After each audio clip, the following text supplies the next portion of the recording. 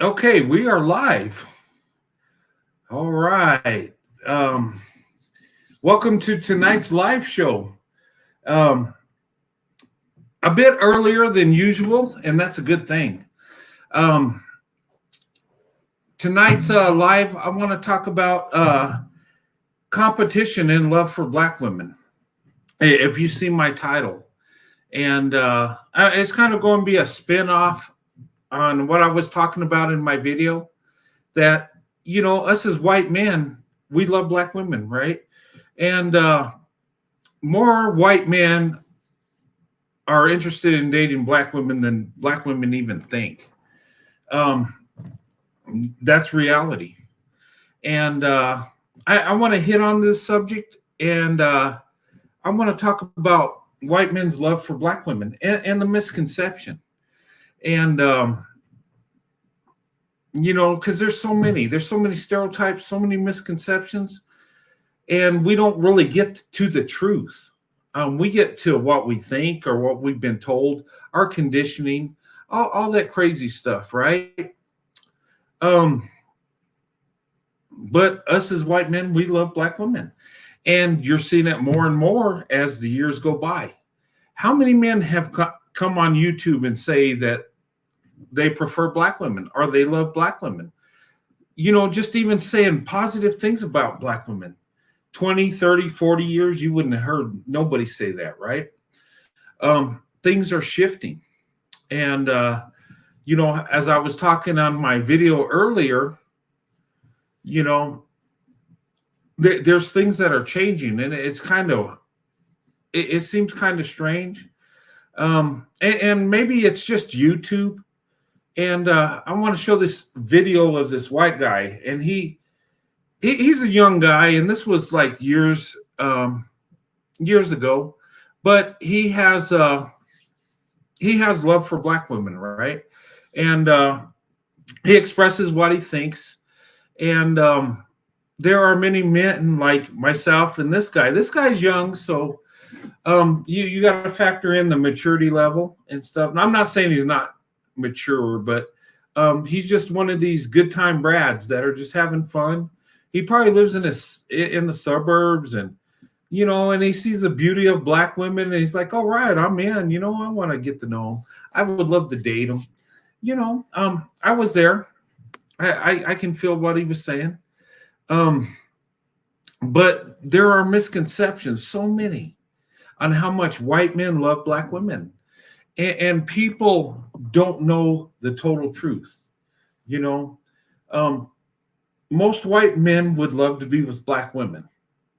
Okay. And I say this with confidence, because the white men I've been around, there ain't too many that say they wouldn't be with Black women. Okay.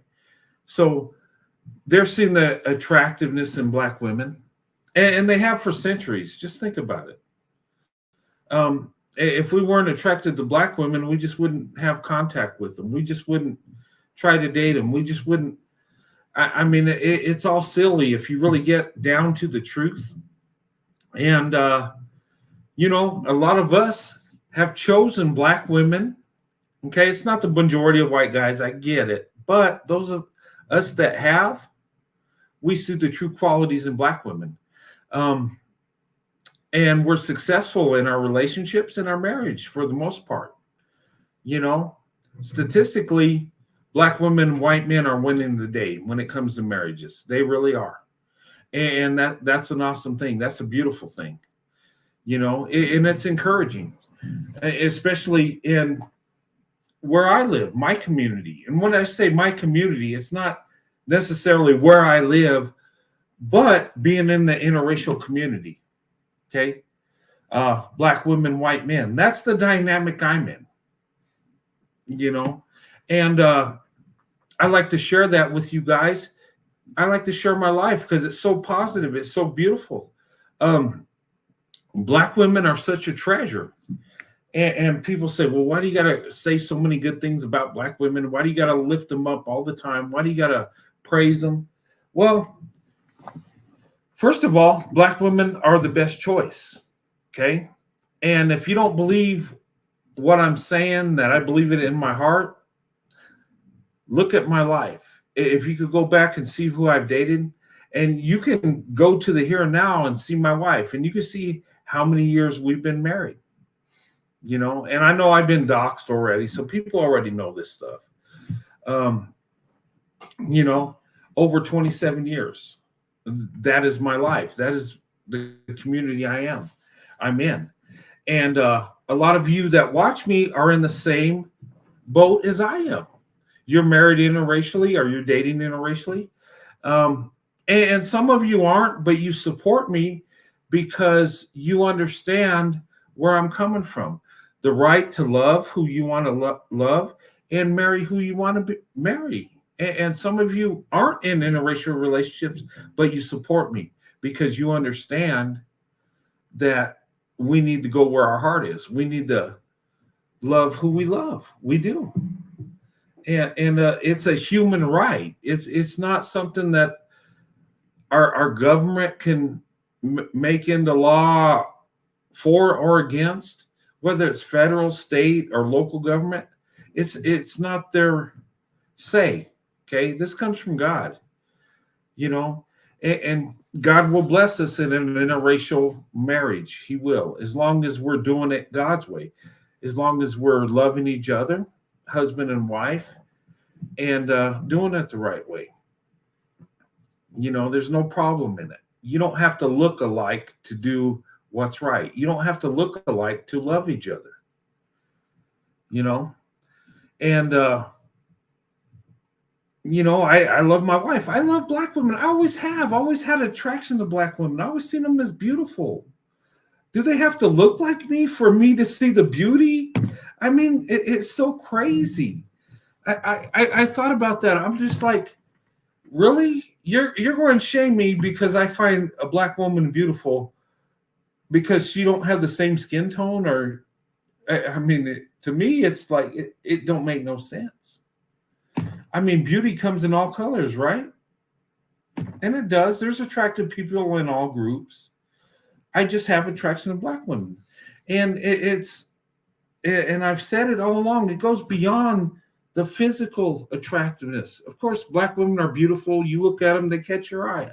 Yes, but it's deeper than that. And when I share my life, it goes beyond that. And some people just don't get it.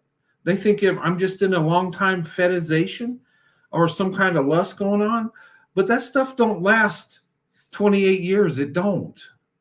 So, I mean, it makes no sense. But I think it's just people throwing mud, and that's fine. But there are so many white men that love Black women, that are attracted to Black women. And I'm telling you, a lot of these guys will not approach you. They will not even try because they don't even think they have a chance. And if you look at the stats, and us as white guys, we study this stuff. We look at this stuff. And if I'm looking at it and say, gosh, the least group to marry out is Black women and white men, of course. But if I'm a white guy, I'm saying, gosh, they're the least to date out. They're loyal to their men to the T. So do I really have a chance? I mean, just looking at the data, do I? I mean, looking at reality, there are Black women that are attracted to other men of races. It's true. But we don't see that. We're just looking at what we see in the media, what we see in social media, what we see Black women telling us, right? And they don't speak for all Black women, just like I can't speak for all white men, right? But it's psychological. And that's the barrier. And I keep hammering on this barrier. Why? Why do I keep talking about this? I keep talking about it so people will hear it and will kick in the walls and break this barrier. Because there's so many blessings out there when it comes to us having interracial relationships. When it comes to dating and marriage. And Black women and white men, we're having amazing success, way beyond what people ever thought we would get to. Okay, and people will try to explain it away. They'll try to say, okay, it's because of this, it's because of that. They will never say, okay, you know what? They just love each other. You know what? They just want to be married and have a family together. They just want to be left alone and be husband and wife. They never say those things. They'll say a million other crazy stuff rather than the truth. They do. But truth be told, Black women, you're beautiful. You have so much more power than you'll ever know. And our marriages last so long because Black women, us as white guys, or even Hispanic or Asians, when we marry you and we feel the true love you have to offer, it brings out the best in us. It really does. It makes us better than we were. Because deep down inside, we really love you. Deep down inside, we're attracted to you. And it's not just the physical part. It's actually what you got inside, how you carry yourself. The image you project. Think about it. When you think about a Black woman, what do you think about? I'll tell you what I think about. Someone that's beautiful, unique, someone that dresses well, someone that's educated, someone that is loving, someone that's confident but approachable. That's what I see in the Black woman. That's what I see. Of course, they'll try to twist it and try to make her into someone that's emotional and angry and has crazy things going on. But I think they're just focusing on the single mother that's trying to take care of her family, her kids, that's been left behind by the man she was with, hoping that she would have a husband. I think that's really what's going on when we talk about the Black women being angry and acting crazy. Well, anybody in that situation would be crazy, seriously, because it's not fair. It's not right. If we want to really dig down into truth, I mean, we can go there, but a lot of feelings are going to be hurt. And, but Black women, you're amazing. You're doing amazing things. And right now, interracial marriages are growing. And people tell me, okay, well, I don't see white men approaching me and doing this and that. Well, I don't know where you live. Some places, interracial relationships are more than others. If you go to Seattle, you'll see interracial relationships all over the place. But maybe if you go to a small town in the Midwest where there's not that many people, you're probably not going to see it. That don't mean it's not happening. It just means certain areas it's more prevalent than others. But if you study the numbers, it increases every day. It's not going down. It's not leveling out. It's constantly going up, constantly. And I try to put it in an analogy from the little snowball to the avalanche. That's what's happening. You give it 10 and 20 years. I think it's going to be almost half of the people are going to be in interracial marriages when it comes to Black women and white men. And I believe Black women and white men will surpass Black men and white women. I believe that to be true. I do.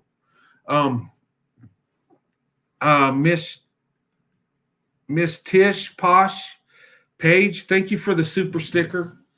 I greatly appreciate that. Thank you so much. That means a lot. And thank you.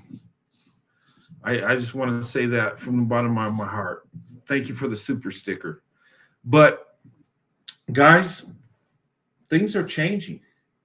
And even though you don't see it in your community, that don't mean it's not happening. And if you live in a community where it's mostly Black or mostly white, you're not going to see it like happening all over the place.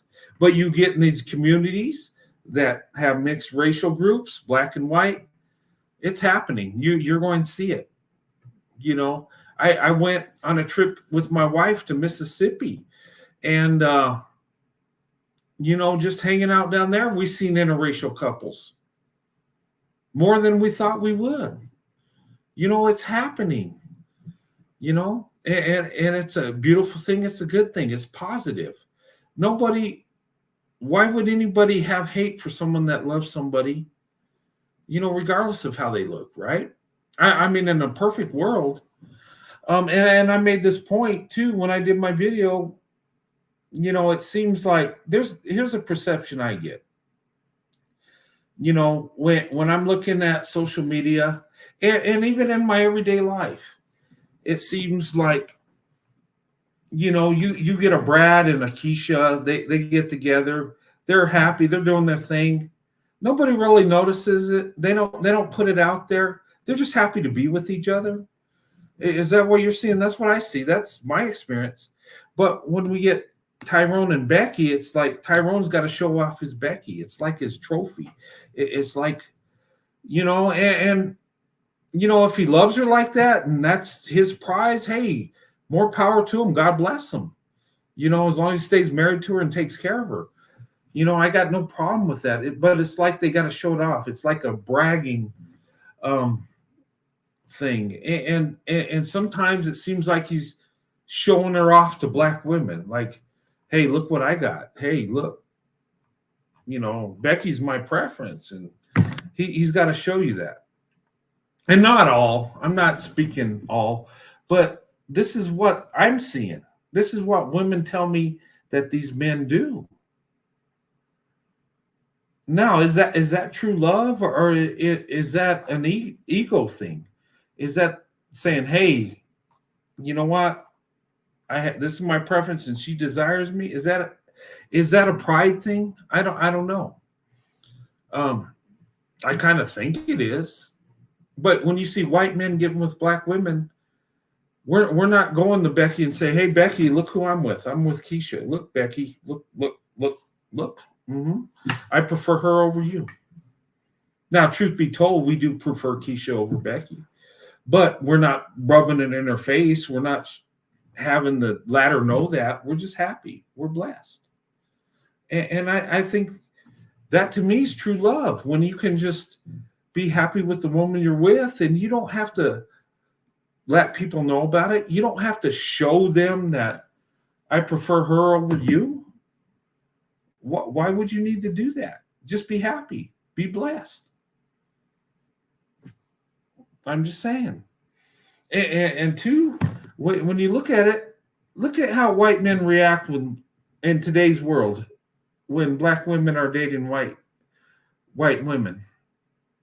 You know what our reaction is? Oh, awesome. Good. Awesome. I got your back. I support you.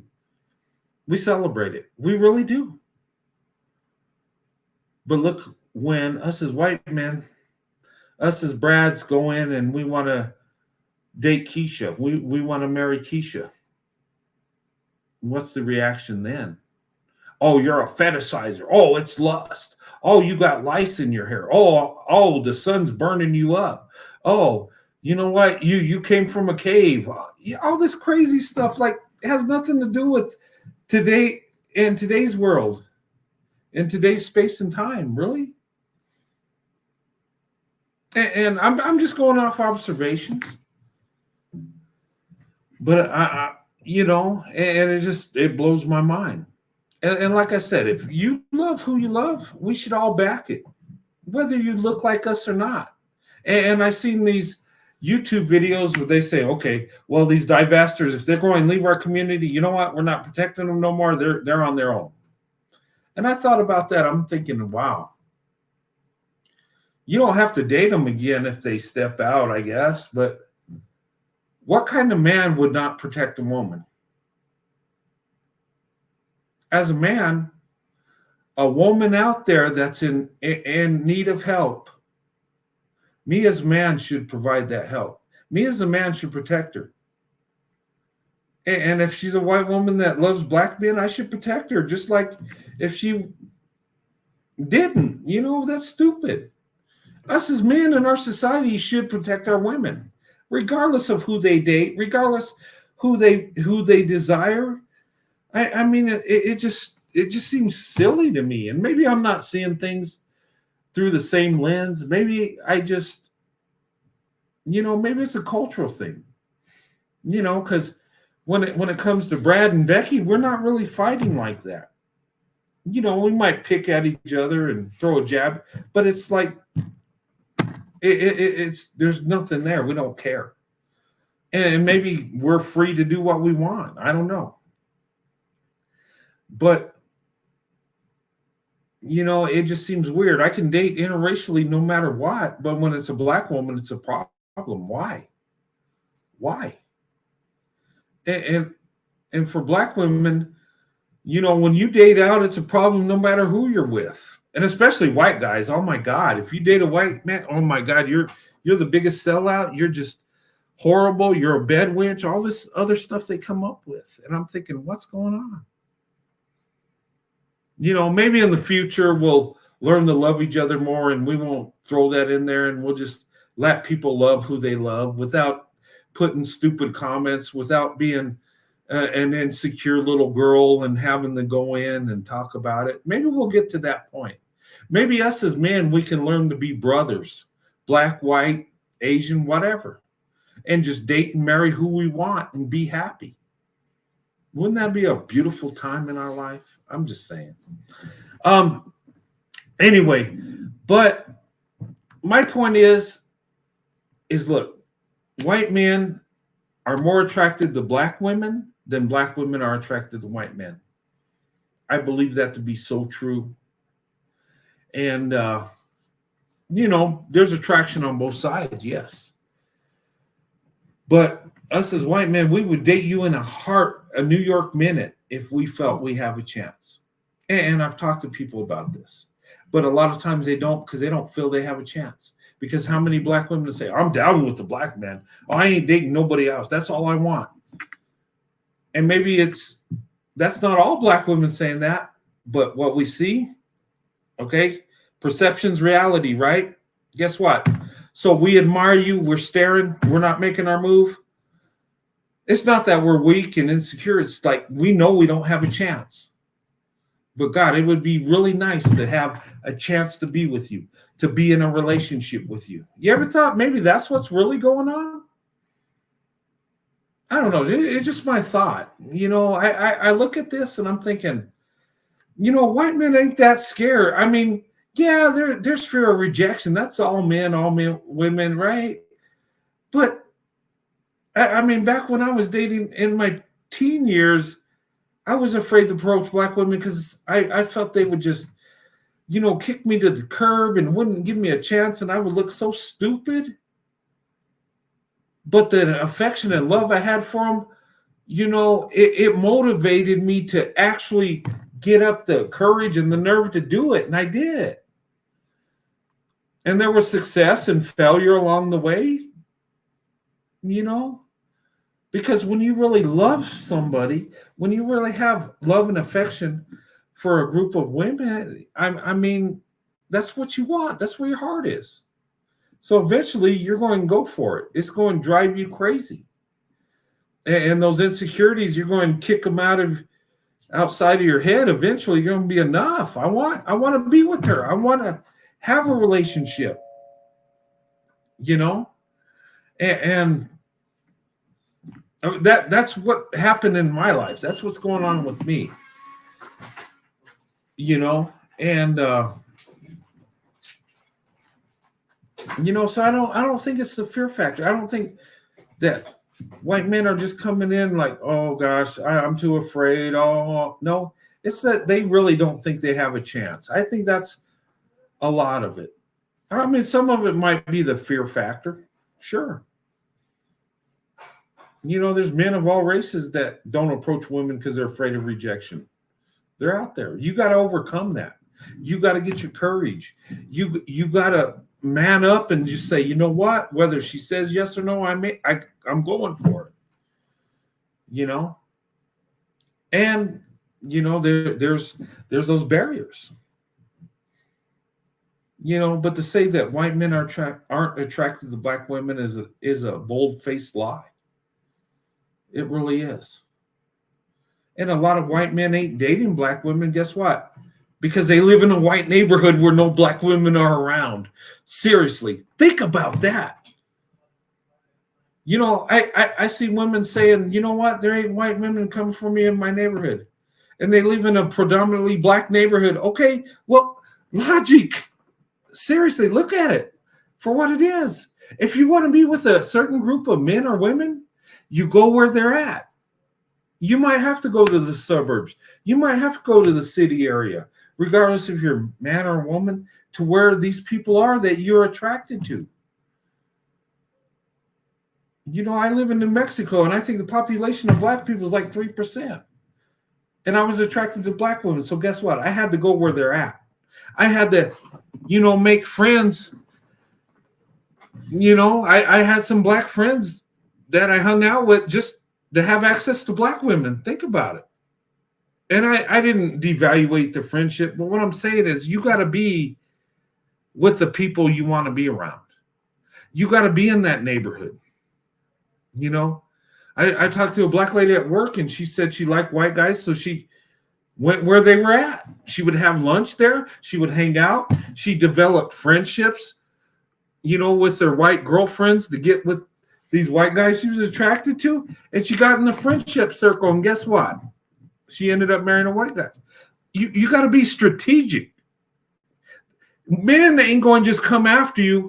There are so many white men that love black women, but guess what? They're not going to just come in droves and thousands and go to your neighborhood and say, hey, we're a black women. I want one for a wife. It don't happen that way, guys. Think about it. Logically, you got to think strategic.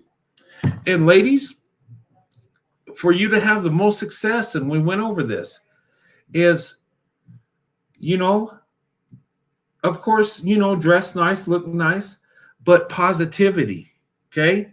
You carry yourself well. There's positive energy. And you know what? Have confidence. And you can have confidence without being like you're stuck up. You can have confidence and humility at the same time. And that's the most attractive trait, where you're confident, you know you're doing what you should, you're beautiful, but you don't harp on it.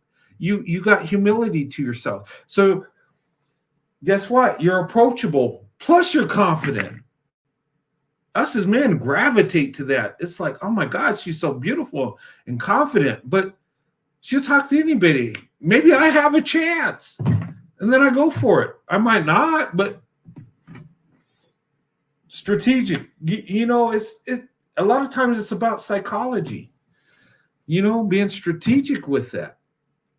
And ladies, the way you can drop a handkerchief is giving that man confidence. And I'm not saying throw yourself at him. No, just be positive, look beautiful, and just be open, just approachable.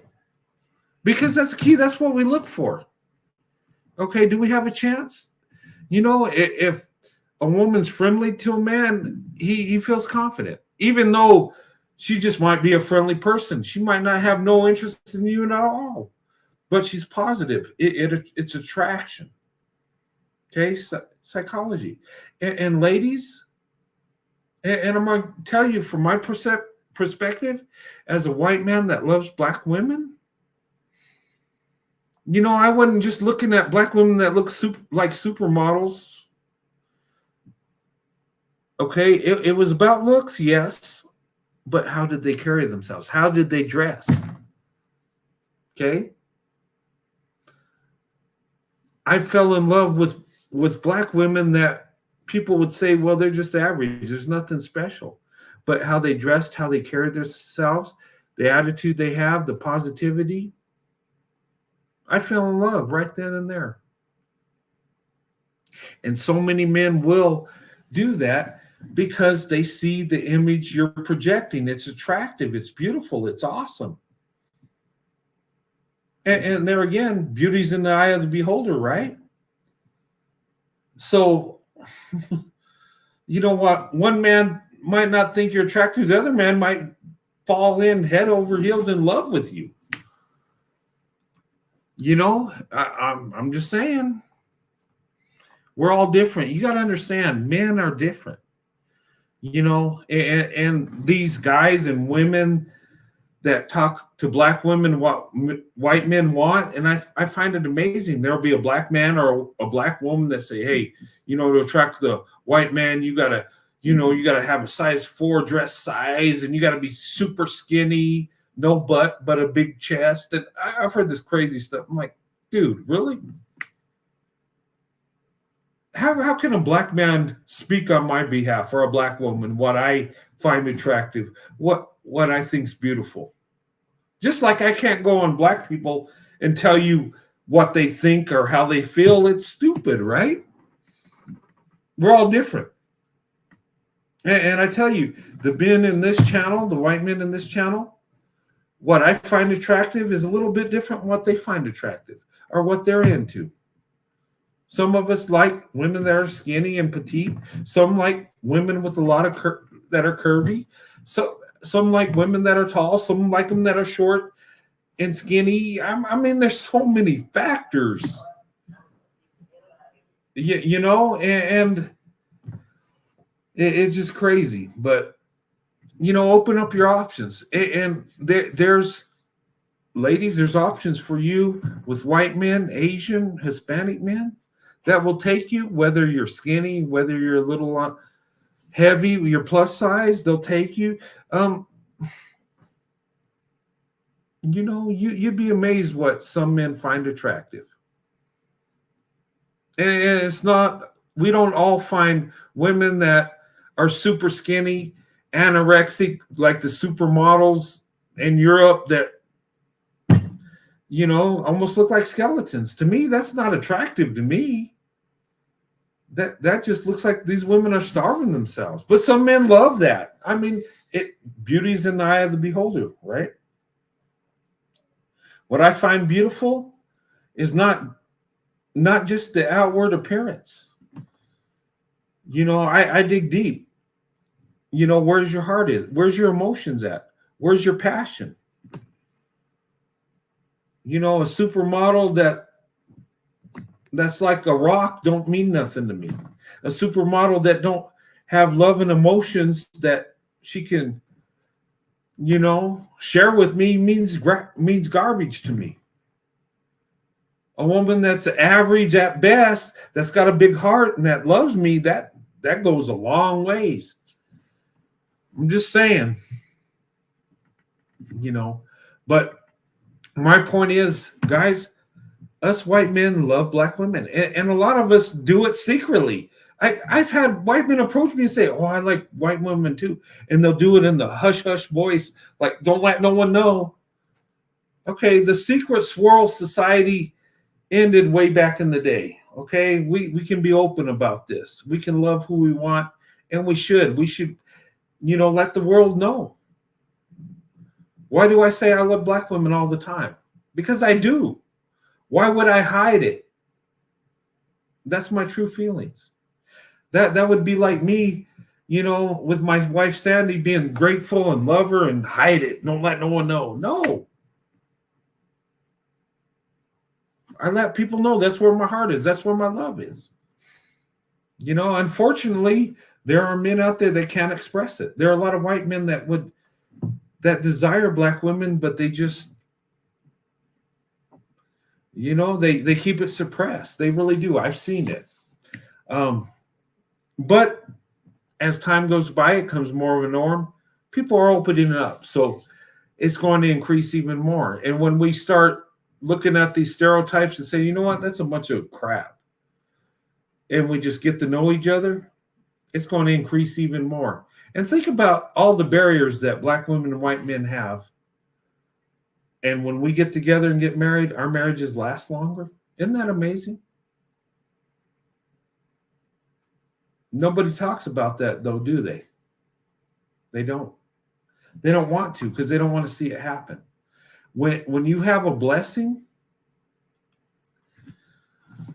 and if it's of God, the devil's out there to try to destroy it. And I think that's what we got.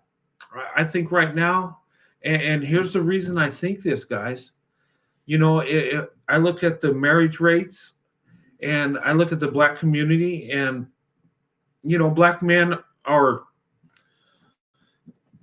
dating out and divesting more than black women are. They are. It's like 2 to 3 times what black women are doing. And black women are the majority in their community. So a lot of women are left behind, not getting married and stuff. And I think it's God coming in, opening up, encouraging us to open up our options. Why are so many white men now are you seeing have affection and love for black women that can express it? Why are you seeing Asian men coming up and saying, "Oh, I love black women. Black women are beautiful and awesome"? Are you seeing what I'm seeing? I'm seeing it. I'm observing. We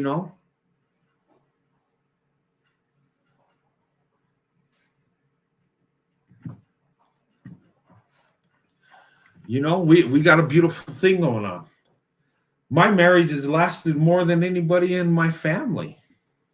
And I chose the black woman instead of hitting that, that default Becky and Karen button. I didn't choose that.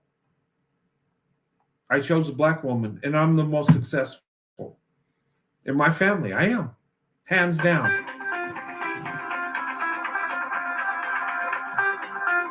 Sorry. Hello? I'm live right now. Yeah. For a while. I'm going to drop the link later. I'm going to drop the link a little bit later. All right, bye. Sorry. I'm going live. People are calling me. But think about it. Things are shifting. Look for the truth. Don't look for stereotypes. Don't look what generalizations. Don't look what the popular opinion is. Look for the truth. Search for the truth. I'm telling you, when you search for the truth, you'll find things out that are so amazing, things that you never thought were possible, things you thought weren't true and couldn't be true. I'm serious. And people say, "Well, you're different. You're an anomaly. You're just." No, I'm just one that speaks out on how I feel. There's thousands of men like me.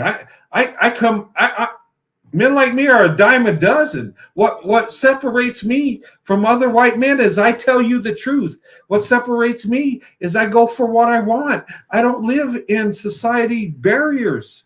I don't live my life what society says I should, what my community says I should do. No. I love myself enough to be with the most beautiful woman on earth, which is the black woman, hands down. There's no other woman more beautiful. And people say, "Well, you're crazy. You're weird. You're supposed to like your own kind." What's my own kind? One that looks like me? No. One that loves me. One that I find beautiful. That I'm totally in love with. That's what sets me apart. It's not that white men don't think like me. They do. There's millions of them that do. But they're not coming out and telling you I am. I'm the weirdo. That's what sets me apart. Not my thinking, but it's telling you the truth. In fact, I embrace it. I embrace telling you how I feel. I just, I just want to, and I tell you, ladies, black women, you bring out the best in us. You bring out the strength in us. And when I made that video, it is so true. Black women can take a man that's like a monk, that's living in peace and harmony and just wants to get along, to the raging warrior that will, fight hands down to have you in his life. I'll compete for the black woman hands down anywhere, everywhere. I have. And yeah, us as white men, we might be at a disadvantage, but we love you. We're taken to the field. We're going to be that knight in shining armor. We're going to be that Viking that brings the fight to the enemy. Whether the odds are against us or not, we're going to win the day. We're going to be like the 300. You know, we're going to be that. We're going to find a way to win. We're going to be strategic. And black women, white men, when we come together, we're strategic. We're making things happen where others are waiting for things to happen, where others are waiting for someone to do something for them to where they can be successful. We're just doing it. We ain't waiting on nobody. We're making it happen. And I'm telling you, we are the power couple. And when we get together and we're all in, there's nothing we can't accomplish. There's nothing we can't have in this life. The world is ours, and we're going to take it because we can. That's what a power couple does. We don't sit around and whine and think about, well, why can't we have this? Why are we? No, we just make it happen.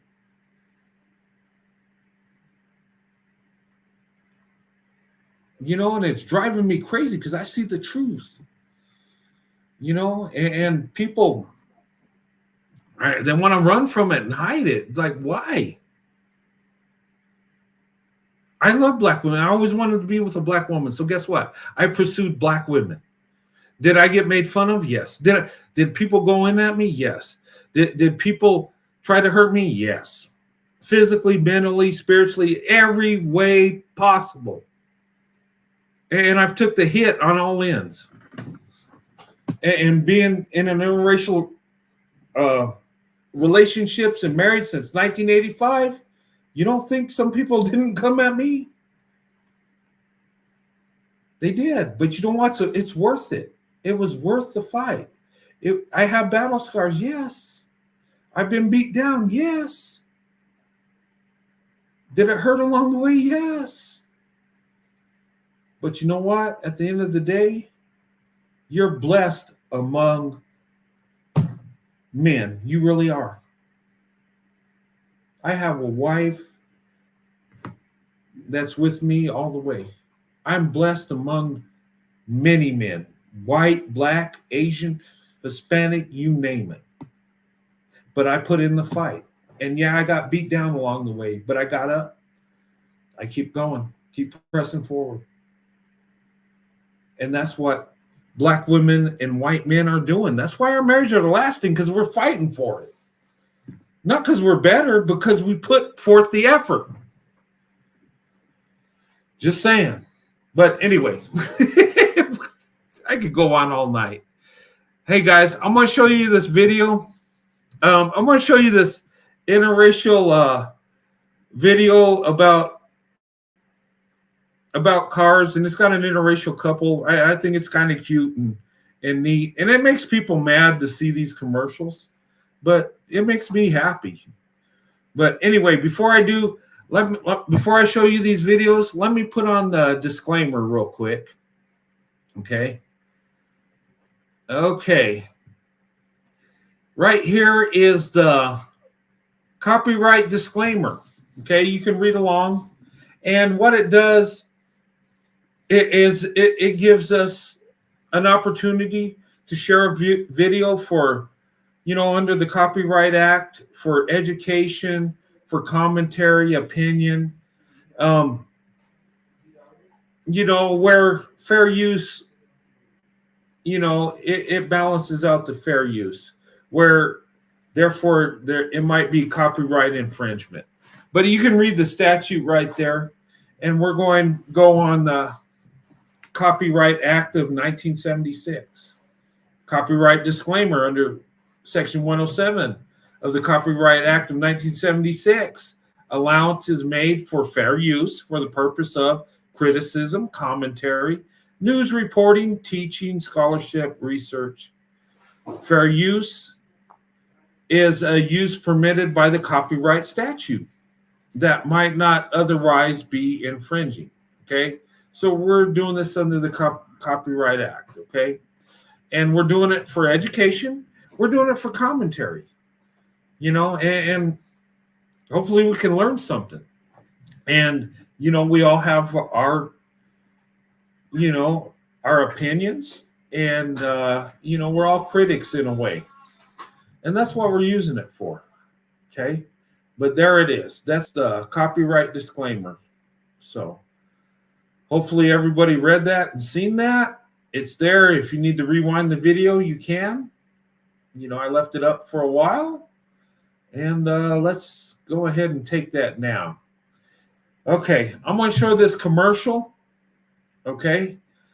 And this is a Hyundai commercial with an interracial couple, black man, white woman, and interracial kids. It's really cute, and it's what's trendy. When we talk about interracial relationships, it is a trend. People are getting involved in interracial relationships. For me, myself, it's a way of life. Okay. I've been interracially married since May 19th of 1994. I'm about to hit my 28-year mark. So, but anyway, let me show you this commercial. Cargo party. Okay, let me stop it there. Let me get it to the beginning. But you've seen this, and this is like free advertisement for Hyundai, but that's fine. Let's go ahead and show this. Again, Mom.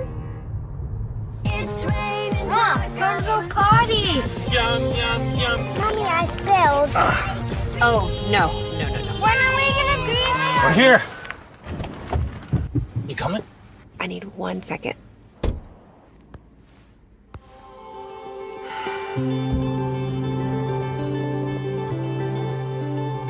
Find new adventures together in the new Santa Fe with user profiles.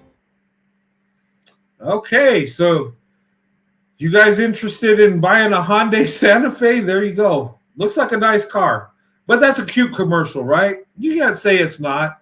I mean, both the man and woman are attractive. The kids are real cute, biracial kids.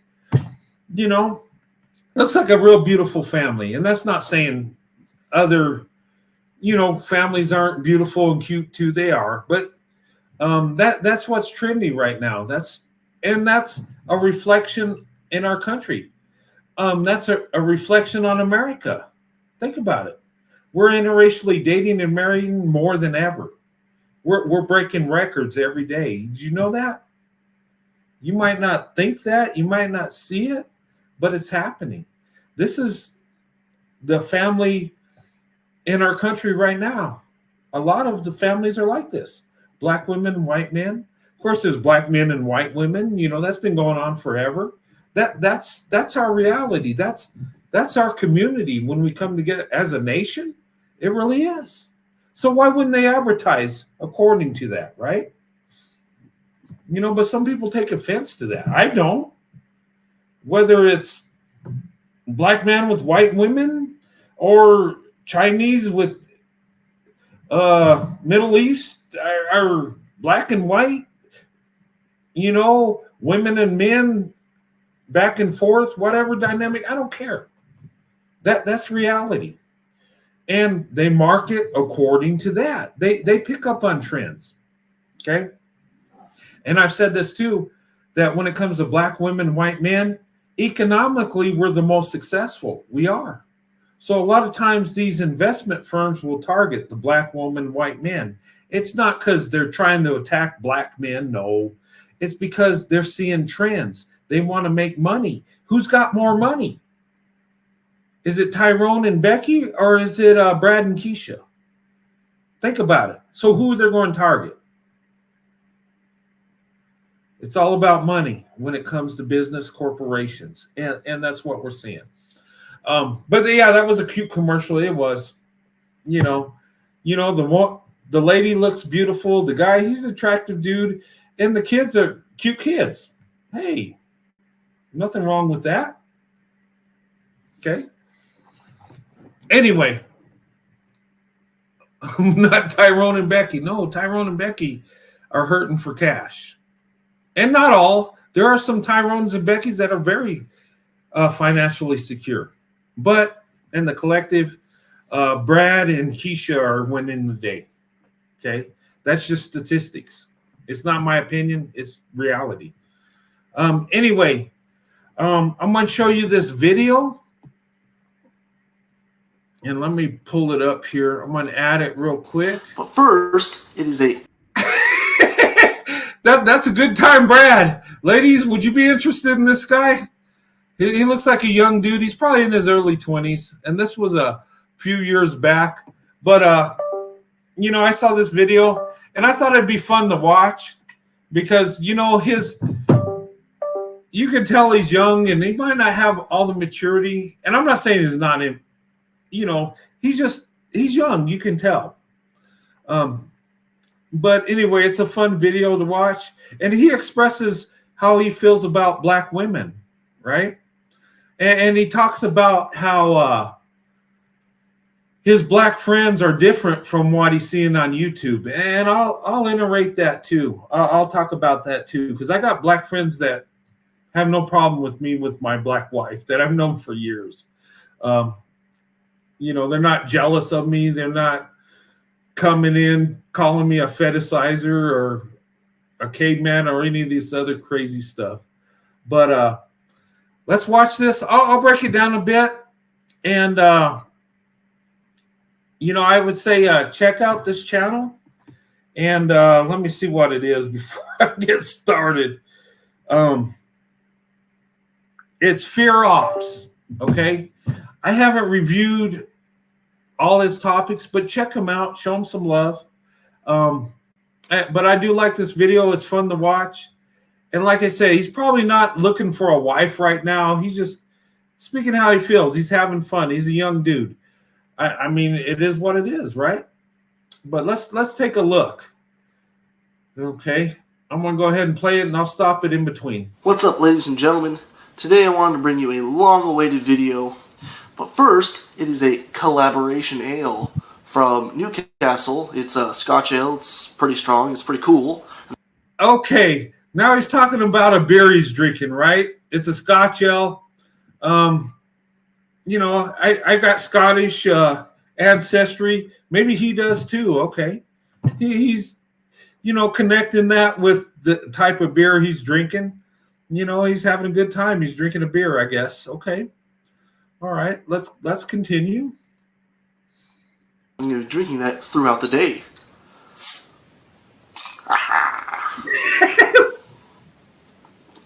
So, I wanted to bring you a topic that I've been wanting to talk about for some time. And there were other topics I wanted to talk about, but I forgot them. I remember one of them, and I'm going to bring it to you at some point. But today's topic is how I feel black women make some of the best girlfriends out there. Now, me personally, I like my women thin, fit, slender, beautiful, and I'm going to snag that when a black woman comes across. And here's why. Because black women, they tend to really take care of their men. And I get hurt a lot. Just yesterday, I took one to the grape. No, I banged my head pretty bad. I got a lump on the top of it, and right where the stupid ball is, it's touching it. The ball on the top of my hat is... Okay, let me stop it right there. Okay, this seems... Oh, shoot, I don't want to take it back. Seems kind of silly, right? But listen to what he said. He's a young guy. He's just having fun. I love black women. That's a good time, Brad. He's in his young days.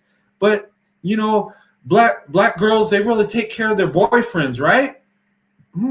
Interesting, right? He's seeing something when he's real young, when he's just thinking about having a good time, when he's just thinking about, oh, black women are awesome. They're great, and he probably comes from the valley, like totally, dude. He probably going to get a skateboard and, do some tricks out there, It would just, but that's interesting. They take care of their boyfriends. Interesting. Me being a much older white guy, a much older Brad, I see this too. Black women, they take care of the men they love. They do.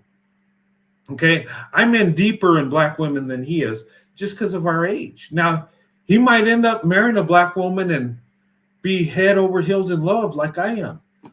But, he's at a different space and time than I am. He's younger. He's having fun right now. But we see the same thing. Black women, you take care of your men. You do. Whether it's your boyfriend, your husband, you go all out. And that's a beautiful quality.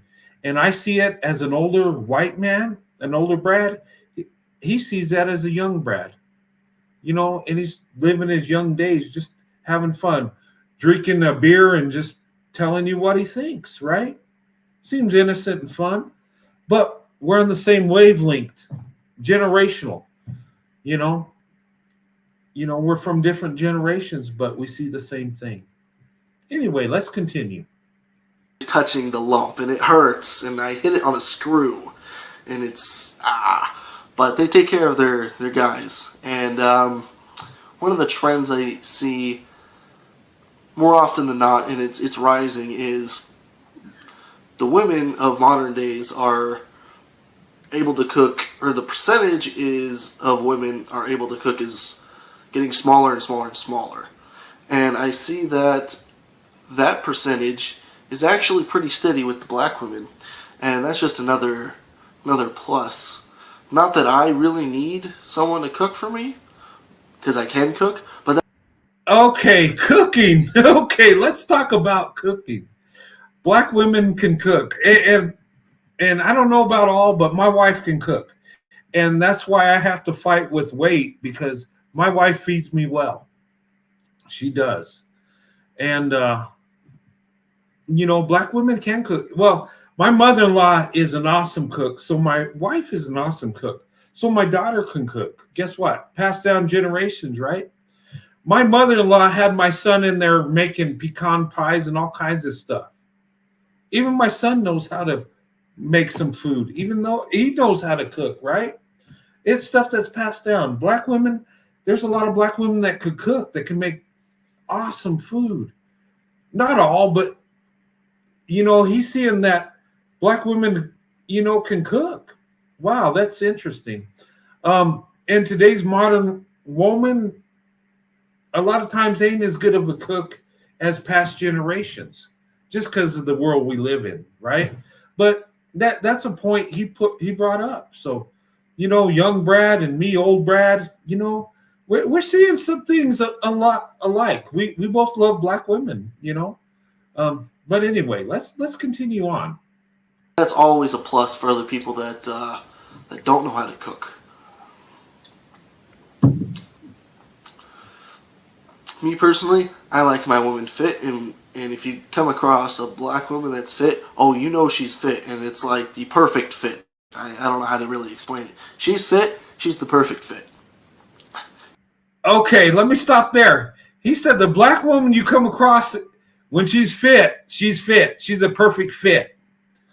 All women, when they're fit, right? But listen to how he emphasizes that. Black women, when you're fit, you're really fit. I think there's a preference there, right? And you'll catch this in a lot of white men. They'll tell you what they really love. And he's telling us, black women, when you're fit, you're really fit. What's that mean? Is that saying that an Asian woman that's fit ain't really fit? Or a white woman that's fit ain't really fit? I think what he's saying is he prefers fit black women. He likes women that are fit. Okay. And black women, he prefers fit black women over other fit women. That's what he's really saying. Think about it. Okay, let's continue. If she can do her hair, it's like perfect hair. And here's one thing that I wanted to say today, and it's that if you feel like you don't want to do your hair, but you know how to do your hair, I say do it. It will pay off, because you will get noticed. If you don't think you are, you will get noticed, and it will pay off one day, and it will probably be something spectacular or amazing or some other word that I can't think of. Okay, let me stop right there again. Hair. Let's talk about hair, ladies. Okay? And I know black women have sensitivity about hair. Okay? But he's talking about it in the perspective of a white man. Us as white men, we love how black women's hair is. We do. We embrace that. You got hair like no other.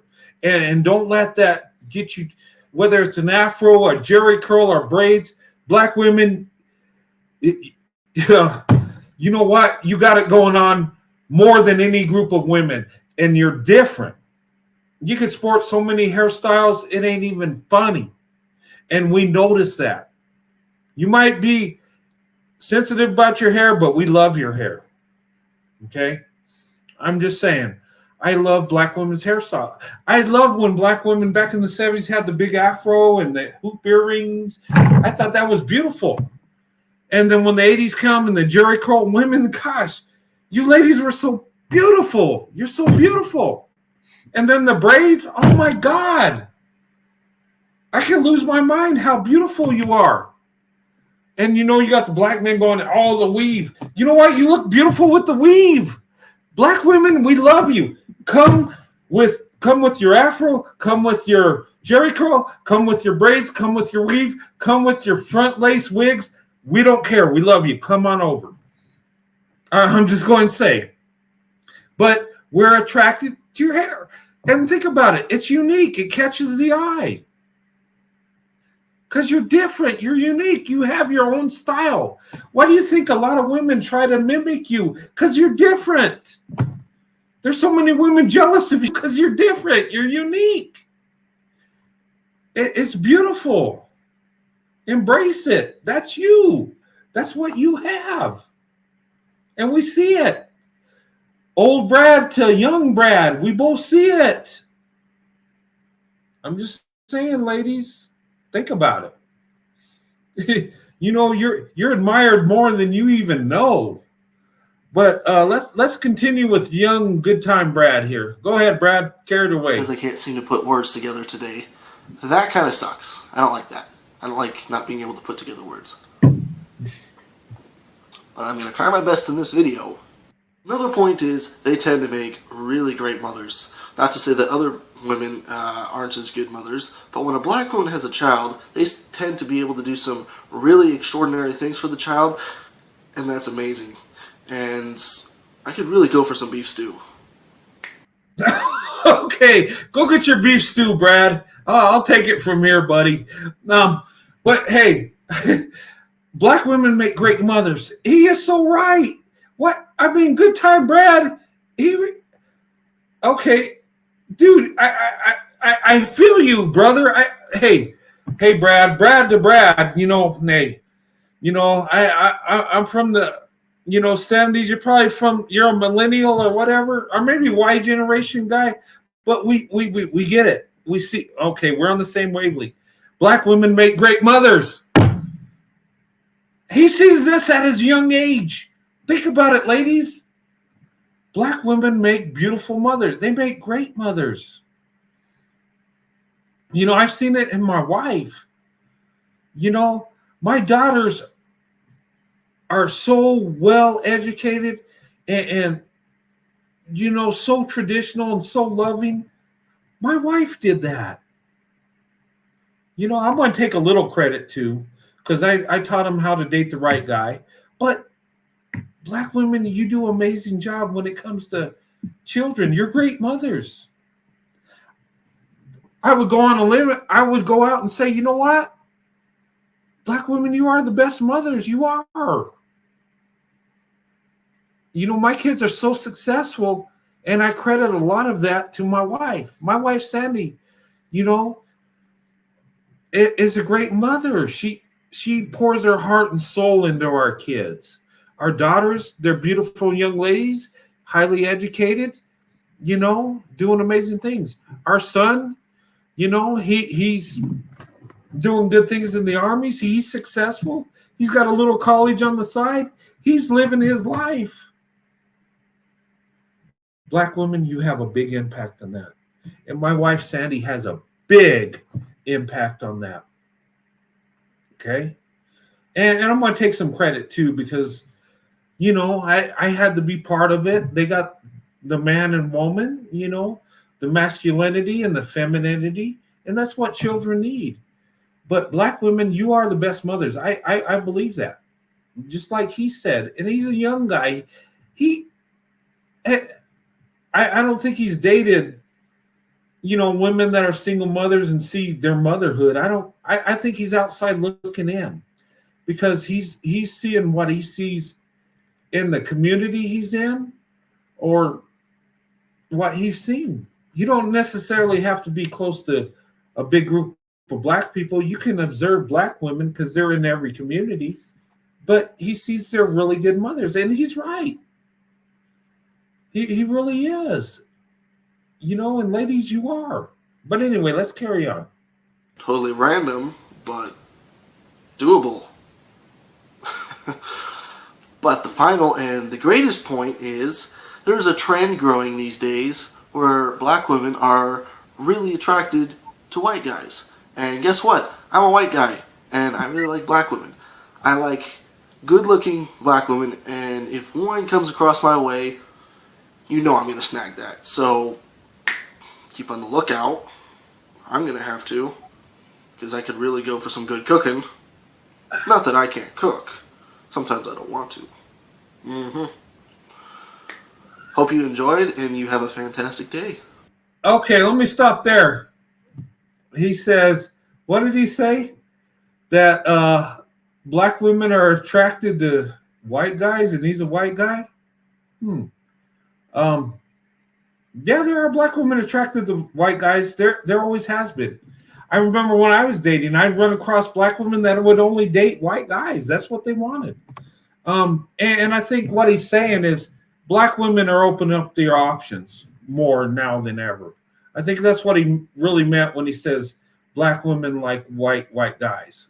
What he's saying is actually they're opening up their options. They're giving us more of a chance than they did in the past.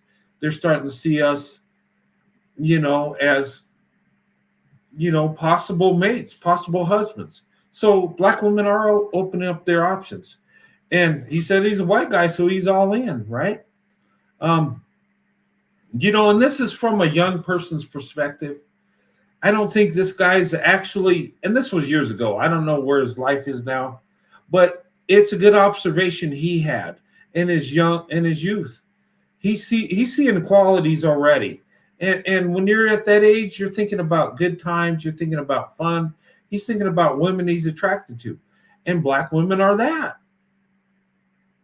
Okay, and I think this was like 11 years ago. But I was watching this video and I'm like, you know what? This guy's got some points, good points. And if we can see it at a younger age, because he looks like, Bill and Ted's Excellent Adventure type guys, right? Probably lives in California in the valley, and he drinks beer and rides a skateboard, and he's just, I don't know if he's from there, but just observing him, he seems like the kind of Brad that's in that, in that environment.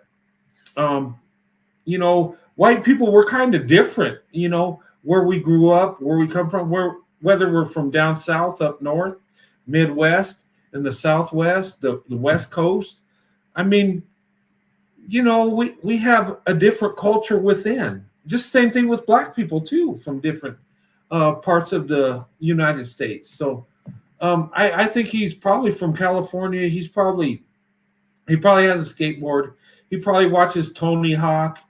I don't know if that's true, but just looking at him, I think that's the kind of culture he's in.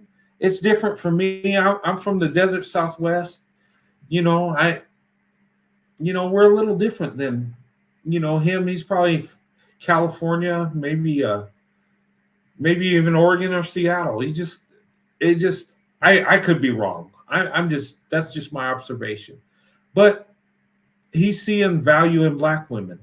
And even in his youth and how he's talking, what did he pick out? What did you guys pick out on this man? He says, black women are beautiful. And he says when they're fit, they're really fit. So he has a preference for fit black women. Okay, and what else do you say? They're good cooks. So, I mean, that's things you look for. That's a good thing. Black women can cook. They are good cooks. My wife is a good cook. Okay, that's neat. And he said black women are good mothers. Interesting. When you're that young, do you think about women, how good of mothers they are? I think this guy's more mature than we would ever give him credit for. Because when I was that age, I wasn't thinking about black women being good mothers. I just thought they were beautiful, and I want to date them. I want to, be with them. But he's looking deeper. Think about it. This good time Brad, he's kind of silly. He's drinking beer. You know, maybe he just finally of age and he's having fun. But he's seeing qualities already. Think about it. And this is white men where we're at right now. You know, we see what you black women have to offer. We see the qualities you have. Even at our young stages, we see you. We see what you got to offer. We see the beauty in you. This man sees so much beauty in black women and don't even freaking know he does. He thinks he just probably prefers black women. But it goes deeper. He sees the actual qualities of black women. And this is a young guy. Think about it.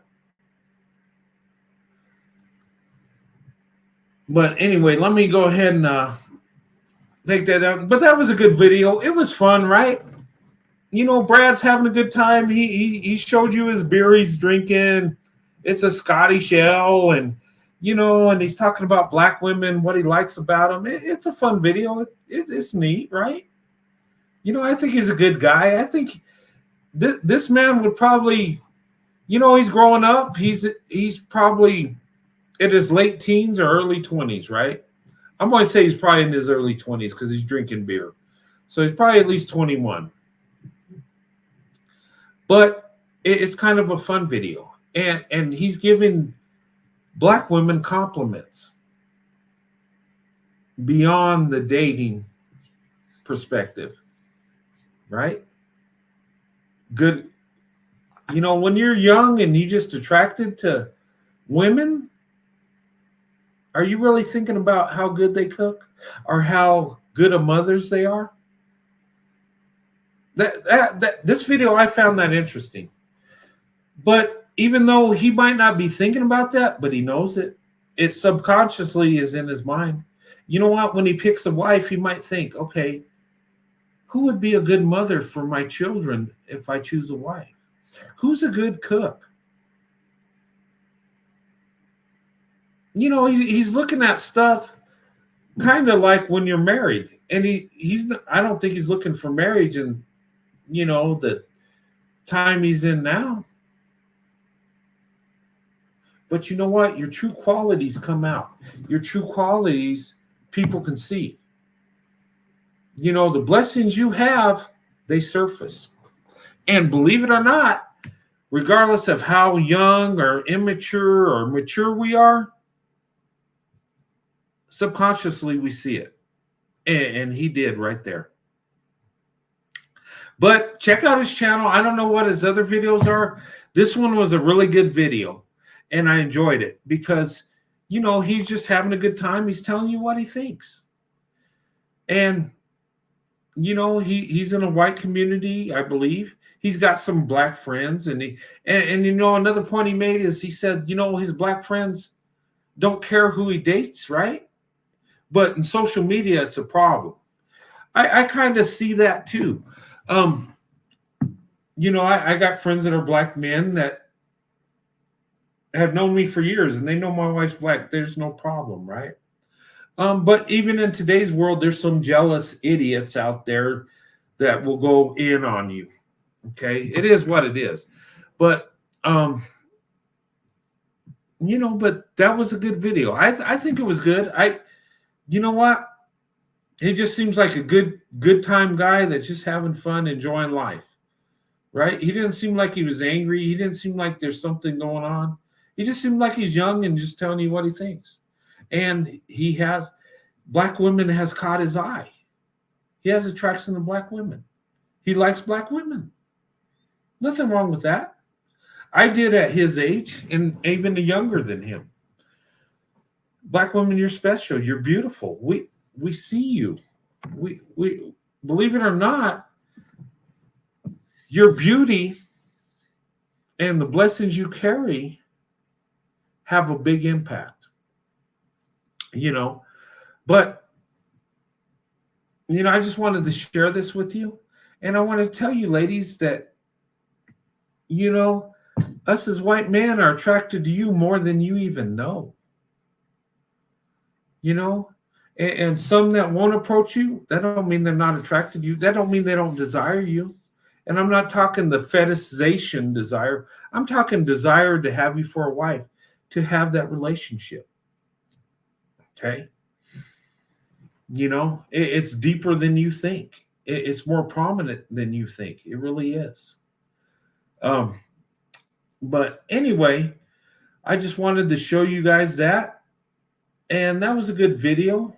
And check out his channel. But anyway, you know, that's a young Brad telling you what he thinks. I'm an older Brad, and I tell you what I think.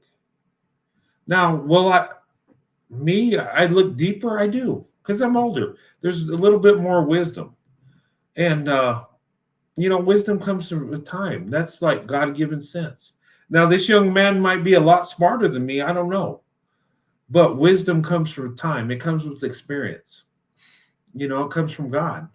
And he hadn't been on this earth as much as I have to get that wisdom. But he's seeing things right here and now. Well, this was like 11 years ago. But in his youth, he's seen qualities of Black women. Black women, you're amazing. You're beautiful. And us Brads, we see you, young and old. We see the value in you. That's what makes us a power couple when we get together. You know, Black women, you're amazing. You're loyal. You have, you take care of your man, your kids. I think Black women are the best wives and best mothers. I do. And you guys do amazing things. And you know what? Even in our youth, we're starting to see it.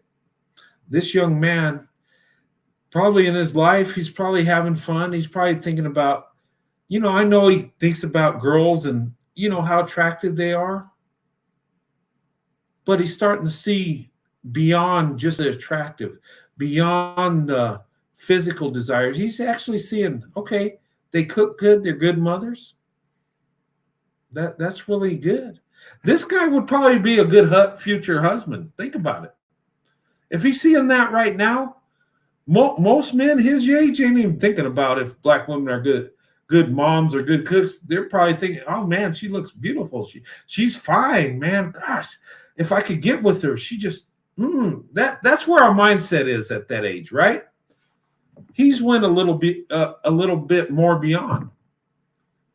And that's why I showed you this video, because you could pick out little things from a young man that, he probably ain't ready to get married or have a family yet, but he's starting to see what you ladies have to offer. Black women, how could I say this? We see you. We see you. We see your beauty. We see your strength. Young Brad, old Brad, in between Brad, we see you. And we love you. We do. And coming from a man that's been married interracially for over 27 years, and I've been dating since 1985 interracially, Black women, you are beautiful. And I see it. A lot of men see it. And I won't even say that Black women's my preference. If I'm speaking total truth, it's not I prefer one over the other. It's Black women or nothing. That's what's in my heart. And it goes beyond the preference. It truly does. Because I love you. I see your true beauty. And it's beyond how you look. It's what you have inside, what's in your heart, what's in your character, your passion, your emotions. I cling to that. I love that. I want that. Thus I have it. And that's my reality, ladies and gentlemen. That's my life. You want to talk about interracial relationships? I've done it since 1985. And you know what? I wouldn't have changed it for the world. I've been married to my wife since May 19, 1994. Still happily married. So you know where I'm coming from. You know who I love. You know. And the reason I express my love for you black women is not just because you deserve it, but I want others to see the beauty you have, the qualities you have. And it ain't just a few black women are good wives. No, and the collective, you guys are killing it. You guys are leading the way.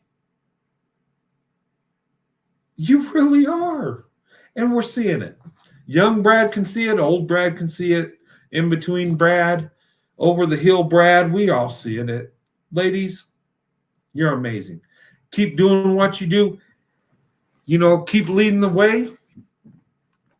And, and I'll say this too. You are the standard of beauty. Black women are the most beautiful. Okay.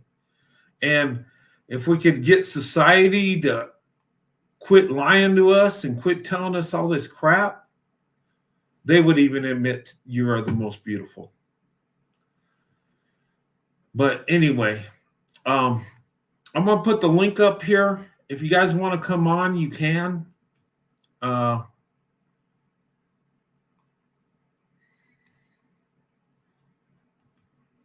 leave it open. When we come on, let's keep it to the point.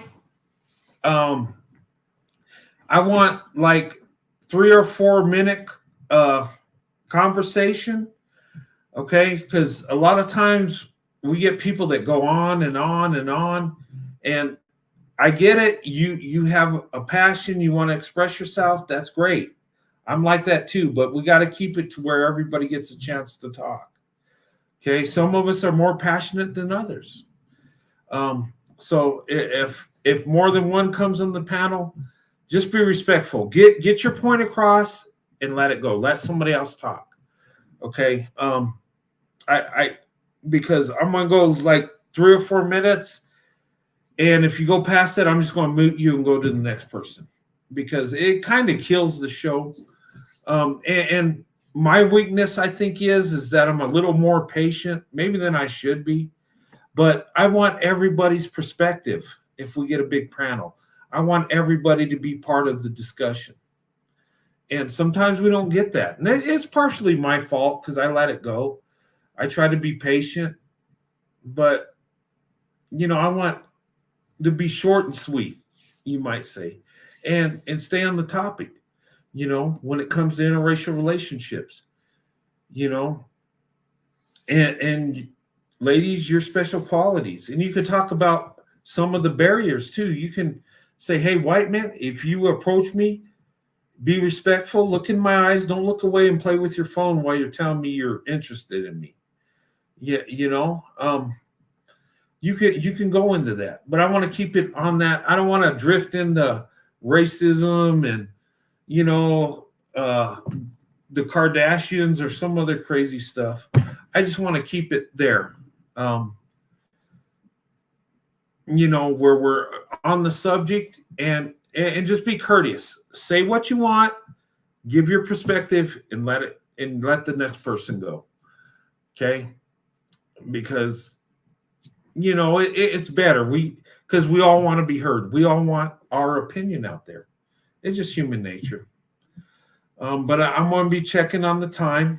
But I'm going to put the link up there. And I'm not saying don't speak all fast. Okay, well, this is what I think. Okay, next. No, it's not like that. Just get your point out, and then next person talks. Cool? I know I need to work on that. And that's the way we keep the trolls out, because trolls will take a conversation and try to twist it and go into other things and get us off topic.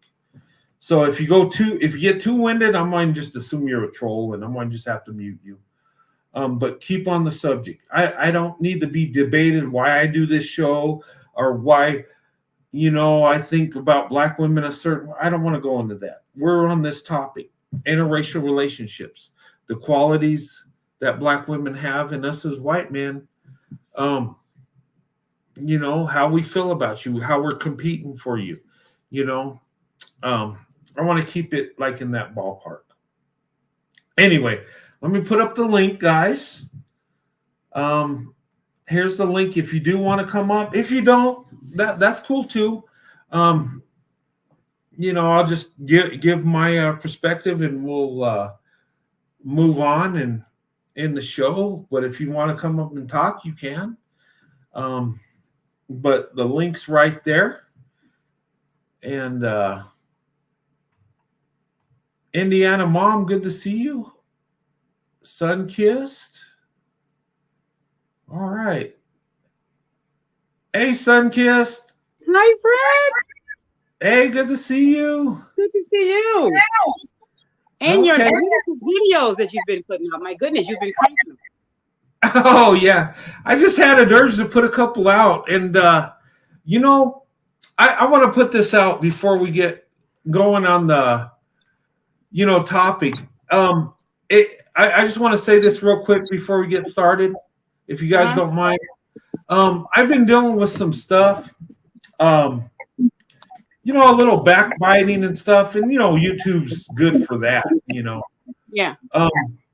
But I've been kind of down a little bit, and today I just been listening to the music, kind of getting it in that mindset, listening to slow songs. I was listening to some Anita Baker, some Roberta Flack, some James Ingram, and I was even listening to some Spinners, some old music, and the Four Tops. That song "Ain't No Woman Like the One I Got." I always think of my wife Sandy when I hear that song, and when you're like kind of down, you kind of gravitate to those slow songs, and for me, that's kind of like a therapeutic thing. And I feel better afterwards. I kind of get my mind together and think about what's going on and stuff. Yeah. But anyway, I don't want to get off subject too much. Hey. Okay. I want to welcome everyone. Okay, we got an echo somewhere. Is it me? I don't know. No, am I on the echo? I think you froze up, Sunkissed. Am I the echo? I don't think you are. Is it Zuri Rebecca? Hello, can you hear me? Yeah, hello. Hey, get it. I'm having trouble hearing. I'm gonna find my headphones. Okay, try that. I think you're getting the echo. I think it's. Let me try muting her real quick. Let me see if that. Okay, yeah, it's Zuri. Zuri, that's where the echo's coming because I got you muted right now and it's gone. So I'll unmute you. And I don't know, there's an echo coming from where you're at.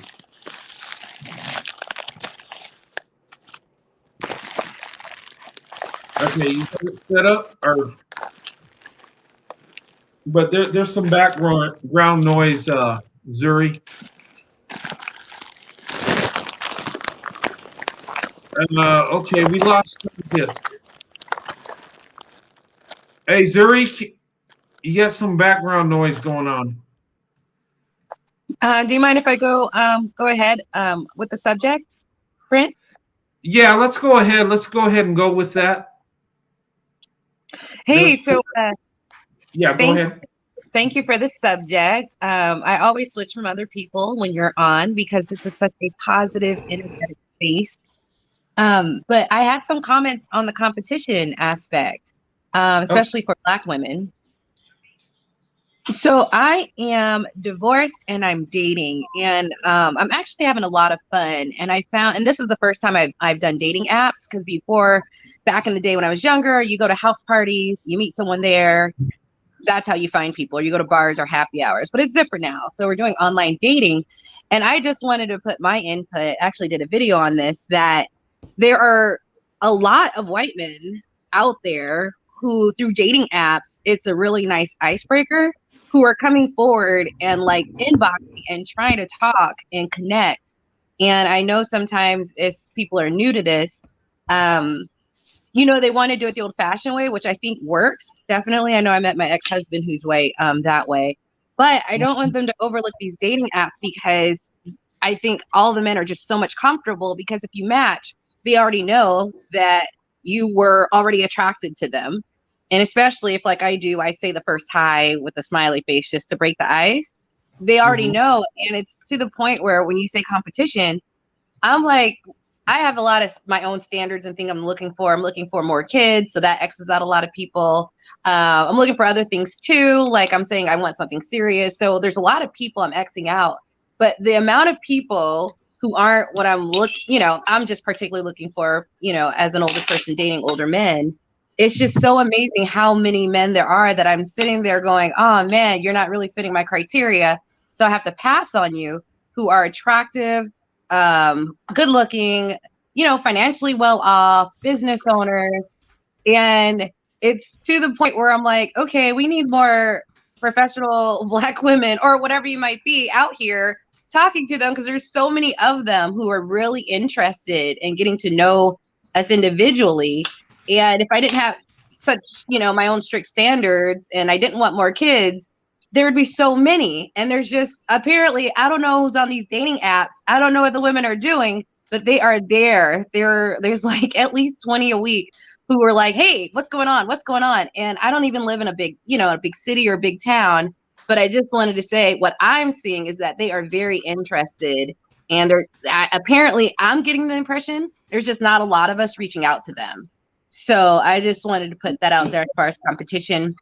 I'm saying competition for Black women. I'm seeing it. And I just wanted to put personal testimony. I'm just turning so many down because I'm looking for something so specific, but there's a lot. And I can tell what they like. They like, someone who's, smart, confident, attractive, and they are all in it to take you out, to say hi and whatever. Just getting the impression not enough women were the competition for them. Yeah. And I think you're right. And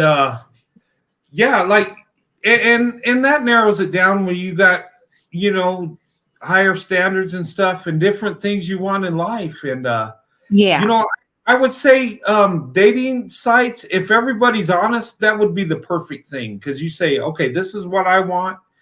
And you can match it with the other person because some people don't want kids later on and some do. Right. And, exactly that. Yeah. No, I totally get it. And here's my opinion, guys. I think that when it comes to barriers with interracial relationships, I don't think it's the white men that are stopping it. I think it's Black women that hold the key because they've done studies where they've asked white men and Black women if they would be willing to be in an interracial relationship, and more white men are for it than Black women. And that's true. There's been studies, so that thing that white men aren't attracted to Black women is a total lie. They're not, most white men are with white women because their community that's what's there. It's not that, they don't want nothing else. That's just what they have. And it becomes like a general thing you just do. But now that they're opening up, it's starting to change. And I just want to say, I don't get, I talk casually with white men all the time. Like today I had an hour conversation when I'm at the body shop with the random white guy who we just, when we start talking business and money, that I can do that all day. They can do it all day. It's just a, beautiful thing. But when it comes to dating, it's literally been the dating apps that's giving me access to all these men. So I know a lot of people have not had the best time with dating apps. But I'm saying if you do it strategically, because I did it very strategically, I actually got a dating coach to look at my profile. That is so beneficial. And she switched it up. Hello? My passion's out. Yeah. Hey, Forrest Bear. And I'm just saying, breaking the ice between white women and Black men, it's so easy and so smooth. So I would just say, instead of not liking dating apps, just learn how to utilize them to the maximum. Because hello. Hi, Brent. Yeah. Hey, Forrest Bear. Yeah, go ahead and finish spiritual manner. Let her finish real quick, and then I'll bring you up, Forrest. Forrest Oh, I was Bear. saying I've never had this much access, but the so if I'm on Tinder and we both match, they already know that I'm interested. If I'm on Match and you have to both match. On Bumble, you have to speak out first as the woman. So it doesn't matter. They've already matched with me, right? So you have to match first. So they already know I'm interested. And on Bumble, you literally, and that's where I get a lot of my best dates. I have to talk to them first. So the guys are waiting for that because that's just the protocol. The women has to approach the guy.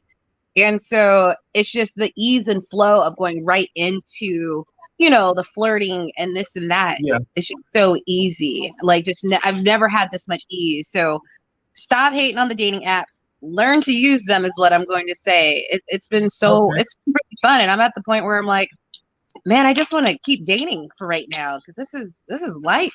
I feel so. So you're having fun with it. That's good. Awesome. Hey, Forrest Bear, good to see you. Glad you came on, young lady. How are you doing tonight? Friends. I think there's an echo, so I don't know if you can hear me or what's really going on. Oh, I hear you just fine. I don't have an echo on my end. It might be on your end, but I don't hear it. I don't think anybody else hears it. But yeah, go ahead. We hear you loud and clear. I just want to say hello to everyone.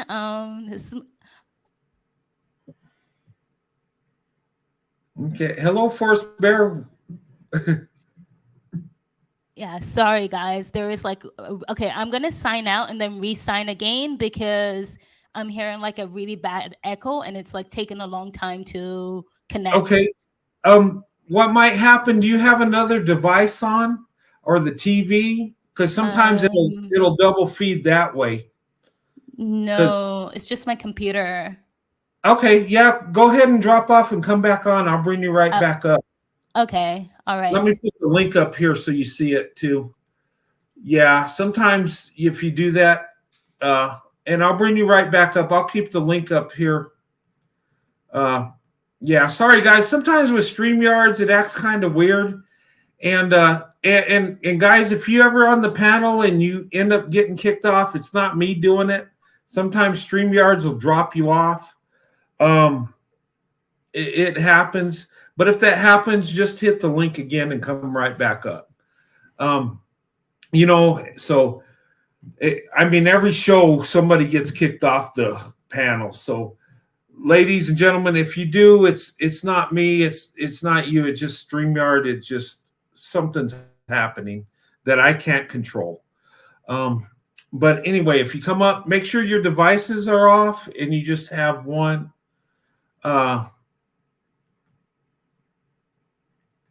Your computer. Okay, we lost Lisa. Sorry, Lisa. I was just talking about that and she got kicked off. Okay, well, Sunkiss. Oh, here comes Forrest Bear back. Sorry, okay. Hello. Yeah, hey, Forrest Bear, is it better? Yes, it's much better now. Oh, okay. Good to go. Yeah. So tell us, young lady, what's on your mind? It's good to have you on. Okay, now I'm still hearing an echo. I don't know what's going on. Okay, so my answers might be delayed, so sorry about that. No worries. So I just want to say I'm from hello once again, everyone. I live in Canada, so I know most of the people on your channel, they're in the States, but yeah, so it's kind of like a different scene in Canada, not a total different scene, but it's like there is interracial dating, but it's more interracial dating with Asians and white guys versus I say brown girls. I don't consider us black, just because most of our skin tone is brown, really. So I say brown girls when I talk about females that look like me. But anyways, yeah. So most of the dating, there are some brown girls with white guys. It's getting more now. But it's still really slow. It's like, I was interracially dating from forever. So, and I remember like back in the days, it's like there weren't a lot, but like over the couple years, I've seen more and more and more and more. So I'm so happy for that. But so, and I think more will happen. As I don't really go to the States, so I don't really know what the scene is in the States. If anyone could tell me. I could tell you what you're saying, what's happening in Canada, and a lot of people on this channel are from Canada. That's one Oh, of are the they? Oh, sorry. yeah. Oh, yes, most definitely, yes. A lot of people here are from Canada. You know, the biggest group is the United States, and then UK and Canada. Those three are the top three, and then next is South Africa, and then Trinidad and the Caribbean. But yeah, there's a lot of people from Canada that are on this channel. And what you're saying about interracial dating, it's pretty much the same here in the United States. The biggest group is white men and Asian women.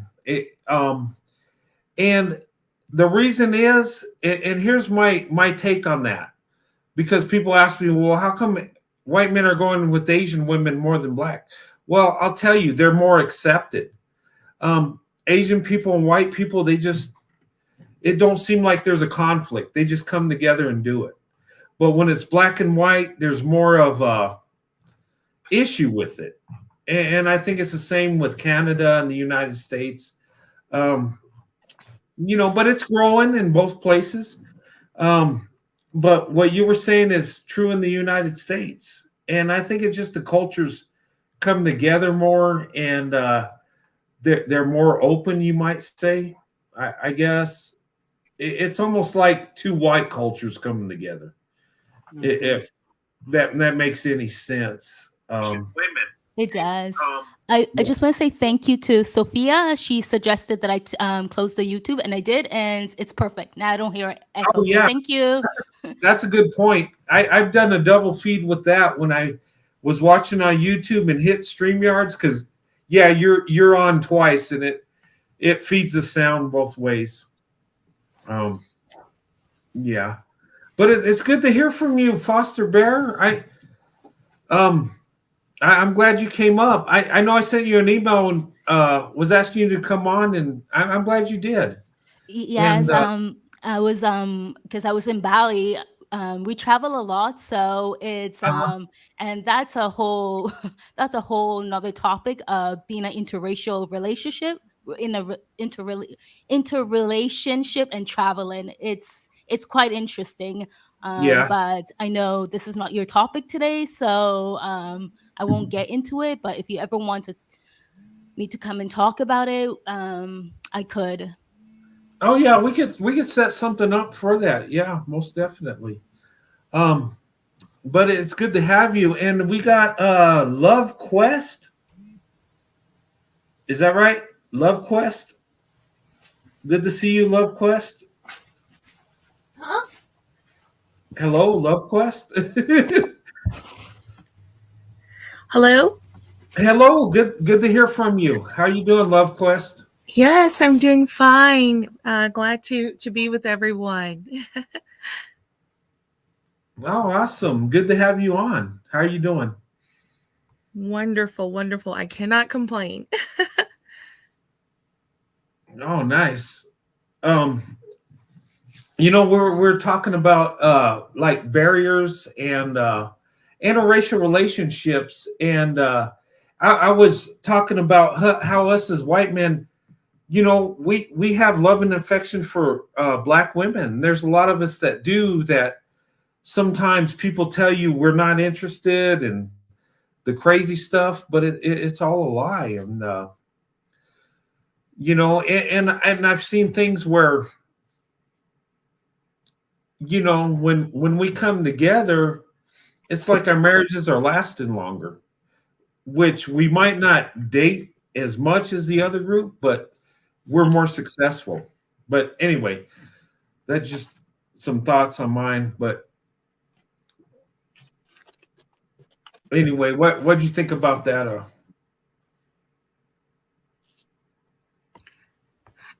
Yes. So about the, I'm sorry, were you talking to me? Yeah. I was just trying. Okay. Yes. Yes. Definitely. Um. I agree. I've been in a relationship now. It's been a year and 9 months. I'm engaged, and my fiance happens to be. I'm African American, and Mhm. my fiance happens to be Caucasian, and it was just it was just to connect. I think he really knew what he wanted, um you know and I think he just, I think I was really taken away because he really, it was like, okay, this is what I want, I know what I want, and he went after it. And uh it's been awesome. And for me, I used to live in Germany. I traveled. My dad was military, so every 3 years, I was born in Alabama, but every 3 years we'd move. Okay. Um, and so I grew up dating and being in school systems where sometimes I was the only African American child there, or one of the few, African American children. So I grew up in a I always say a multicultural environment. So it was just natural for me to date, other races and people from other cultures. And I went to Germany when I was 13 and didn't come back to the States until I was 21. And all that I dated in Germany were people from other cultures, other races, uh, and things of that nature. So it was just, I guess it was pretty much natural for me. I never really saw it as, you know, so much as, a taboo thing. Yeah. I guess. And I live here in the South. So, and he actually was from Washington. And so he actually moved here, relocated. He's an engineer, to be here closer to me. So he took an assignment in Savannah. And so he's not used to the stairs. Sometimes when we're out and about or together, Mhm. sometimes you may get the stares or the the second glance. So Yeah. I think he's still trying to, get used to that, but yeah, no, I feel it was just a good match. I've always been, I've had businesses before, and he really liked that about me. I have a master's degree, probably going to get my doctorate degree. He Oh, liked that. He nice. really liked the fact that I was, educated, but he never asked me, it never was, what are you bringing to the table? He's a Oh, provider. yeah. He's a provider. So it was more, Oh, I heard you before, and you had said that same thing with you, you were just raised that way. And yeah. I was talking about your channel, and I said, and we actually watched one of your videos together. Oh, And nice. yeah, and he said, I feel the same way. I was raised to be, a provider. Yeah. That's, he couldn't think of any other way to be. So, and maybe that's what it helps us. I've always been very aggressive, if you will, towards running a business, or, or if Mhm. I worked in the corporate world, I always wanted to advance and move up. And he's been the same way, in engineering. Um, so I think it was a good match. We both, kind of had the same vision. We both want to establish generational wealth. Um, and we talked a lot about that, as we were dating, what did our futures look like? And we both were aligned. We wanted generational wealth. He wanted a feminine woman, a woman that, um, that I won't say fill the traditional role, so to speak, but because he was very open minded and said, hey, if you still want to run a business, I'll support you in that. You still want to work, I'll support you in that, but you don't have to. You do not have to. So it's a choice. And I wanted to be with someone who gave me that choice, that, hey, if I decided to be the stay-at-home mom, I would have that choice and decision. Or if I wanted to run a business or get back into the workforce, I really wanted someone that could support me in that, and be open-minded. So yeah, I'm sorry. I feel like I'm rambling. No, that's good. No, we're we're enjoying what you're saying, and yeah, that's beautiful. Yeah, and we were raised to be providers. My dad told me, he said, if you don't have a good job and you're not successful, you don't deserve a wife. Yep. I mean, yeah, that's how we're taught. And can I say, Black women, are there any Black women that don't have degrees? Because it seems like I come across so many that are just master's degrees, bachelor's, doctorates. It's like, yeah, you ladies are just killing it. You guys are just, but Black women, you guys are leading the way. You guys are doing amazing things. You're the leading group that's creating new businesses right now. I don't know if you knew that, but that is a fact. Statistically, you guys are actually leading the way there, and education too. So I wanted to say congratulations. I didn't get the not Forrest Bear. I want to ask Forrest Bear a question, but it's kind of these questions to both of them. Something both of them said that kind of correlated. But I'm sorry, the one that just got done talking. I'm so sorry. What was your name, please?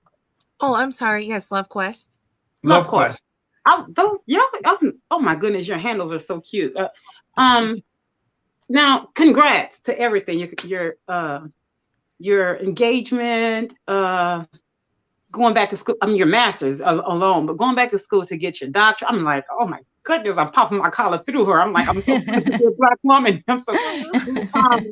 Thank you for making me look good as a Black woman. I'm going, oh my God, my wig. I'm like, this wig is not big enough. So really, thank you, ladies. Thank you. I'm sitting here. Sandy has these onions that comes through, she's cutting onions right now. I have a lump in my throat, and I've been trying to be a thug, but it's just, this inside joke that I can be both. Someone gave me permission. Someone in the chat some weeks ago, I can be a thug in a ball gown. So yeah, I wore the ball gown some weeks ago. So I'm gonna try to be both, but I'm gonna try to pull my thug out in a minute, because I'm sitting here with a lump in my throat because I'm such a wimp. But thank you all. Thank you for sharing this. But it was something that you all mentioned. Now, when I was in Canada, I was in Toronto, and I noticed that when I was there, you mentioned, you guys say brown girl, and over here in the States, I know there's a difference. So I'm not disrespecting you when I say this, but over here, Love Quest said African American, Black girls, that's how we say it. And over there, you guys say, you ladies say brown girls. No difference. It's the same difference. But the thing is, I noticed when I was over there, I kept getting these stares. And I was like, what? And they're stalking? I'm like, what is going on? We were walking, and I was kind of ahead because we were trying to rush to get somewhere. And different ones just kept staring. And I said, what is on my what? And I was asking my sister, I said, what is it? What is it? And I noticed that I was getting a lot of stares, and I thought, and literally, this was years ago. To this day, I still don't know what that was about, because it was a group of us women, and we were all Black women in Canada. To this day, I still don't know what that was about. So I often wanted to know what that was about, and I'll ask you. And then two, Love Quest, you said that you and your fiance still get stares, and he's not used to that. So Brent, answer that. I think Brent, I think you touched on that. And then two, I'm wondering, even in this day and age, because I'm about to get some stares, trust. Wait. I'm about to get my stares. You better believe that. I'm ready for my stares. I got my answers in my bag. Huh? Is it stares because you're with the white guy, or is it stares because you're a Black woman and the man's just, he's infatuated with you? No, I think I thought she was saying because they were a couple, interracial couple. Is that what you were saying, Love Quest? Yeah. Okay. Is that what it was? Yes. Yes. Yeah. So a lot of it, a lot of it definitely is, I feel, because it is, we are, interracial. He's also older than me. And so I think it could be kind of two things, I guess, mixed into it, maybe. But yeah, it definitely is sometimes the double take, double stare, like, oh, and then they're shocked, and that look of, shocked, or we'll be together. We'll be standing together, talking together, and someone may acknowledge him. If we're in a store, the storekeeper may acknowledge him, but they won't acknowledge me. And they'll go to help him. Oh, can I help you, sir? And they'll leave me, and I'm standing there, and I'm like, okay, well, I'm with him. I need some help too, and so it's interesting. Sometimes I'll actually see where he's getting better service than myself. And it's really interesting when that happens, because sometimes it's kind of, he'll get the service, he'll get the help, and I'm standing here, and the same person will come back to help me, and I don't get that type of service. It's sometimes it's you can feel the difference. So he made a joke of it. He was like, look, so we get the better service, I'll just go in and get us the best. And then you'll come in. So he was like, don't worry, honey. I saw it. I saw how she came and approached me, and you've been there. I've been, standing there for forever.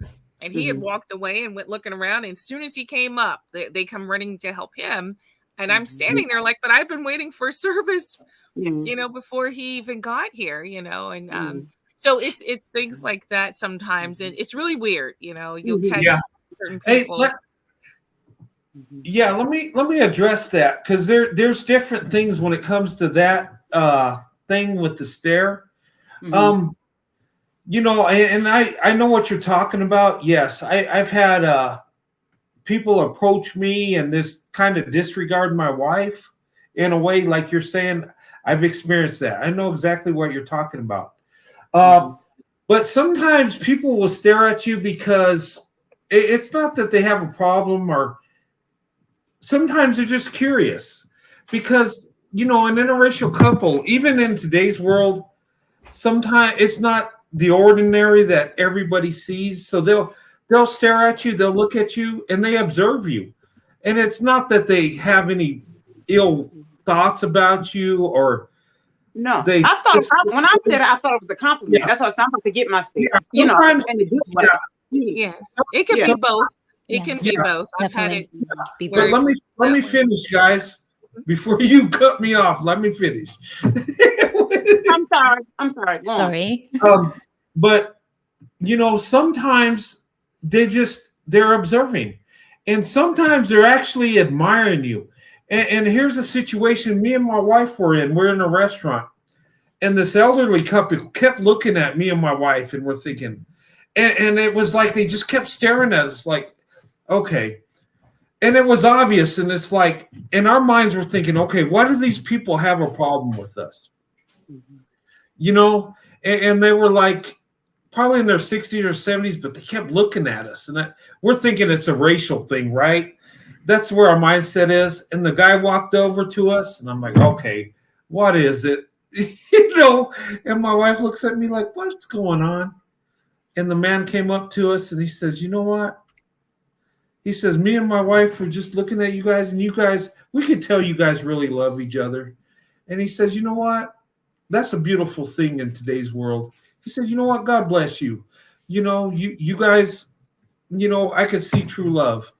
And, he gave us a compliment. He says, you know what?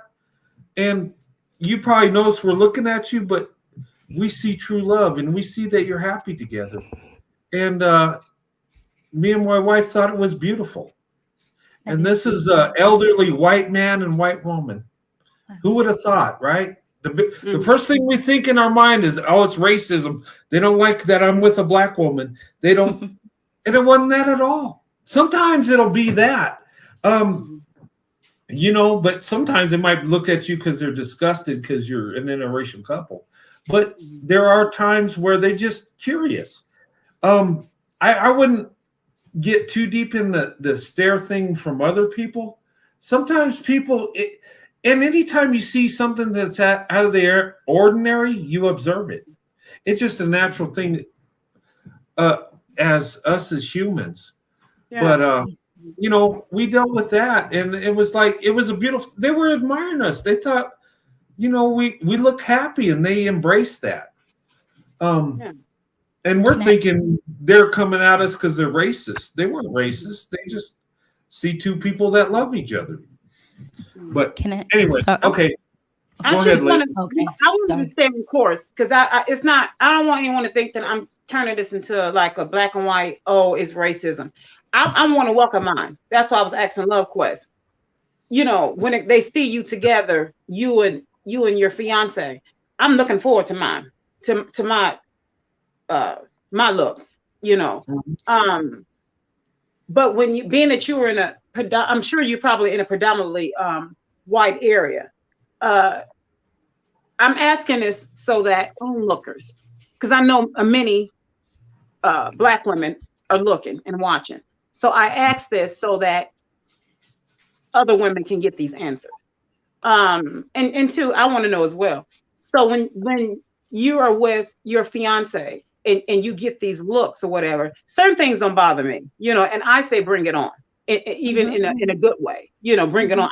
I can't wait. So when you get these looks or what have you, or sometimes and I have even gotten these looks when I have been on a date with non-black men, and it's kind of like a, you know, like, all right, you know, the inside joke with us is like, we landed on the moon, you know, like Jim Carrey.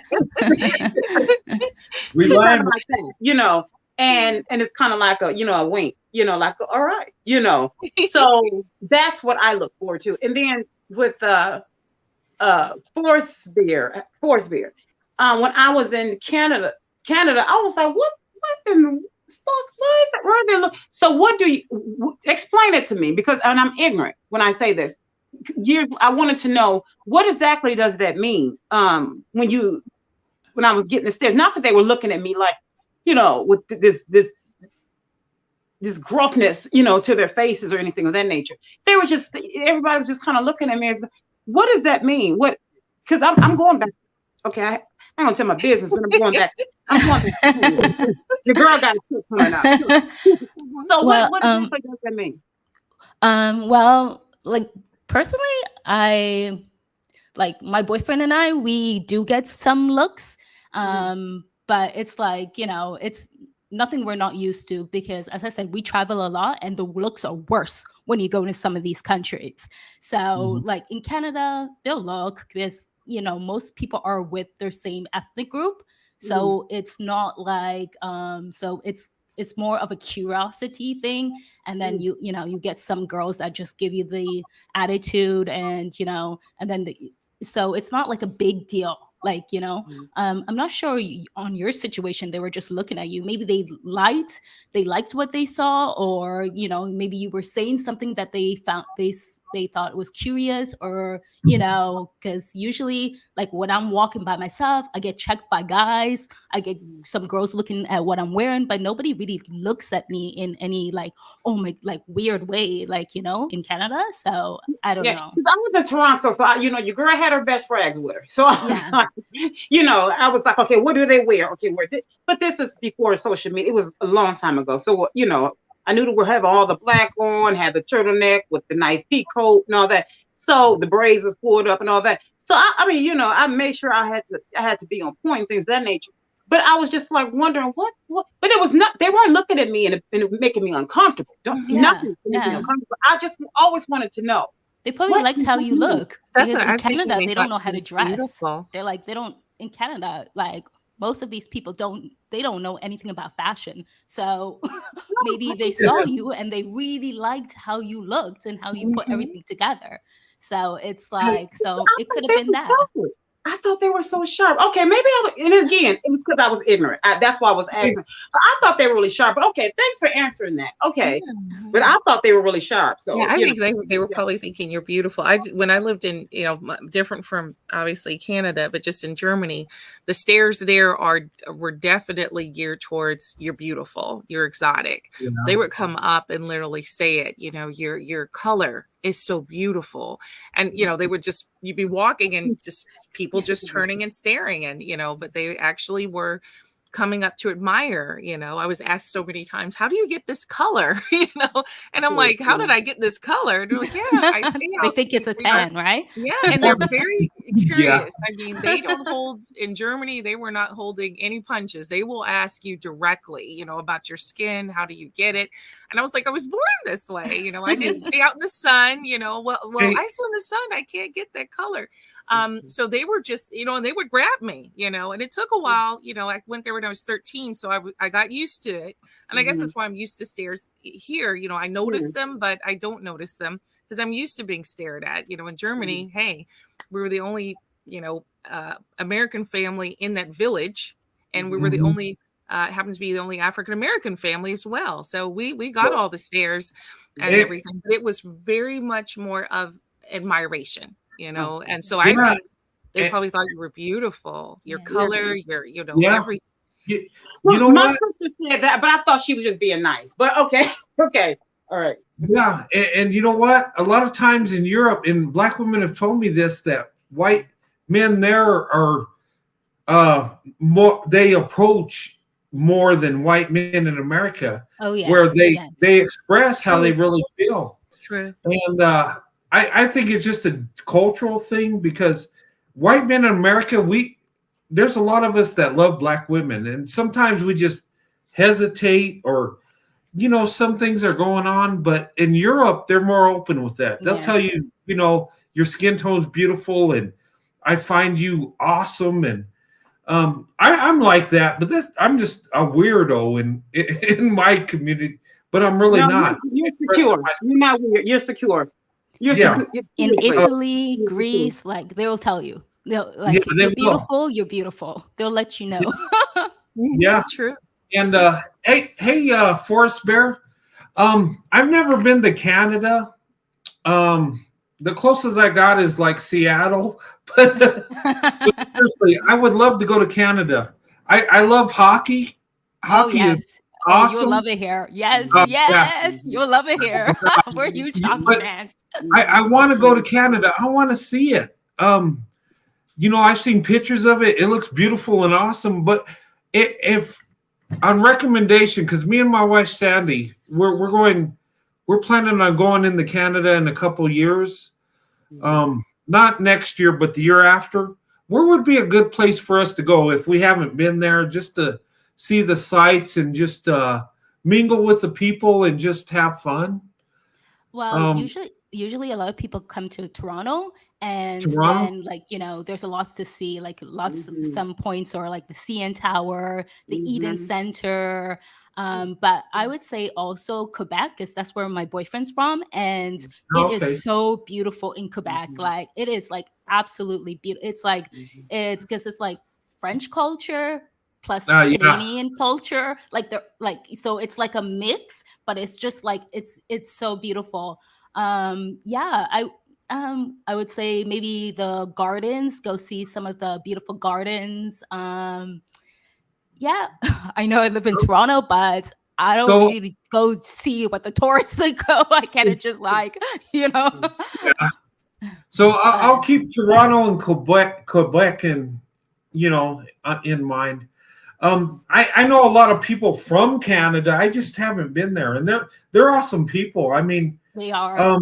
I think Americans and Canadians, we're kind of alike in a lot of ways. Yes. You know, so we get along. You know, we're allies, of course, but and we border each other. But I just never been there, and I always wanted to go. I just haven't been there. You should, and you love hockey, so you can go and see the Montreals or the Leafs. You can go see whatever your team is. I see your jersey there.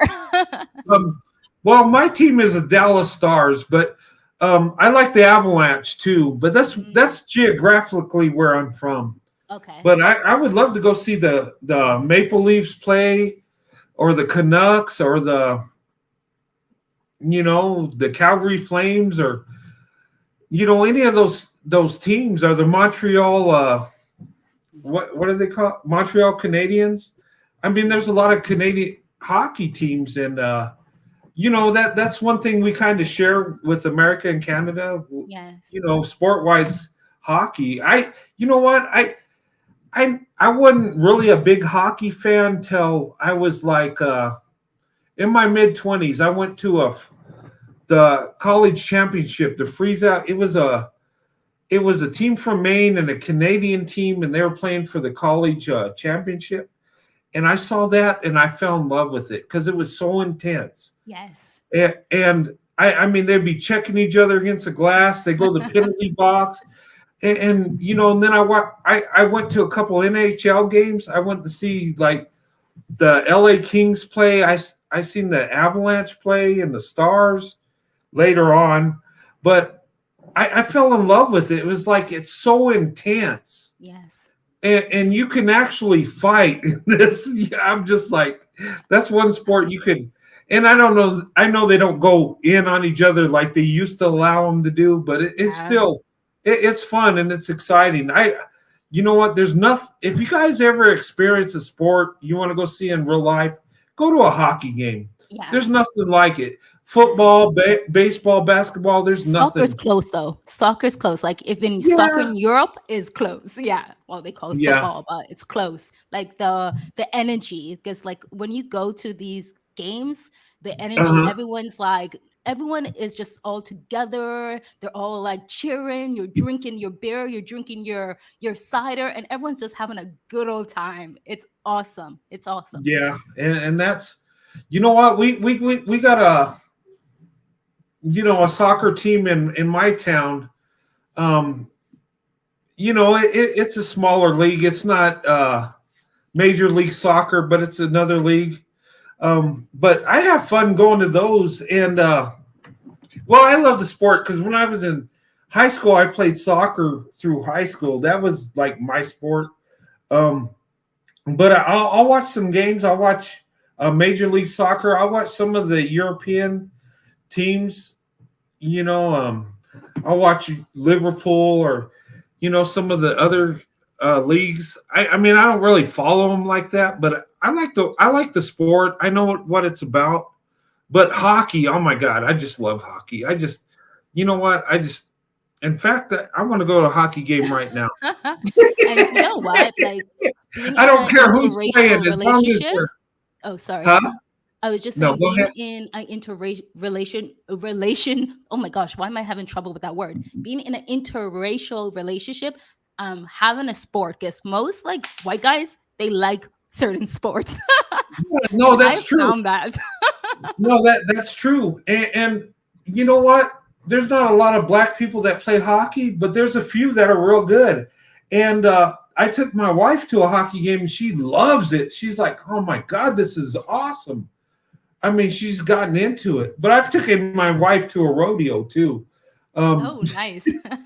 Yeah, and she loves that too. I mean, sometimes you get into different cultures and you'll find stuff you love that you never even knew. Yes. I know some young lady told me that she's into hockey, and she said, you know what? I went to a hockey game and it freaked me out because it was, you know, almost all white people. And I thought they might be looking at me and there might be some racists there. But she said she went and the people were awesome. You know, they were friendly and everybody was into the game and it was intense. And she said, you know what? Since I went to that, she says, I love hockey so much. And anytime I get a chance to go, I go. Yes. And sometimes, you know, when we look through our lenses as black people and white people, we see things different. But if we open our eyes and just get with each other and, you know, be open to the different cultures, we might find, you know what, we enjoy what they have to offer. Yeah, I know my wife's family was big in family reunions and barbecues all the time. I love that. I tried to create that with me and my brother, with our families. And we started a tradition because I seen black people do this and I admire that. I cling to that. I think that's awesome. I think that's family orientated. That's something that could go, you know, a long way. And when you get in an interracial relationship, embrace each other. Yes. You know, you don't have to force your culture on each other. Take what you both love of both and make it your own. That's what I would say. Anyway, sorry, I'm getting long-winded. No, it's okay. You're right. It's true. Yeah. When I was a manager at a sports store, when I was in my 20s, and I know it was a lot of guys a lot of white guys will come in to get their jerseys, their hockey jerseys. Mhm. And I would say, "Oh, do you need help?" You know, but they are serious about their sports, and that's one thing they're very passionate about. And that will be something if a Black woman wanted to ever, date out. That will be that's something that you might want to consider really, Hey, like investigating and learning and researching, yeah, because they're very passionate about that. So Yes, they are. Yes, they are. yeah, you hit on something. Hey, ladies, Black ladies, if you're attracted to white men and you want to get to know, you might want to go to a hockey game. I'm just saying. There's a treasure. There's tons of them. They're all over the place. So this was back when the Predators were everything were Predators, and you better believe I had every Predator. Whatever, I didn't want any of that stuff, but you better believe I was wearing it. But this is when the Predators is like rule here. Everybody was about the Predators. But I got some dates. You better believe it. oh yeah, the Nashville Predators. Yeah, I love that jersey. I love the logo. Mm-hmm. Yeah. I had Hey, it all over my face. Mm-hmm. Another I got thing. that jersey too. Okay, sorry. Mm-hmm. Oh, hey, I want to answer this question. Denise Tuggle. Hey, Brent, what about the mature swirlers? Okay. The mature swirlers, people up in age that swirl. And swirling's, when we talk about swirling, interracial dating, getting to know each other. And, they're mature swirlers. You know what? We're seeing an increase on people that are up in age that are getting married that are Black and white. I'm seeing that more often. And I guess that would be like a mature swirler. Somebody that goes in the swirling that's not just because it's exciting and something different, but actually for the relationship, because you're attracted to that certain person. You might be attracted to Black women, and as a white guy, you're a mature swirler. You swirl because you want to get to know her. And same thing with a woman. You might be attracted to that white guy, but you're more mature. And not saying you're up in age. Maybe you're like in your 30s or late 20s, and you want something real. Is that what you're asking me, Denise? I just saw that question and I wanted to answer that. I think swirling, in my opinion, should be based on marriage. And I'm a traditional guy, so I don't think we should do it just because it's trendy and it's exciting and it's something different. We should do it because that's the person we want to be with. I'm a traditional swirler, you might say. I'm a swirler towards investment. I'm no longer a swirler. When I got married, my swirling was over. It was done. Now I'm an investor. And when you go to swirling and you get married, you're now an investor. You swirl because you're attracted to Black women. You want to date them. You marry one. Now you're the investor. And when I call it investor, because you're giving that woman you love, when you marry her, everything. You're investing all of you. And that includes your love, your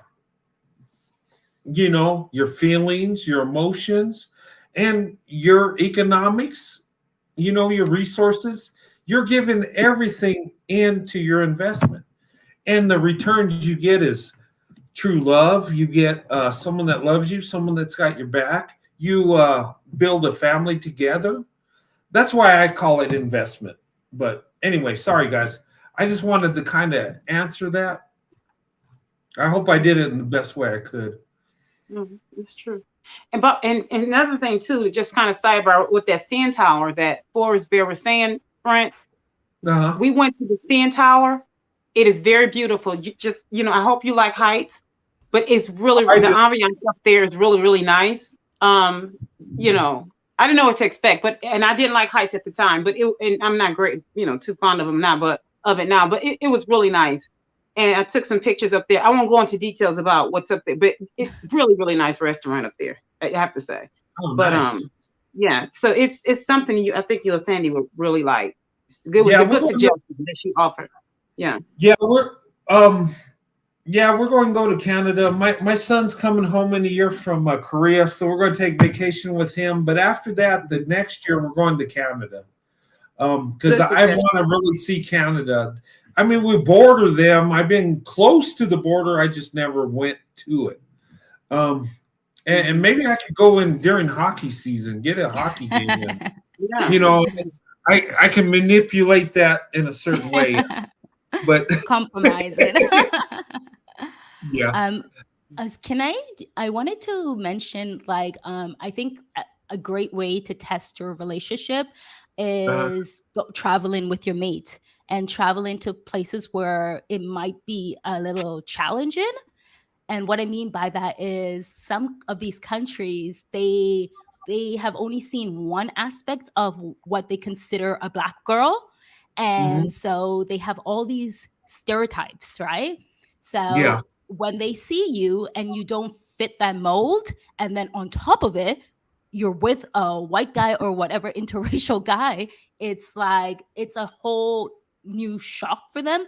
And the best way, like at first it used to bother me, like I'm not gonna tell any lie, I was like so bothered by it, because it's like I would get these like sometimes like the worst kind of looks.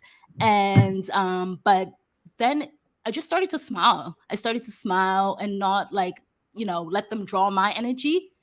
And just like, and most of them, like once you give that smile, you see them like soften up, and then they're more like they're like looking, and but there's a lot of nice people, like, but it's just very interesting. Like some of these countries, like they're taught not to, you can't find Black girls beautiful. Like, I've had guys like they're just like looking at me, like staring at me, like it's like they like what they see, but it's like, oh no, it goes against what they've been taught. It's just hilarious.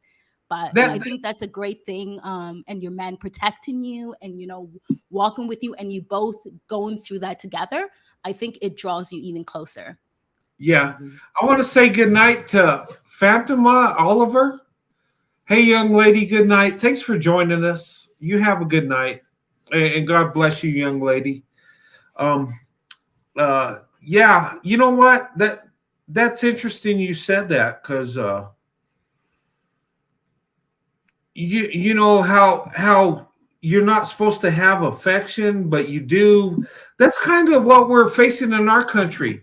And a lot of times people take it the wrong way, like white men aren't interested in Black women. They are, but it's like they hold back, like they don't express it. Like, okay, I can't feel this way. She's not interested anyway, so I'll just, put it aside. But you know what? If people were honest, interracial marriages would explode like crazy. I mean, seriously, it would. But it's interesting you said that, because I see that every day. It's guys, seriously. I'm around white men all the time, and I talk to them. I talk about Black women, and they open up to me because my wife's Black, and they tell me. Some of them, they're kind of secretive, but I know what they think. And it's like they can,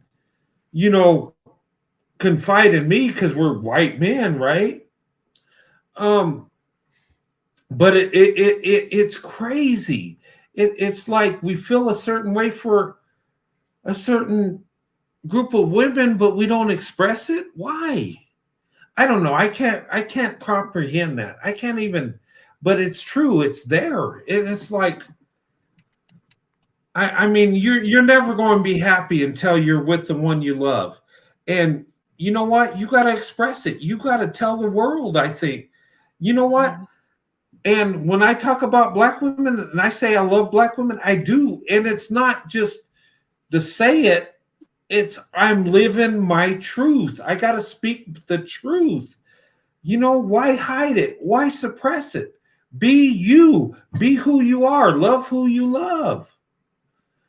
And if you find a group of women that you think's better, are not necessarily better, but a better choice, why not tell people? It's not like you're putting somebody down. It's just you're speaking from the heart.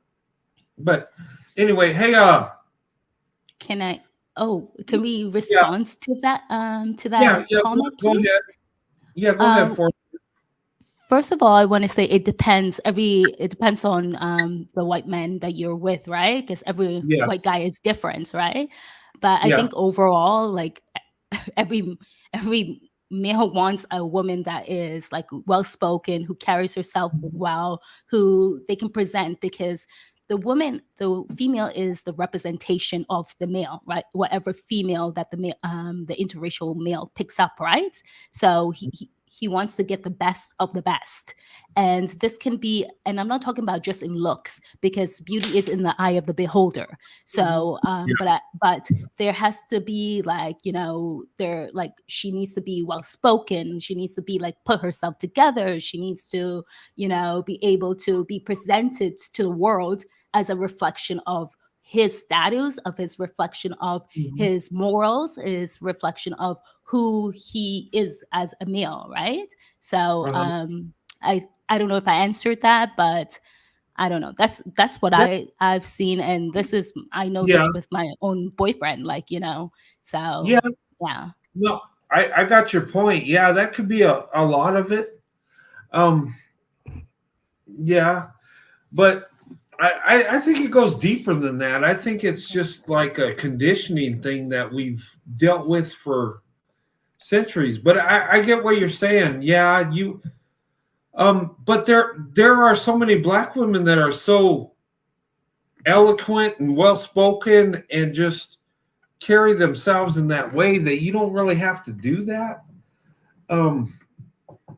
I think black women are the most professional women out there, honestly, from what I've seen. But I do get your point. Yeah. And that's probably psychologically something that they do.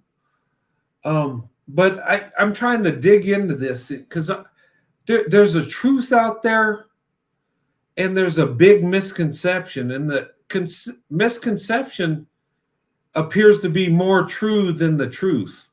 Does that make sense? But if you dig deep, you'll see the truth.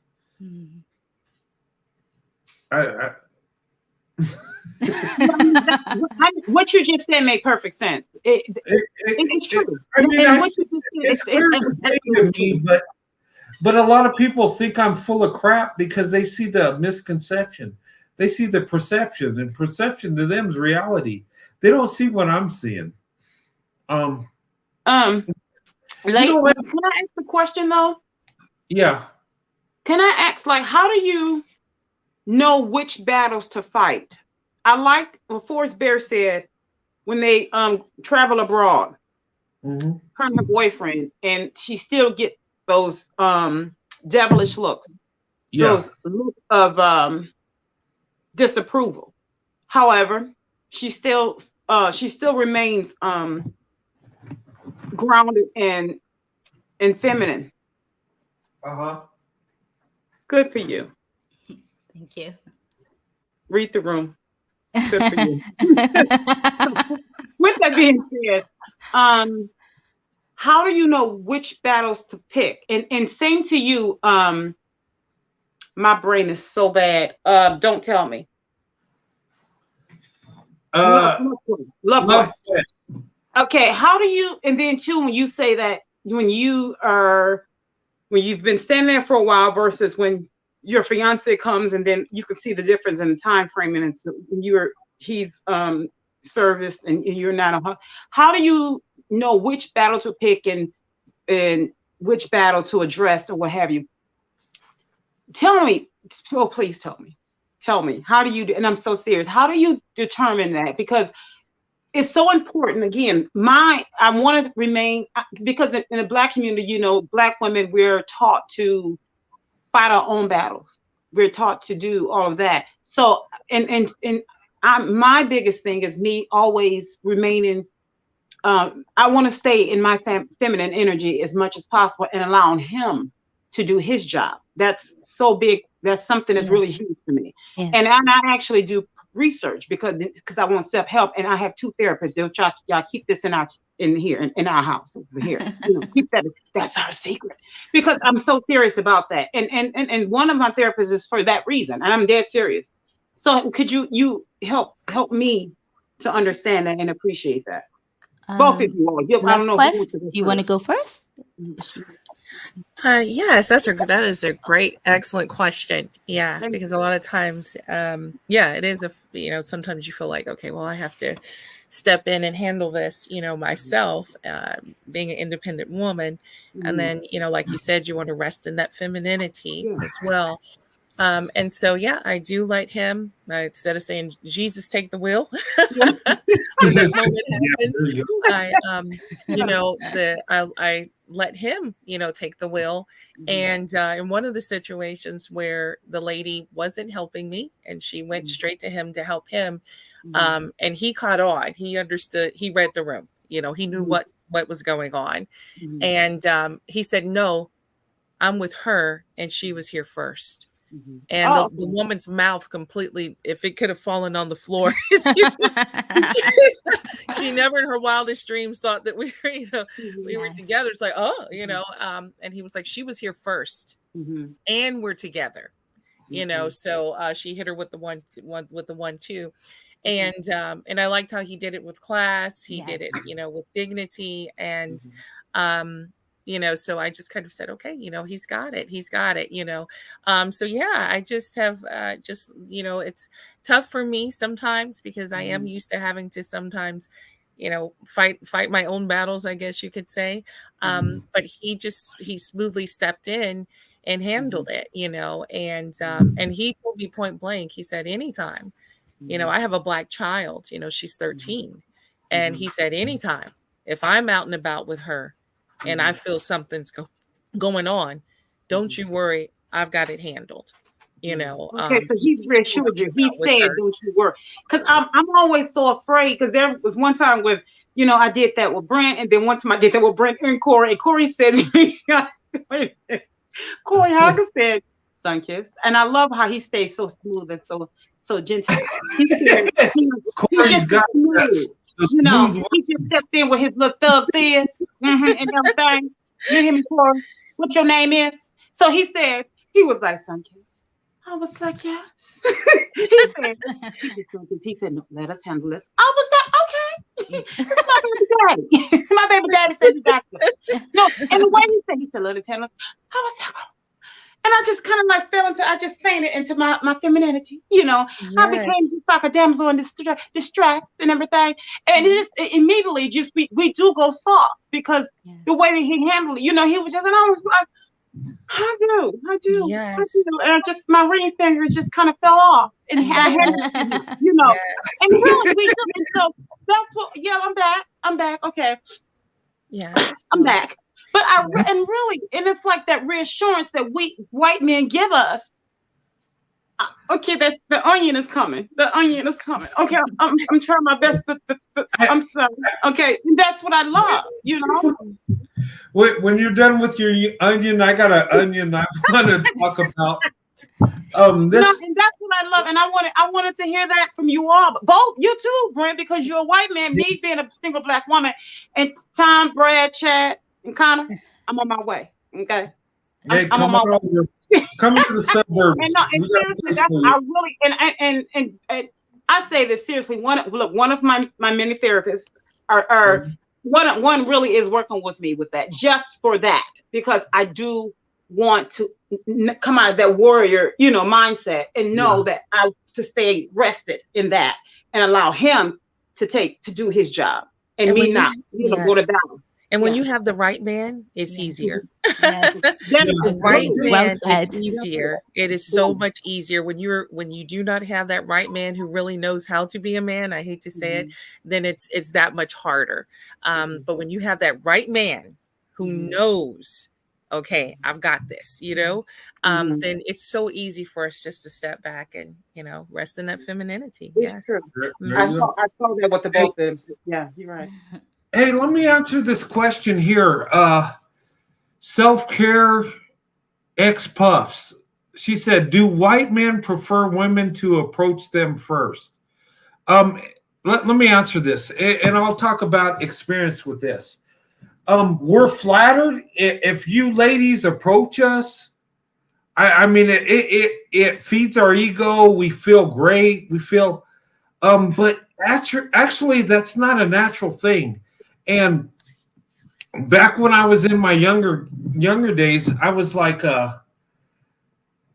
20 years old, and I was attracted to black women like no tomorrow. But I had a black woman approach me, and this woman, she was about my age. We were like in our young 20s, and she told me that she thought I was fine. And I mean, she came right on to me, and I was like, I loved it, but I was stunned. I didn't know what to do. I was like, I didn't do nothing because I was confused, and she was attractive, and I was like, and I blew it because, see, the thing of it is, us as men, we're supposed to chase. We're supposed to be the ones that chase the lady, and you know, if it was the other way around, if I would have chased, I would have been on her like no tomorrow, and we probably would have hooked up, but since she came at me, I was like, what? I was just like, I was confused. Does that make sense? Yes, I mean, yes, totally. Yeah, the harmony, it was off. It was unnatural. The harmony was off. Yeah.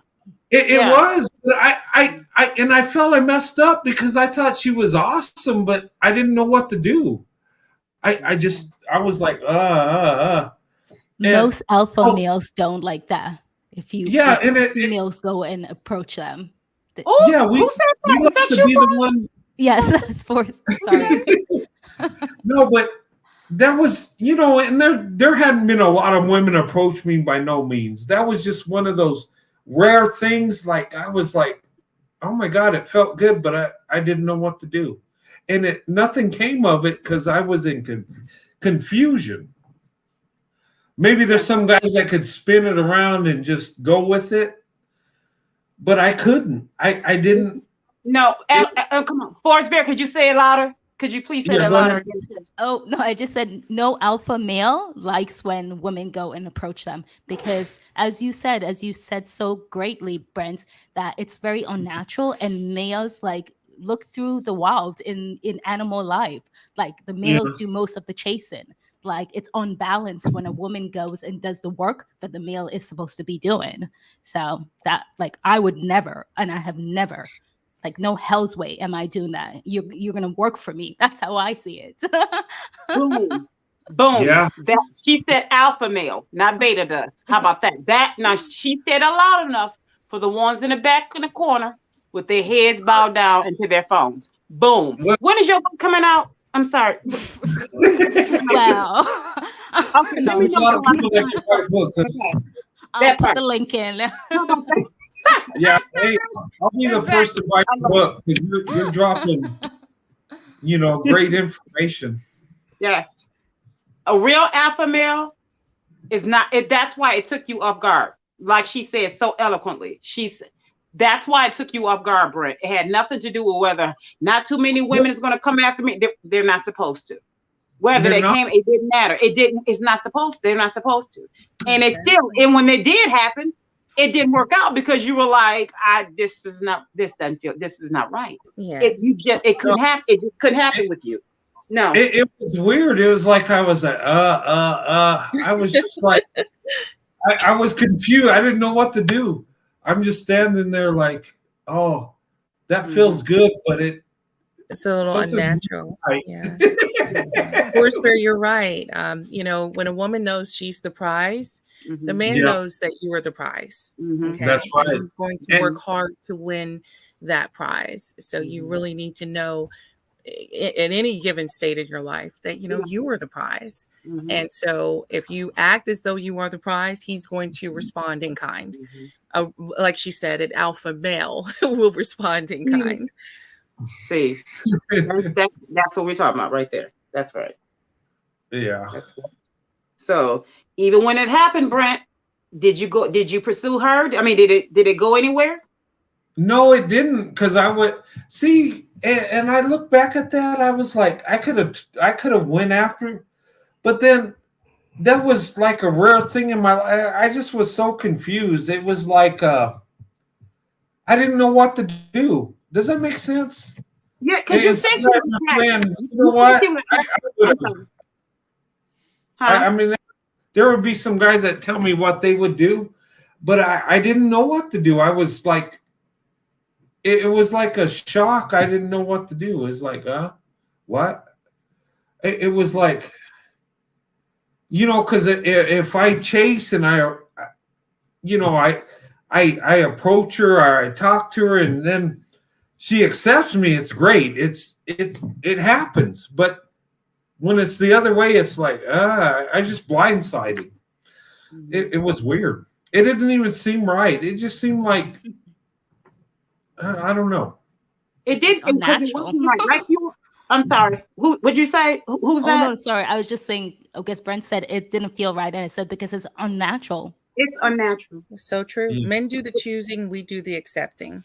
Exactly. Men chooses you, but then it's up to us to accept. But men do the choosing. And if you started off that relationship, it's going to be unequal. Had she, he went through it and she kind of chased a little bit him, and then he didn't do the chasing. He didn't really choose her at that point. She kind of chose him. So the balance was already, the energy was already off. Yeah. Because it was equivalent to Brent. Here's the thing: we're the beautiful flowers, and we give off the pretty scent. Yes. It was equivalent. We're supposed to remain grounded. Oh, hold on a second. I'm going. My battery is going dead, of course. But we're supposed to remain grounded, and I don't know where this thing is, and it's equivalent to yeah, great. That's about to go. Yeah, that's not good. My phone might go. Is going high. It may that because I didn't drop my phone in water and everything. This phone, I've had it since 2000. Okay, there it went. Sorry. Okay, I think we lost Sunkissed, but her phone was heating up, and so I'll put the link if she can come back up. If not, it's because her phone's acting crazy. Yeah, when she said that, she just disappeared. But StreamYards, I don't know, because every show people get kicked off, and it's like, what's really going on? So it's just us three ladies, and Love Quest. Do you have anything to put out there? I know you've been sitting there patiently and stuff, and I don't want to push you to the side. Did you want to add anything or? Yeah, I guess just in my viewpoints on the whole, resting in the femininity, that was really key and really important.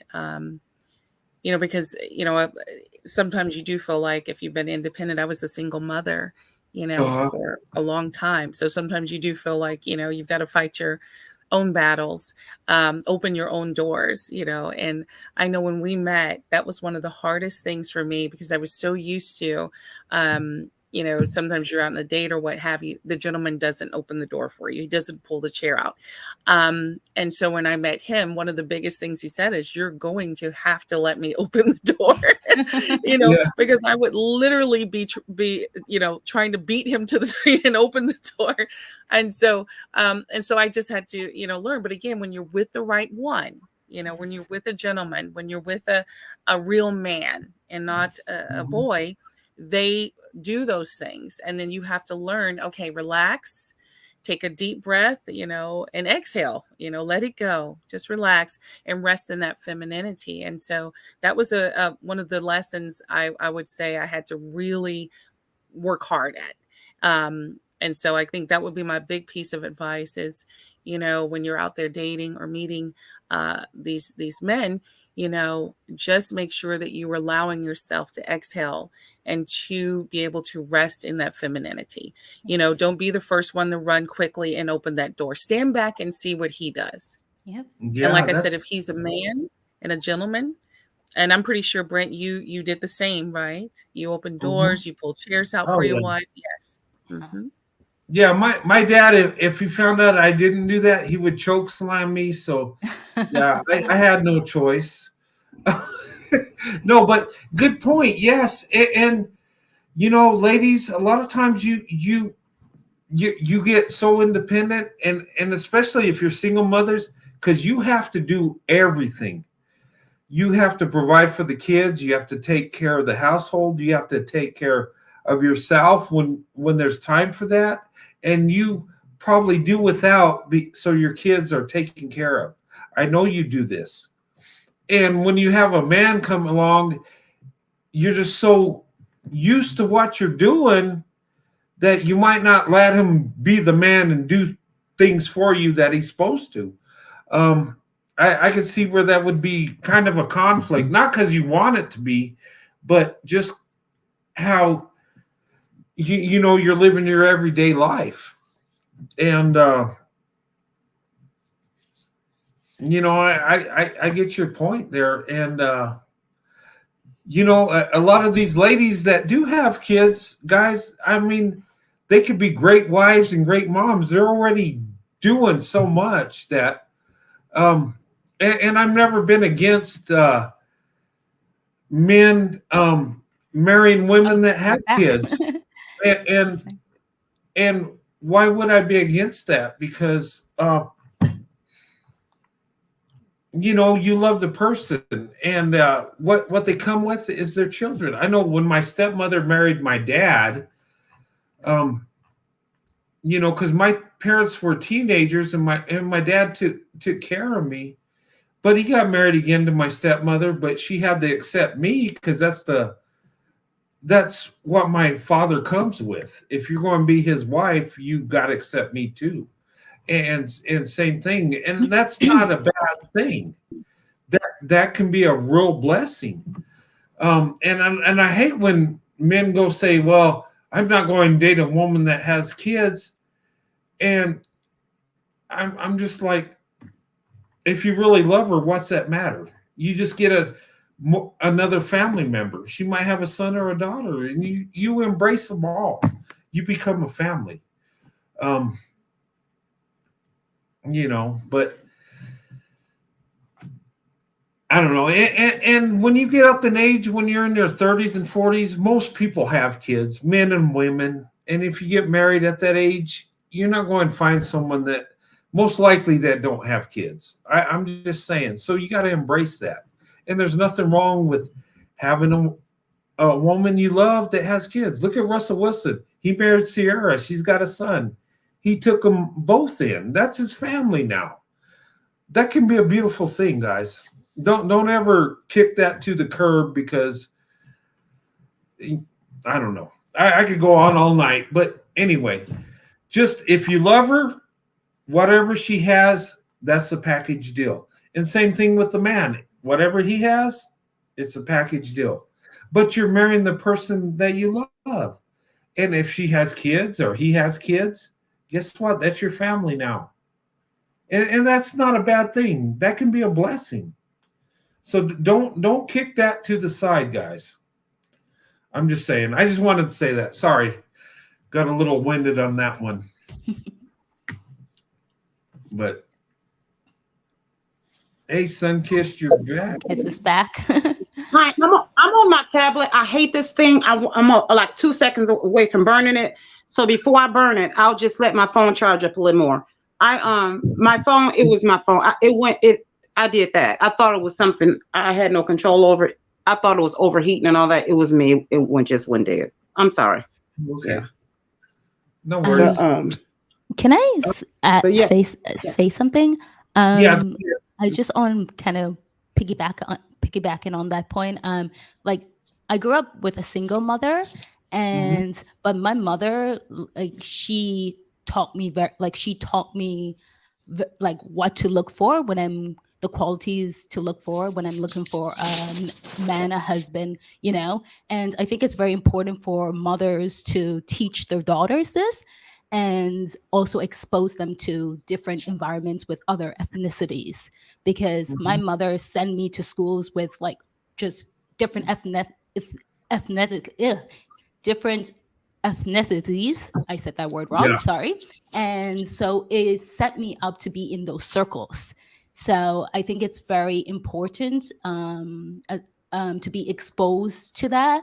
I've always dated interracially, so it's like I never saw, and I still don't see any big deal over it. Like, you know, like, oh my gosh, like some people maybe because this was just always a norm for me, and this is what I've always just been attracted to white guys. This is just what I've always been attracted to.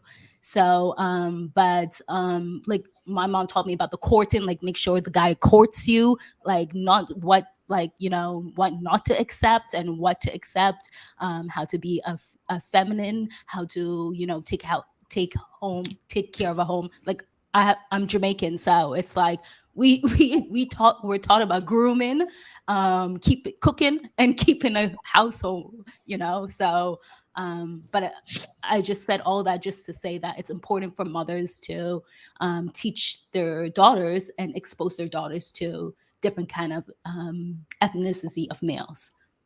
Yeah. No, that's good. And you should, because the world everybody ain't going to look like you. You're going to have to deal with different people. I had a couple people dropped off.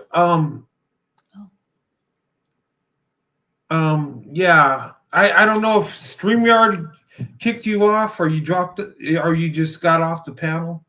But the link's up there. If you ladies want to come back on, I'm going to get to you first, because there was Lisa was up here, so I want to hear her talk. And there was another lady that I haven't seen before. I want to hear her, what she has to say. Yeah, I don't know why. Sometimes StreamYards, guys, if you ever get kicked off the panel, it's not me. StreamYards, sometimes, I don't know if it's just the system. Sometimes it kicks people off.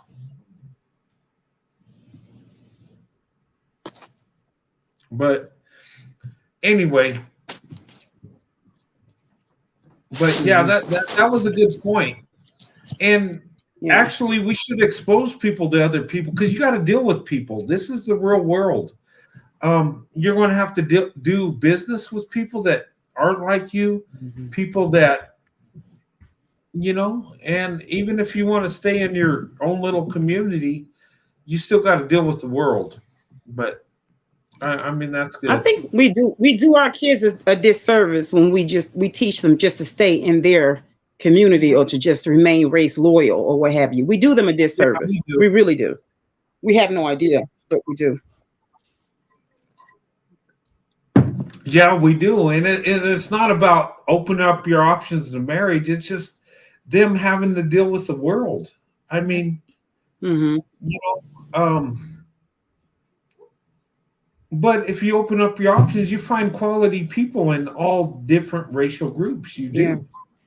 And you know what? Why would you close the door on someone that will love you and think the world of you just because they don't look like you? I just don't get that.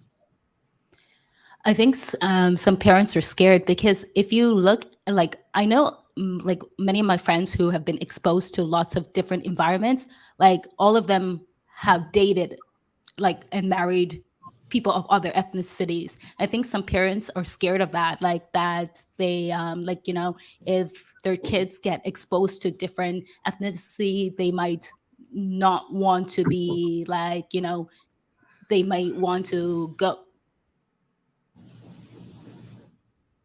Yeah. Or they might think they might turn on their community or think less of their family, maybe. I don't know. It's weird. Well, if you derive the like split the word in half, or cultural, if you derive that, you think cult, you break that in half. Culture, take it, CULT, cult. So we know you have to have a certain mindset, the same mindset as a cult. And so we know what that could be like. So again, it's okay to be a part of your culture, to have your own, to represent your culture. It's okay. It's safe. Yeah. But then when you make your child become race loyal to a fault, or sometimes even at all, then again, what are you teaching that child? What are you teaching that child when it comes to their culture? Because those same people that want their children to have their own mind, to go out into the world, to explore, to live it up, to be, to go to college, or to this, that, the other, and even to say, don't get involved in these sick religious, become affiliated with these sick religious zealots and things of that nature. That's healthy. But then these are the same parents or same ones that want, and even, don't get involved with the cult. That's healthy. But yet you want them to be race loyal, to be down for the cause or what have you. Mm-hmm. And to be very, very, very, very solidified to their culture, to be cult-like. Yeah. To have that same mindset that they do not want their kids to go out into the world and to become affiliated with, which is a cult, or to be, affiliated with these religious zealots. And doing that too, you can promote race superiority, race supremacy, whether it's black or white. Yeah. There are people that have racial superiority to where they think their group is better than the other, and it could go black, white, it could go to any group. It doesn't matter. Yeah. Okay, we're better than them, so we got to stay together. Where if you look at it truthfully, we're just people. I mean, one is not better than the other. We're just different, and that's really what it is. Hey, I love my fro. I see you got kicked off or something happened, but it's good to see you, young lady. Welcome to the panel. Hi. I don't know if you guys are hearing. I don't know if you guys are hearing like an echo. But I'm hearing someone talking, and I don't know if. Can you guys hear me? Yeah, we can hear you. Okay, we hear you great. Hold on, Lisa. Yeah, we hear you great. Sorry, we're getting an echo now. I can't hear you guys though. It seems like there's double. Okay, all right. This is what you need to do. Make sure you shut off the YouTube once you come on StreamYard. You're getting a double feed because you got another device that's on. So, okay, I did that. Okay. I was trying to figure that out before I got on because I didn't want to disturb the show. I'm sorry. Oh, no worries. No, it happens. Don't feel bad about it. It happens. It's just when you're watching the show and you hit the link, you're on YouTube and StreamYards, and it's double feeding. Okay. Yeah, this is my first time ever actually. Yeah, no worries. I think you're double feeding, Lisa. Sorry. Hey. Yeah. Good. I was in the audience, of course, because I listened to this, and there was just something I heard that I just wanted to just put some nuance on. So there's a lot of dating advice right now with women getting deeper into their femininity, which I'm on the same journey, and I talk about it too. But there needs to be a line, and I wanted to point out between don't chase a man and inviting a man in. And you can sit there and not and I think that gets confused because if I smile at a guy and I'm open and friendly with them, I'm not chasing them. I just happen to be open and friendly and giving off a vibe of that I'm open for them to approach. That might be me saying hello first. It might be me starting conversation, but that doesn't mean you're chasing them. And I know there's a lot of people not getting to their goal because they're like, oh, I'm not supposed to chase them. And they think that means you can't even extend that first offering of just a common casual conversation. And I just want to say my experience is to throw that away and focus more on, like, you can open up and invite. And I think the word invitation and inviting needs to be spread around more when you're saying all these absolute, don't do this, don't do that, because I've been very successful with opening up.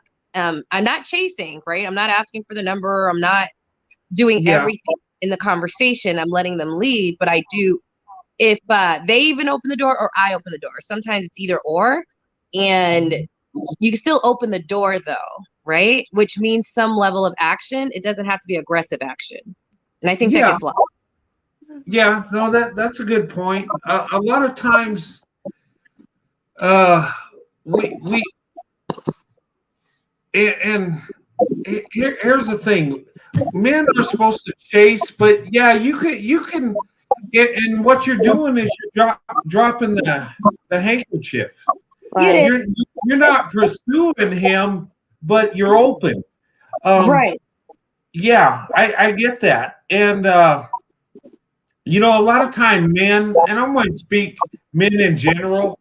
Sometimes men think if you're nice to them, you smile at them, that sometimes men think you want them because you're just nice to them. And that ain't true. You're just being nice. And that's okay. You can think what they want, right? Like, we're not going, you know what I mean? Like, that's okay if they think that, because I think we all have experience as women where we're just being friendly and someone thought we liked them, but that's okay. Sometimes that just happens. Yeah, it is.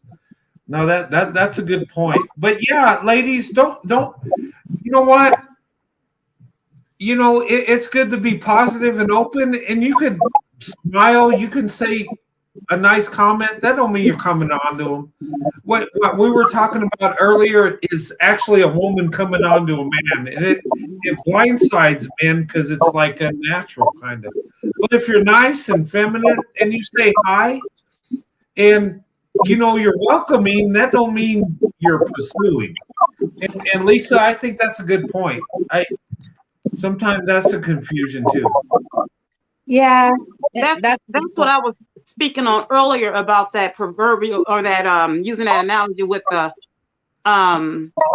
woman being a flower. She's supposed to remain grounded, and the guy being the bee, him flying around. Now you were saying how it was strange, although the girl was for you, Brent.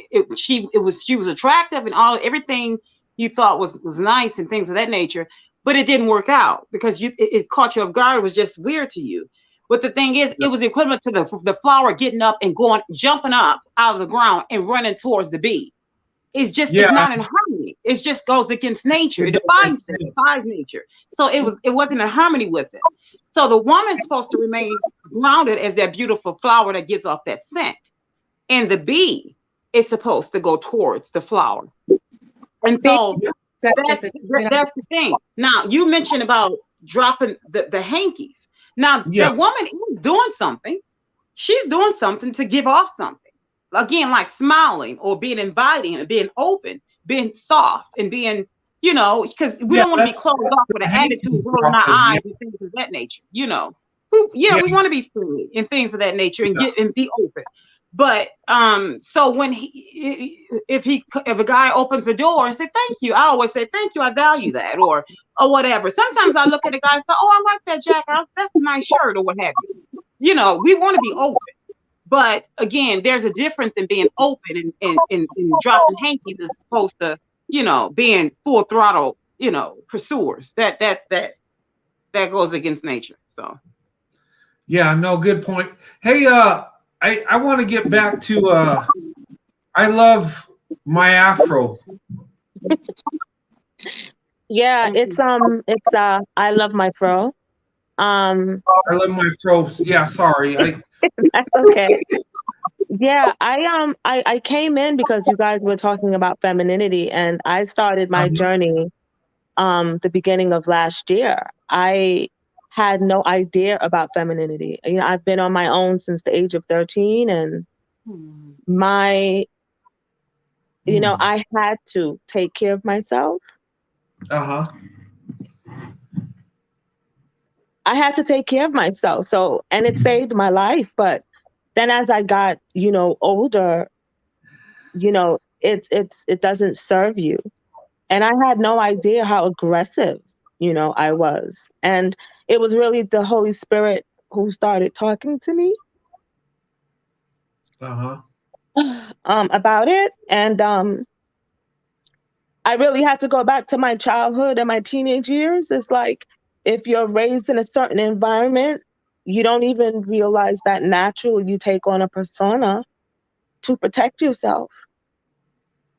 And then it wasn't until I was dating someone who kept saying certain things to me, and I did some he said that he thought that I was very difficult to make happy.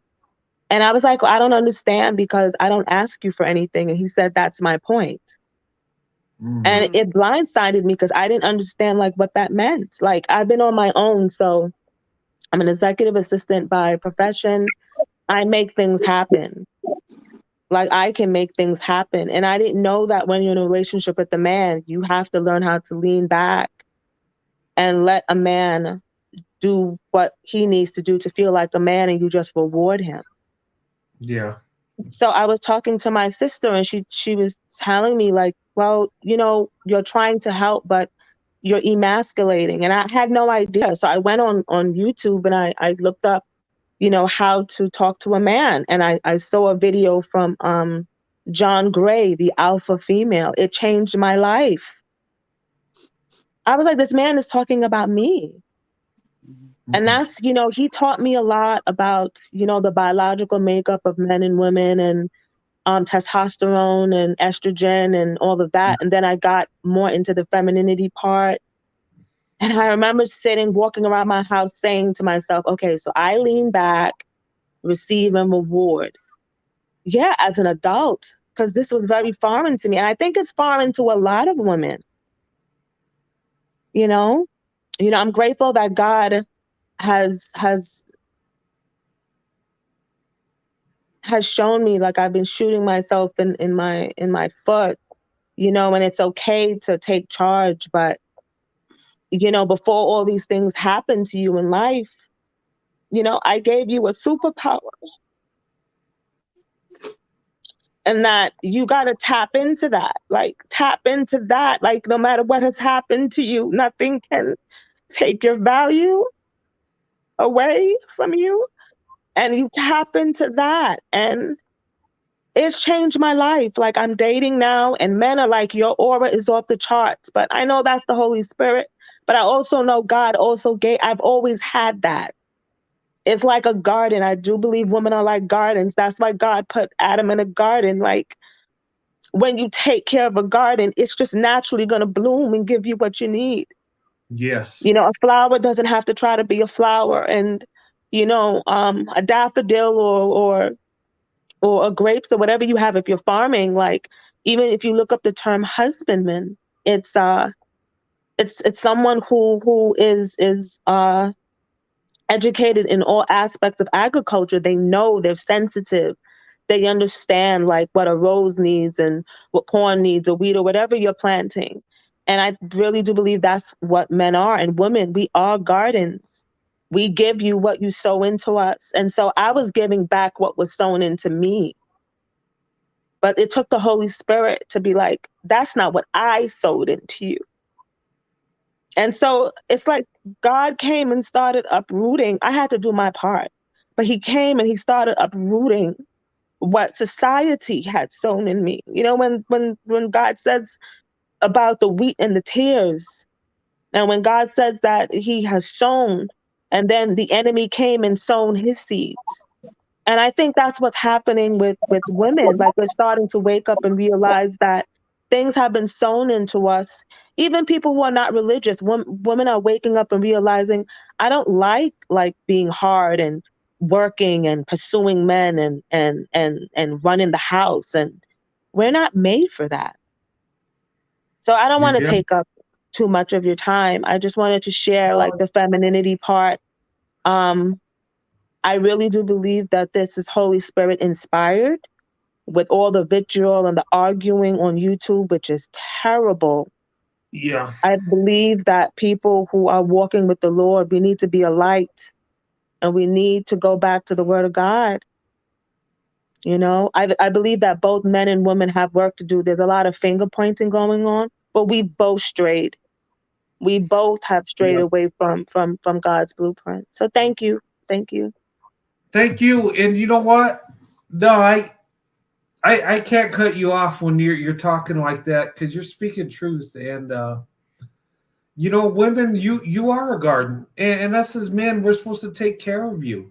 Mhm. And when you bloom, you know, it's like in society we are so screwed up. We don't even see the truth, the true No. beauty in a relationship. We don't see the true beauty in women, and I'm not talking interracially, or I'm just talking women in general. Look what the Bible says about women. What's it say? They're a treasure. What's it say? If a man finds a wife, he finds a good thing. He finds favor with the Lord. Women are the treasure. Women are the beautiful ones. Women are that flower. And us as men, we're like that bumblebee. We come in and we get together, we complete each other. We do. But Yeah. a lot of times we don't treat women like we're supposed to as men. And it's sad and it's disgusting. It really is. Mhm. And hearing you speak, the husband is like the gardener. He's taking care of the flowers. He's providing. He's giving her what she needs to bloom. And that's a marriage. It hit point on. When you treat your wife the way she's supposed to be treated, she'll love you like no other. And she'll submit to you, not because she's supposed to, because it just becomes natural. And she wants to. She wants to give you all her love. She wants to give you everything she has, everything she is. Women naturally want to do that for men. But unfortunately, a lot of times us as men, we don't get it. And I don't know if it's just we're living in sin and just being stupid. But if we, you know, become natural men and women, and I blame men more than women because of our society. Because us as men, we are the leaders. We are the head of the household, but we don't conduct ourselves like that.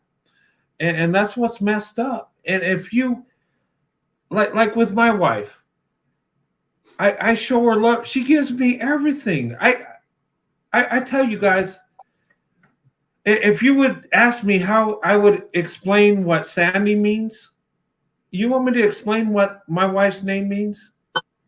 It means treasure. It means beauty. It means God loves me. It means I'm the most blessed man on earth. It means that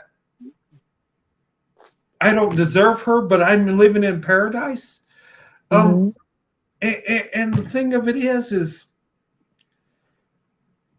us as men, we're not fulfilling our role. And you know what, guys? It's not weak to tell your wife that you love her. It's not weak to tell her she's beautiful. It's not weak to get a little emotional and have a tear run down and tell her that you love her. It's not weak. That's a real man.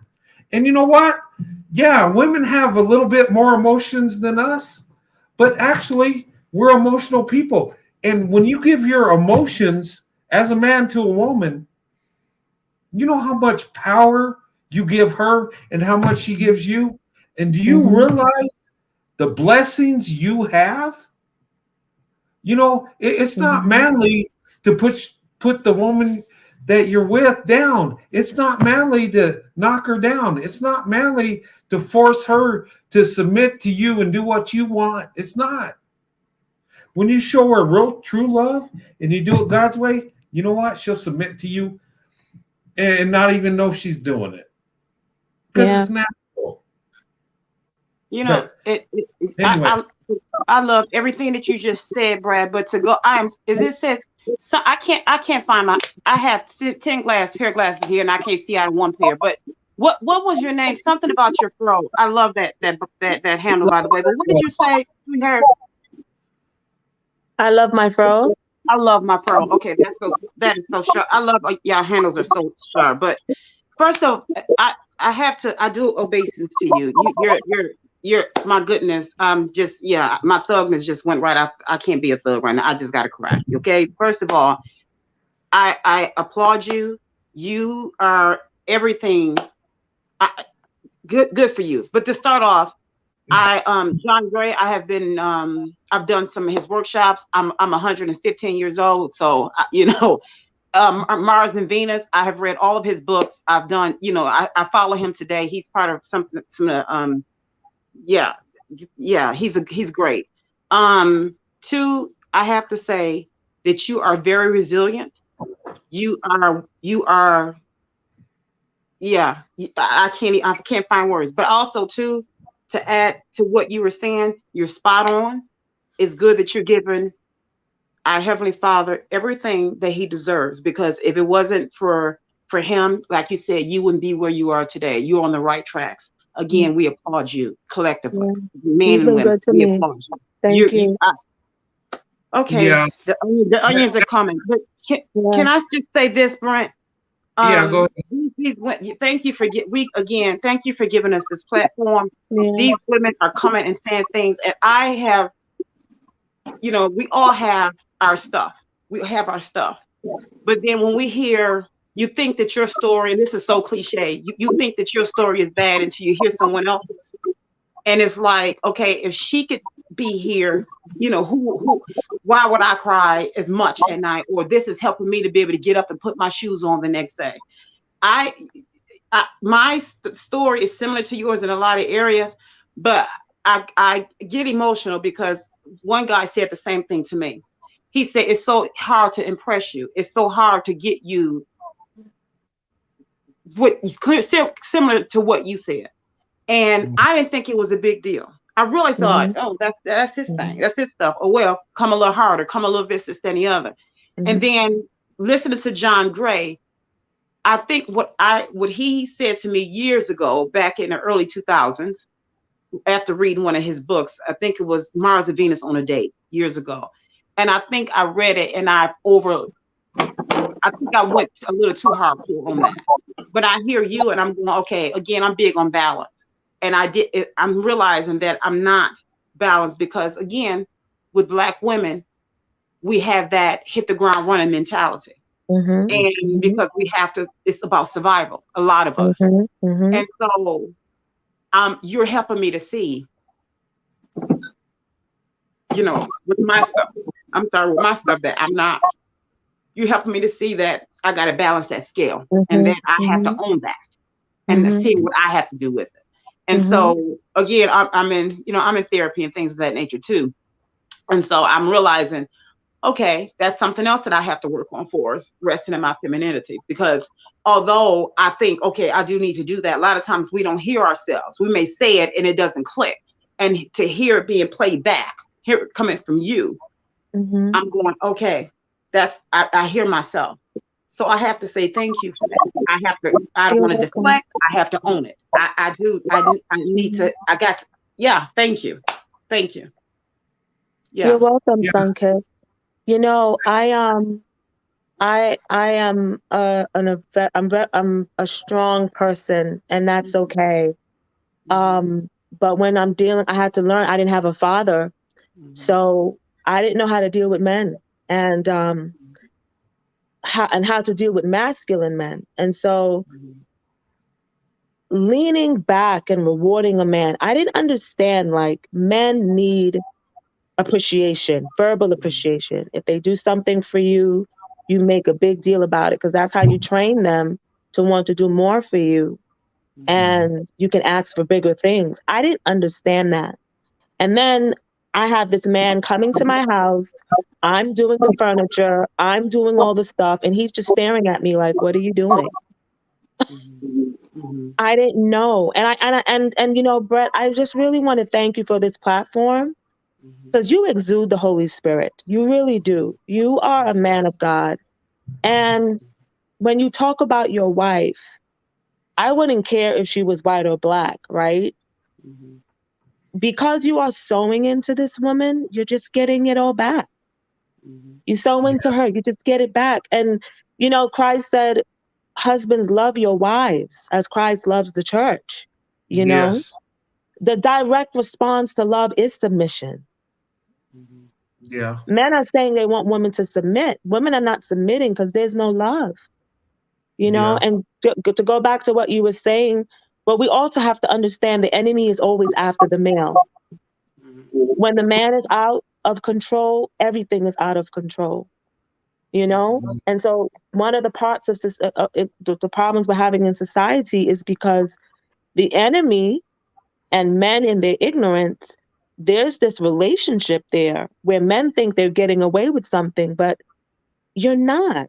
You're They're addicted. not. Yeah. You're angry. You are, whether it's a white, whether it's, and I'm just going to be honest, whether it's white men who are on the top of the food chain, who are in a high place of power, they have their issues. And whether you're a black man who, you know, you're conquered, it's true, you have your issues, but that's orchestrated by the enemy. And so it just plays out differently, it plays out differently based on your culture, your traditions, and your race. But men really need prayer. Yeah, we Men do. need prayer because the enemy is never after the woman and the children. The enemy, we all can look at our families, especially black women. If you pay attention to your family, and if your family was broken, you can see that it started with a man. The enemy took out a man. I see it in my family. And those of you, maybe this is the first time you're hearing it, pay attention to your bloodline. Pay attention. They're always after the men. And this is why I see a lot of arguing on YouTube. I see everyone going after one another. And if you're not spiritually aware, it's not about divesting from men. It's about praying for them. Men need prayer. Yes, we can set our boundaries with them. If you're not doing right, you don't get to come into my space. But they need prayer. Because when they're not right, nothing is right. They're the husbandman of society. So if you walk by a garden and you see it broken down and you see it's not being well taken care of, the husbandman is not there. This is why they're taken out of the home. Even in slavery, they understood that. You break the male. The enemy knew that. The enemy came after Adam through Eve. You know what? You are so right. And you take out the man, you take out everything. You do everything. And when you talk about slavery, they did take the man out and they put the women in charge. That is true. But it wasn't, you know, in our society where it came from. You know where it originated from is the Romans. When they would go through Europe and they would conquer villages and towns, you know what they did? They took the men out and they put the women in charge. And these slave owners went on the same, they studied the same things. They did what the Romans did, and they did that. No, I'm being serious. They didn't come up with this. They studied what the Romans did when they were conquering Europe. Because when they go through a town and village, the men that they didn't kill, they would make them slaves, and they would take the women in and make them their, you know, concubines or whatever they did. That's just how society was. But what they would do with the ones that were left over, the women were in charge. It was never the men. And if you look in the plantations, in our history, the woman was always in charge. Think about it. Because women, you know, they carry more emotions, and you can dig into a woman and say, okay, well, you didn't do this right, and this is why the person in your group, you know, we got to get rid of. It's your fault. The woman takes that in harder than a man will. A man will eventually say, okay, we're going to lose a few, but you know what? I'm going to take you out. Eventually, right? He's going to rise up against you. A man will rise up against you, even if he's conquered, even if you've had control over him for centuries. Eventually, he's going to rise up to you. But women, they're more concerned about the group they're in. They're more emotional. So they always did that. That's a technique that, you know, it came from the Romans, and it probably came well beyond that. But you are so correct, because I've studied that, and these plantation owners studied what the Romans did when they conquered. It's the same concept. Because women are emotional. They will, you know, they will tell on themselves to save, you know, a couple people within the group, where a man will say, he's not as emotional. He'll take the losses, sort of say, more than a woman will. And it's just how we're wired. And it's easier to control when you take the man out of it, because the man naturally is supposed to be the leader of the group. Any society, any country, any group of people, it's true. And that's how they gain control. But yeah, you're so right. And I looked into this, and I'm like, oh my God, I was studying this stuff, because, you know, I study history, and you know, good or bad, the evil and stuff, just how people think, how they control others. I like you know, that thought. I like that thought. I do. Yeah, and you know, it looks at society, how groups of men from different countries can conquer another group, and sometimes the other group is more stronger, you know, has more, but the smaller group that's weaker can be victorious. Why? It's strategic. It's strategy. It's something they're formulating in their mind, where they're using their mind to conquer instead of their brute force. You know, it's kind of like the David and Goliath thing, right? You know, you get a teenage boy that conquers, you know, a mammoth man that's the champion warrior. How did that happen? Of course, it's inspired by God, but David had his sling. He was slinging it, and he hit it just right. He took him out. Boom. 15-year-old boy takes out a mammoth warrior. You know what? You don't have to be stronger. You don't even have to be smarter. You just have to have strategy. Look at 300. How you know how they took out all the Persians. I mean, thousands of men. They just conquered and conquered with 300. Eventually, they were overrun and taken over. But how did they do that? It's strategy. It's technology. It's using the mind. Look at the Romans. You know why the Romans were so powerful? It was techniques. It was strategy. I studied like battles. They would go in and they would fight, and they would bunch up against each other. Well, the other warriors had big swords, and they couldn't swing their swords. But you know what the Romans did? They had knives, and they would just stab at them, just poke at them, and they would conquer them just like that. Not because they're stronger, but they had a strategy. They had technology. And when I look at black women, white men, why do our marriages last longer? It's strategy. We have a plan. We see a vision before it happens. We're doing it strategically. And if people could get this in their mind, you could be successful. You don't have to be stronger. You don't have to be better. You don't have to be faster. You just got to use this, what's up here. Think strategically. And when it comes to marriage, we still got to think strategically. Yeah, what's in our heart, our desire, that means a lot, but use this too. How do we get there? You know, and a lot of black women are using this. They're saying, okay, the group of men we're in, not all of them are treating us right, so we're going to open up our options. What about this group over here? They got the resources. They're doing this. And you know what? They treat us a little bit better. So, okay, I'm going to go over here. But, and white men on the flip side are thinking, okay, black women are doing amazing things. They're educated.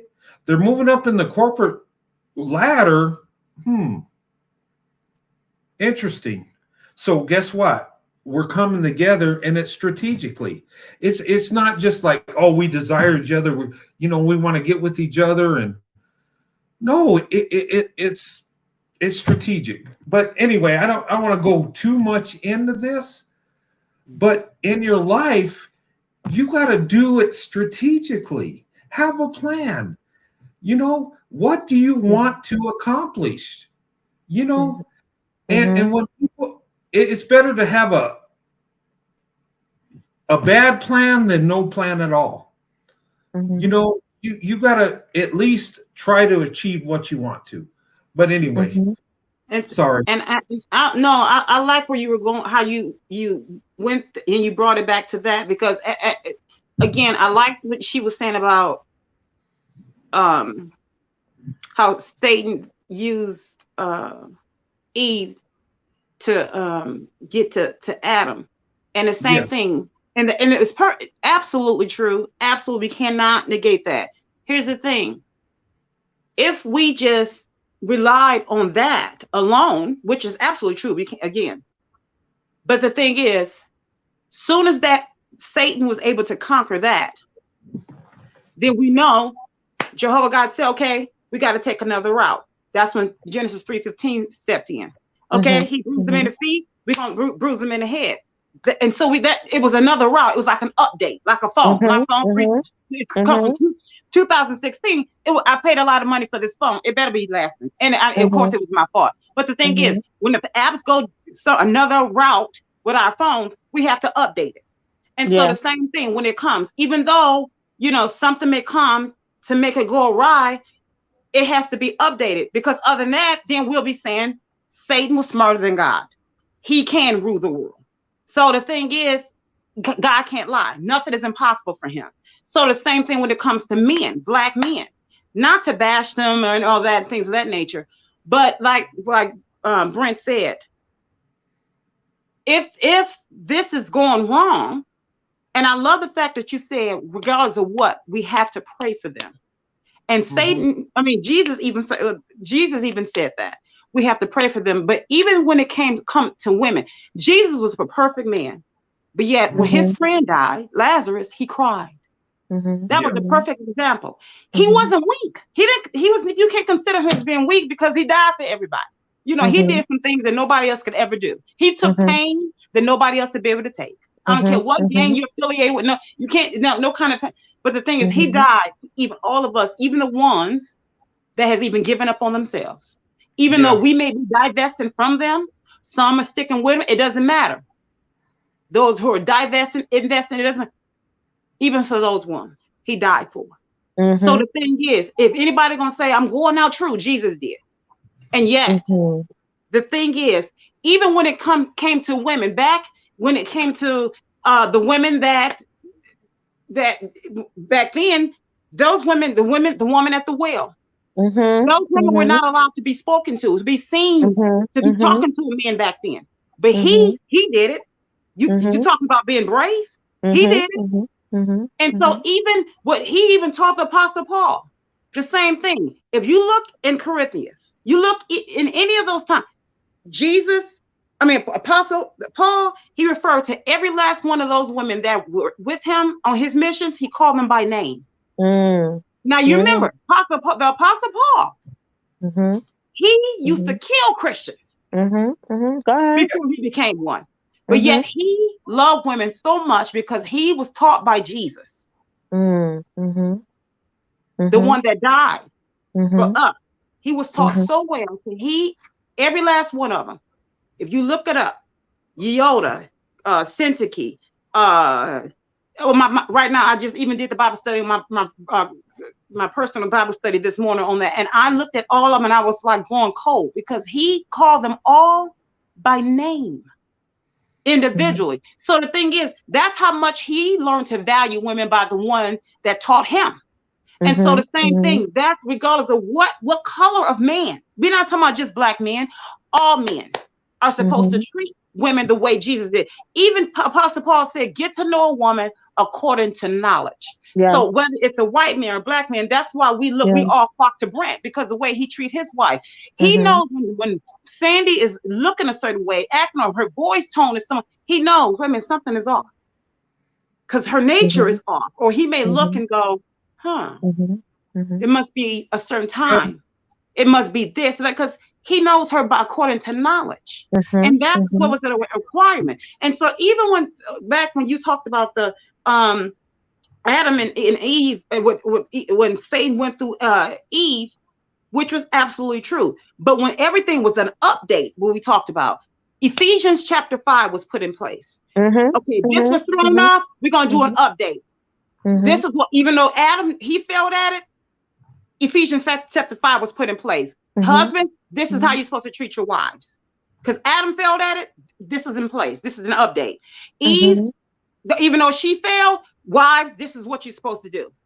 Okay, then the children. Okay, and in Galatians chapter 6, children, even though we had some murders with their kids, with Cain and Abel, this is how you're supposed to respect your parents. And by the way, if you don't, this is what's going to happen. But although parents, you're not supposed to be irritating your children. Don't give them a reason to want to disrespect you. That was the update. Everything was put in place so that nobody can say, oh, well, this is the reason why I don't do that. Regardless of what the false religion did, regardless of who conquered who, because of a skin color, because of what. So that when everybody moves strategically, we're going to still win if we apply what we're supposed to apply. We will never, we won't have no excuses. You see what I'm saying? So, because a lot of times we as humans, we look, whether man, woman, or beast, we look for excuses. I'm number one. We do. It's human nature. You're right. So, it is human nature. Yes. The link's up there, guys. I don't know what's going on. I tried to copy and paste it, but it like disappeared off StreamYard. But the link's up here. I highlighted it, so if you do want to come up, go ahead. I'm not going to stay up too much longer. I do have to go to work tomorrow. But yeah, if you guys want to come up, come on up. The link's there. But that was a good suggestion. Like you said, still pray for them, because a lot of times people just want to be ignorant by choice, which falls into being foolish. Sometimes I want to be that way. It's easy. That's what we choose to do a lot of times. It's easy for us too. But thank you for your suggestion for when it comes to me, though. Thank you. Thank you. I love my fro. That was sharp. Thank you. Yeah. You're welcome. I said what I said because the Bible says, "Do not be ignorant of the devil's devices." Right. And I know a lot of times that we can look at one another and we're fighting each other, but you gotta get to the root of what is this really about. Exactly. You understand? And Satan is at the crux of it all. Of course he is. And I agree. You go where you're loved. You go where you're honored. You go where you're respected. There's nowhere in the Bible that says that you're supposed to only marry someone who looks like you. You do what? And even this mindset of, with Black women, we only date Black men. Like, what is that about? God has been dealing me with that. You know, like, why are you not opening up yourself to other men? I created them too. And so that's something that I'm dealing with. Because again, it's like things are passed down to you and you don't think about it because of culture and tradition, and you're not questioning things. But go ahead. Yeah, no, I have a thought about that. I always thought, even back when I was a little boy, when I was like 5, I thought that Black women were just amazing. Something was just so awesome about Black women. And I wasn't in a Black community. I wasn't, but the women I was around were so sweet and so beautiful. It was like it was so positive that I think that just kind of dictated my thought process when it came to women. What I wanted out of women. It was like I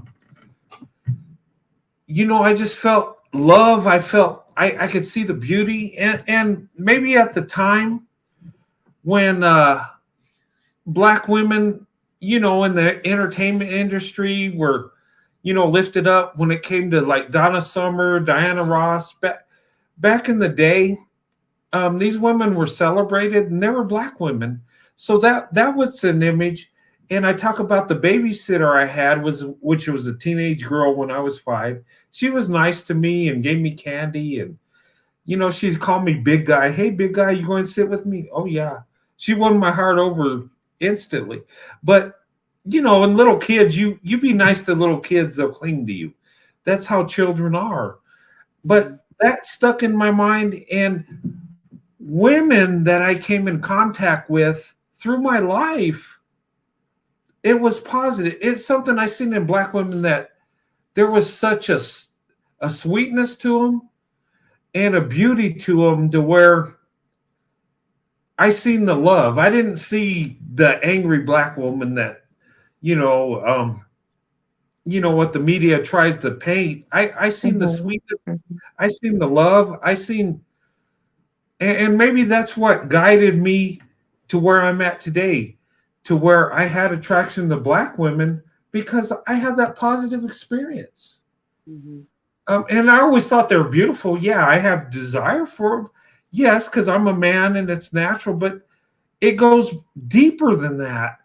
And, I look at it today and I think back, why do I have this why is my heart with black women? Why has it been always? And I look back and I analyze it, and all I could come up with is, black women, you're amazing.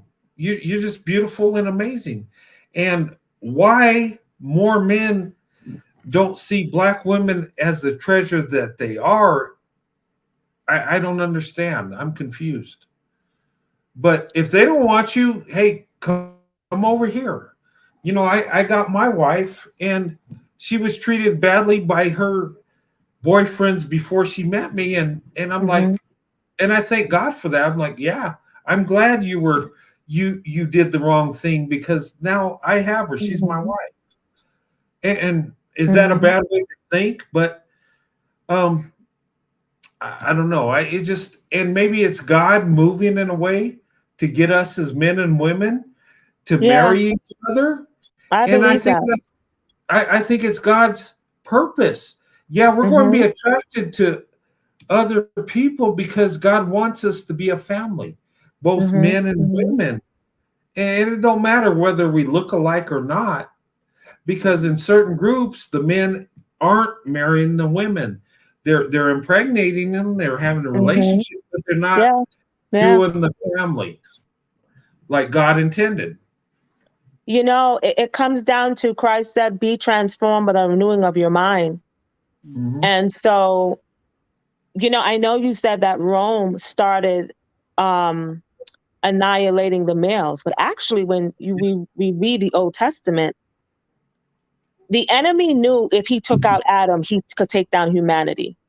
This is why Christ is called the second Adam. And so it's always the male. You go after the male. And so even God, when he used to have the children of Israel take over land, there were times when they were dealing with certain tribes.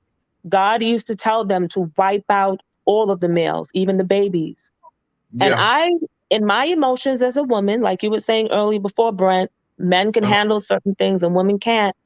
I used to be like, God, why would you do that? But now I understand it. We need to understand we're dealing with a pathology that has been passed down from generation to generation to generation to generation, even with Black women, with us just automatically just not entertaining other races of men. Who told us not to do that? Yeah. Who told us not to do that? And so even with, I lost my train of thought. When God used to have the children of Israel wipe out men, when the enemy came after Adam, we have a lot of the times men have been taken away from the home. They understood that, like I said, even through slavery, the Romans, even when Christ came, Christ was under Roman rule, you know? But I want to just speak to the people online who are saying we should not pray. When we pray, because even if I get with a white man, I still have to live here. Okay. Marrying someone and getting on another race is not going to fix the problem of you going to work and being on the train because your husband is not going to be with you all the time. We need, the Bible says, pray ye for one another. Prayer does not absolve a person for what they've done. Prayer gives God direct access to fix the person, to send someone to that person, to help them in their life. Because what we're dealing with people who don't love themselves. We're dealing with people who don't know who they are. That's what we're dealing with. We're dealing with people who the enemy is using. And I believe the same way how the enemy, I believe racism was from the pit of hell. God in his mercy, as he always does, will take the plan of the enemy and say, oh, you tried to divide these people. Now I am going to have them marry each other.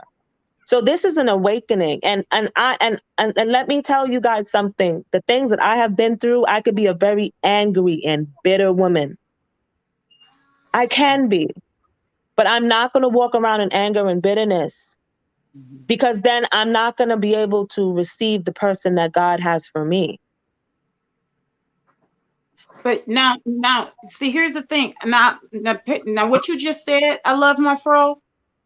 You made a conscious choice to not do that. Yeah. And so, just like I said, I made a conscious choice as a woman. Mm-hmm. Although I've been through some great things too. Mm-hmm. And some things I'll admit to, and some things, even my therapist, I'm trying to work my way up. I understand. So my thing is, we make conscious choices to say, I choose not to. So the thing is, we can pray. Prayer, that is the best thing to do for anyone. People say, well, let's give money, let's do that. That's good too. But prayer is the best way. So my thing is, by us choosing to pray for these people, yes, do that. Never stop. However, you can talk to a person, whatever, but you can lead a horse to water. No, that's not what I'm saying. I'm not saying to pray and date them. Leave them where they at. No. Let me finish. Let me finish. Okay. Go ahead. But here's the thing.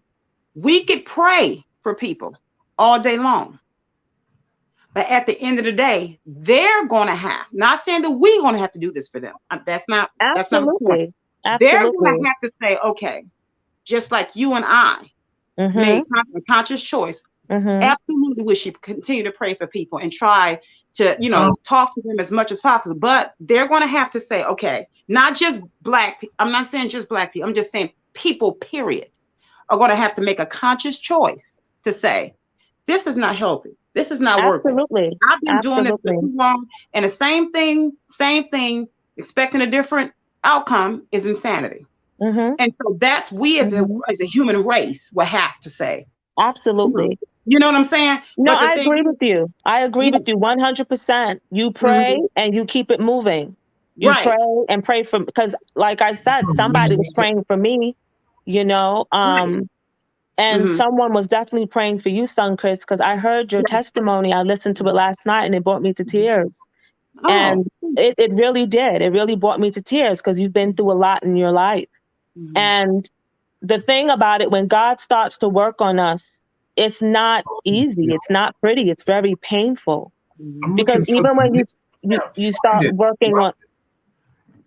working on a garden and it's been over, it's just been run down, you have to put the barriers and the boundaries back up, and you have to remove the weeds, and you have to remove the stones, and you have to remove everything that will permit, the things from growing. And that's what's happening with me, and that's what's happening with you and a lot of women. Because things have been planted in us, and we have not been taken care of by our men. I'll be the first ones to say it.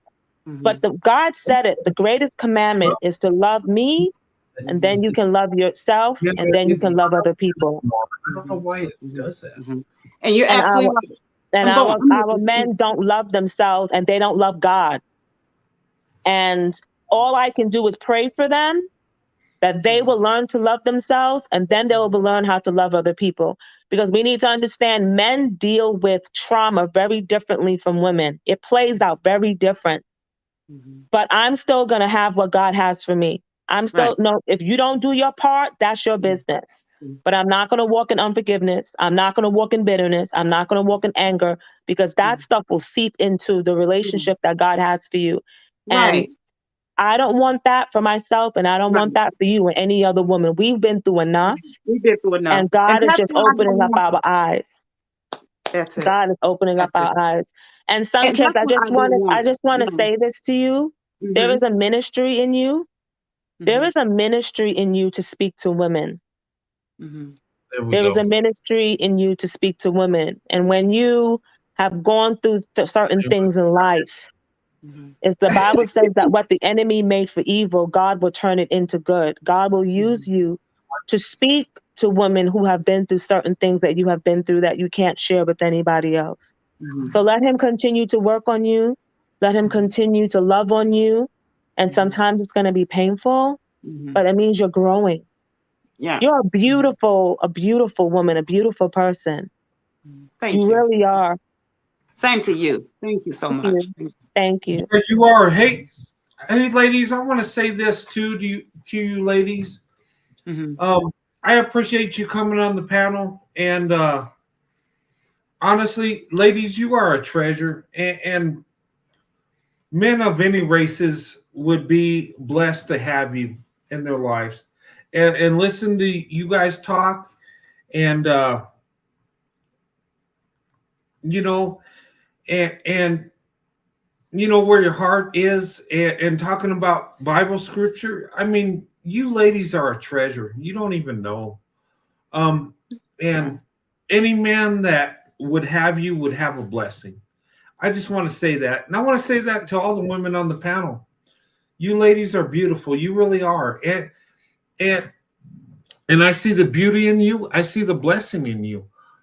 And it's amazing. I'm sitting here listening to you guys talk, and I'm like amazed. You know, and I like talking, but you guys are hitting things that make so much sense. It's like I need to just shut up and listen, because you're doing a great job. Thank you. You're so sweet, Brandon. I'm being serious. I'm not bigging you up. I'm just saying you guys are really speaking truth. You guys are nailing it. And like I said, you ladies are beautiful. You are. And that's what I see in Black women. You know, and getting inside your mind and your heart. Who could not fall in love with what you ladies are explaining? What you ladies are showing us tonight. Seriously.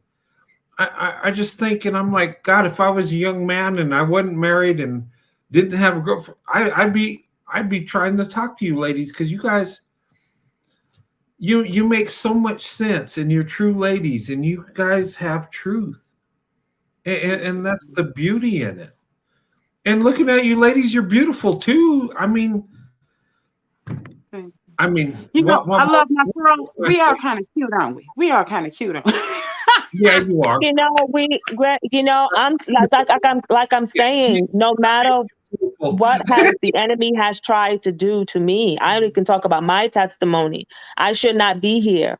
Many times I was supposed to die as a child, abandoned as a newborn, in ICU. The enemy was trying to take me out. And so I have come to a place in my life where I know the enemy has used men specifically to try to take me out. But you can't take me out unless God says you can take me out. That's right. And so I don't have time to walk in unforgiveness. I don't have time to walk in bitterness. I don't have time, because at the end of the day, all this stuff that we're going through, it was nailed to the cross. I'm not going to allow the enemy to use me. People are broken out here. People are hurting out here. And some, I'm sorry, God said it, the seed of the devil. Those are people you don't even need to pray for. Those are people that be wise as a serpent, but as harmless as a dove. Yeah. I've talked about that. Yeah. And You so know, don't my let problem is, anybody take your blessing. Don't let anybody take your blessing with the anger and the just let God, whatever he put inside of you, just let it blossom. Become that. Become that. Become that. I need And to be hear wise. more of that. That's what I'm talking to. I have two there, two. But Mhm. one is to help me to rest in my femininity. That's Mhm. from one, and then the other one is for all the ugliness, you know. Yeah. And Yeah. one is because of Miss my egg donor. I don't call her my mother yet. I'm get you know. And then the women that look like us, that matches her, and that constantly gives me a hard time. And I'm trying. I want to get past that, and it's the constant triggers. And Yeah. I will, and it's so much ugliness. But I need, when I talk to Black women like you, because I don't hate Black women, I am constantly triggered. Mhm. When I when I when I meet with other Black women, Mhm. that reminds me of her, the covertness of the ugliness that reminds me of her, and you know, that watches me and follows me from YouTube station to you, and I, you know, that try to dim your light, and that won't happen. And they think that Mhm. I run, but really I walk away by choice, because Mhm. that lets me know that, okay, I don't belong in this space, Yeah. and I refuse to deal with toxicity. But Right. the thing is this: when I talk to other Black women like you, and when I hear that, whether it's just for a day, for a Mhm. minute, for Mhm. ever, I don't know, but that I need to hear that, Yeah. and I welcome that. Yeah. Although I'm a loner by choice, and you Mhm. know, I'm an ambivert. I can turn up or down. It doesn't matter. But the thing is, Mhm. when I hear that, it's like, okay, that makes me want to not give up on dealing with Black women. Oh You no, know, no. um, Listen, we and I have don't our want to. issues That's why too I'm in as therapy. women. I'm in therapy with a Black woman on purpose. Seriously, Mhm. I Mhm. I chose a Black woman, Yes. you know, on purpose, because I don't want that. I choose not to want that. Yes. And it's Yes. not fair, because I wouldn't want someone to give up on me because I'm a Black woman, Yeah. you know. Yeah. So the thing is, I welcome this because I am so happy to be a Black woman. And when I'm out and Mhm. about, if I see a Black woman, I get phone numbers from Black women all the time, because I'm always stopping and saying, "Oh, you're so beautiful. You're so," and I mean that. Yeah. Because it's not their fault. It's not your fault. It's not other Black women's fault, because of the ones that want to be like that, the ugliness, not, you know, just on the inside. It's not Mhm. your fault because of what this Black woman chooses to do. It's not that. Yeah. It's not that. Yeah. And so Yeah. even with Black men as a whole, you Mhm. know, over here we always big up Russell Wilson. We always say that's him and Sierra. That is what Black love looks Mhm. like. So it's not Mhm. all Black. We, you know, of course, we have to give Right. out disclaimers. So just to keep it balanced. I'm big on balance. And Mhm. so that is what I want to be, is to deal with that individual and not, you know, the collective overall, you know. Right.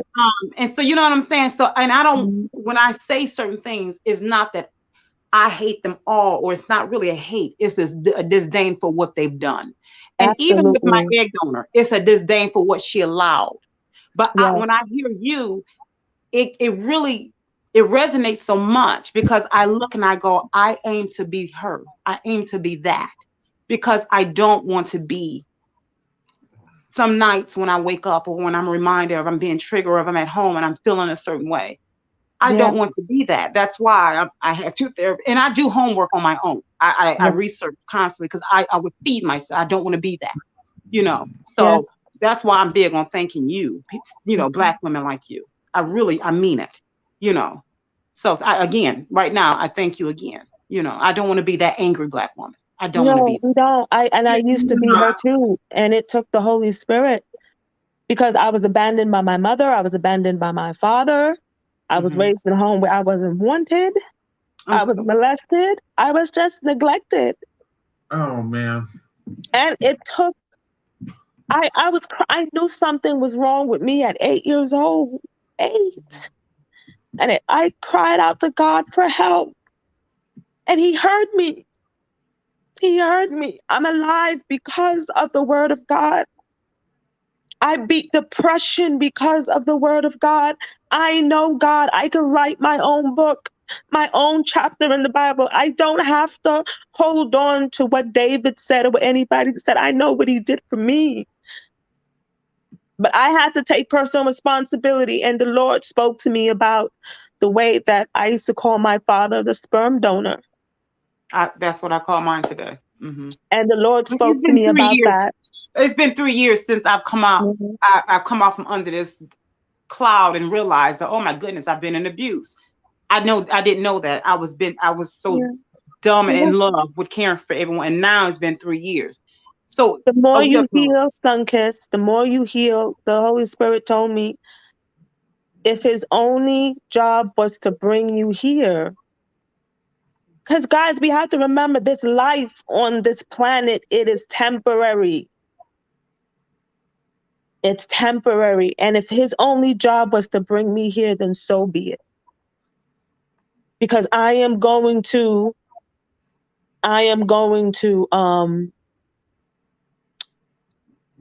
we're all gonna leave here and we're gonna go into eternity. Yeah. And we have to remember that Christ wasn't happy here either. He went through some things too, but he still fulfilled his purpose. And Sunkiss, you have a ministry. You will speak life into women just like me. I used to be very suicidal, but it wasn't for God and his word. And when me taking personal responsibility, it's me and God. Yeah, the enemy used men. I'm still in around Black men. I work with them. I'm around them. But the angels of the Lord encamp around about me. You can't do anything to me. And part of the problem was me also disobeying the word of God. You understand? You're a beautiful woman. And what has happened to you, it is terrible, but God is going to use it for his glory. The light shines in darkness. Yeah. Light shines in darkness. And just like how God is not a respecter of persons, he is a healer. He's an emotional healer. You are doing the right thing. You are on the right track. And I believe I came on this platform to talk specifically to you.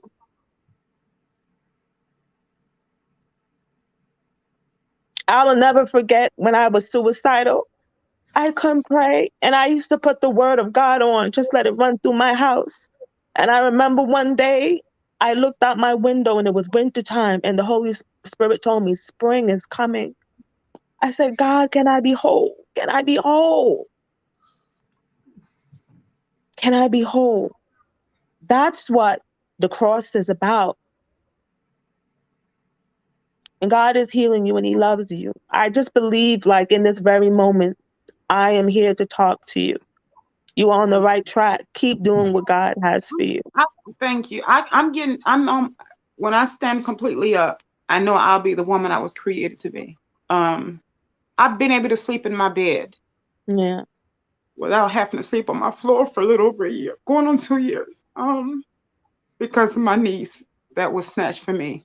I made a mistake and told her that would kill me, and she took her. So that's who slept with me for 8 years. And so I'm getting better. Little things that happen, I know I'm better. So I can sleep in my bed without her. So it's been over a year. I'm going on 2 years, right at 2 years. Yeah. So, and I can actually use my hotspot. It's been 2 days because I couldn't use my hotspot because she will always ask to use my hotspot, so I couldn't use it. So this is my second day being able to use it. So it's little things like that. Yeah. So I'm getting better, you know. Yeah. It's little things. Mm-hmm.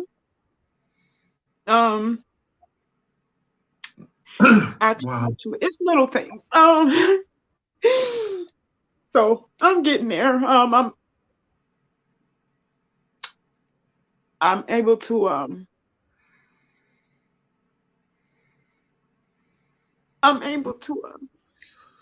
look at her books and some of her bears, and I'm able to know that some of the things she said to me was strictly to break me. When she said I was first born, she looked at me and said, and everybody else told me I was a pretty chocolate baby doll.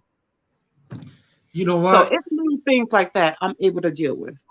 I'm And you able to know deal what? with it. So that You doesn't know what? stink it as much. You know what, Sunkiss? The angels were singing when you were born because they see the beauty in you.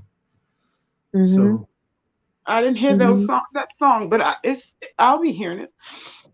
I'm Mhm. determined to hear that song. But You will. I was meant to hear hers, but her lullabies, but that's okay. Maybe I mean I realize it, her volume wasn't up, so I wasn't meant to hear hers. So it's Mhm. coming, Mhm. and so I always wanted a pink bike, and so I saw my first pink bike that I'll be buying myself this spring. Mhm. Mhm. Mhm. nice. Specifically Yeah. dedicated, you You know. take care of that little girl. Take care of her. Take care of that wounded girl. You could take care of her. You're the adult, and you Mhm. can give her everything that you didn't get. Yeah. So That's it. Okay. I'm taking care of her. So it's baby steps. From the naked Mhm. eye, most people would go, that's not, oh really. Mhm. But to me, it's a big deal. Yeah. So but it's women like you. So the black women that are on this chat on this panel that really truly mean those words. I that's why I say thank you. I mean it. I really mean it. So that the more I hear you, the more I Mhm. see you, Mhm. the less I Mhm. hear her and the less she dissipates. Mhm. So thank you. Mhm. I rock out with Mhm. I Mhm. rock out with that. So thank Mhm. Mhm. You Mhm. know, ladies, you. you are so awesome. And there's times I don't like to get off the subject, but this is the time I think we need to get off the subject and just focus on how beautiful you ladies are and how God created you, Mhm. the beautiful women you are, and the heart you have. I'm at awe. You ladies are beautiful, and the things I've seen in black women, the positivity, the big hearts, the love. You guys just displayed that, and I'm getting emotional here listening to you guys talk. It's just like the love, the beauty. It's radiating right now, and you don't know how precious and beautiful you are, ladies on the panel, and black women watching. You guys are so beautiful. I can't. I mean, I say it so much, but it's not just words. It's just from the heart. It's just I'm amazed. I'm at awe. I just I see the beauty and I see the emotions. I see the what's coming from your heart. And you know what? And I'm listening to you, ladies. People have said that black women have the Eve gene, and Eve was a black woman. And I don't know, but I want to believe it. I do because you ladies are so beautiful. I just want you to know that. And Sunkiss, I know you got a big heart, young lady, and you're beautiful inside and out. And any man that is privileged and blessed enough to experience the love you have is a man that's blessed of God, hands down. Um, that's true. I mean, honestly, I've observed you, and you've got nothing but love, and you got nothing but compassion, and you got a lot of passion. You do. I mean, when you're on something, you go in deep, and that's a good quality. That just Mhm. means you have a big heart, and Mhm. you know, just know that you're beautiful. You have value, and God loves you. God created you. Mhm. Mhm. And I love my fro. I love that you came on. Thank you Um, so much. Yeah, she's it was a awesome. blessing. This was a Yes. blessing tonight. And ladies, hold up your value because if a man has access to you, he Mhm. better be a good husband, and he better be a good provider. That's If right. he's not, God's going to hold him in judgment. He really is. The Bible tells us that. If our wives and kids go astray, you know whose fault it is? The husband. And even if he's not your husband, it's the man's fault because he's supposed to be your husband. I'm just saying. But ladies, the love that you have and the treasure that you are, the right man comes along and you'll make him, more of a man than he ever thought he would be. And I say that, my wife's made me, more than I ever thought I could be. Mm-hmm. And it's from the love and the respect and the support. And you ladies have that. And, I'm going to pray for you ladies, because, you're so beautiful, and any man that don't see it is a fool. And I'm kind of glad. That's comforting to know that, because like I said, that any woman, that's our, that's our love language, to hear affirmation, and especially, what I love my friend I have mentioned. So that really, helps to regenerate that what we really need and what's already there, to help us to get that grit,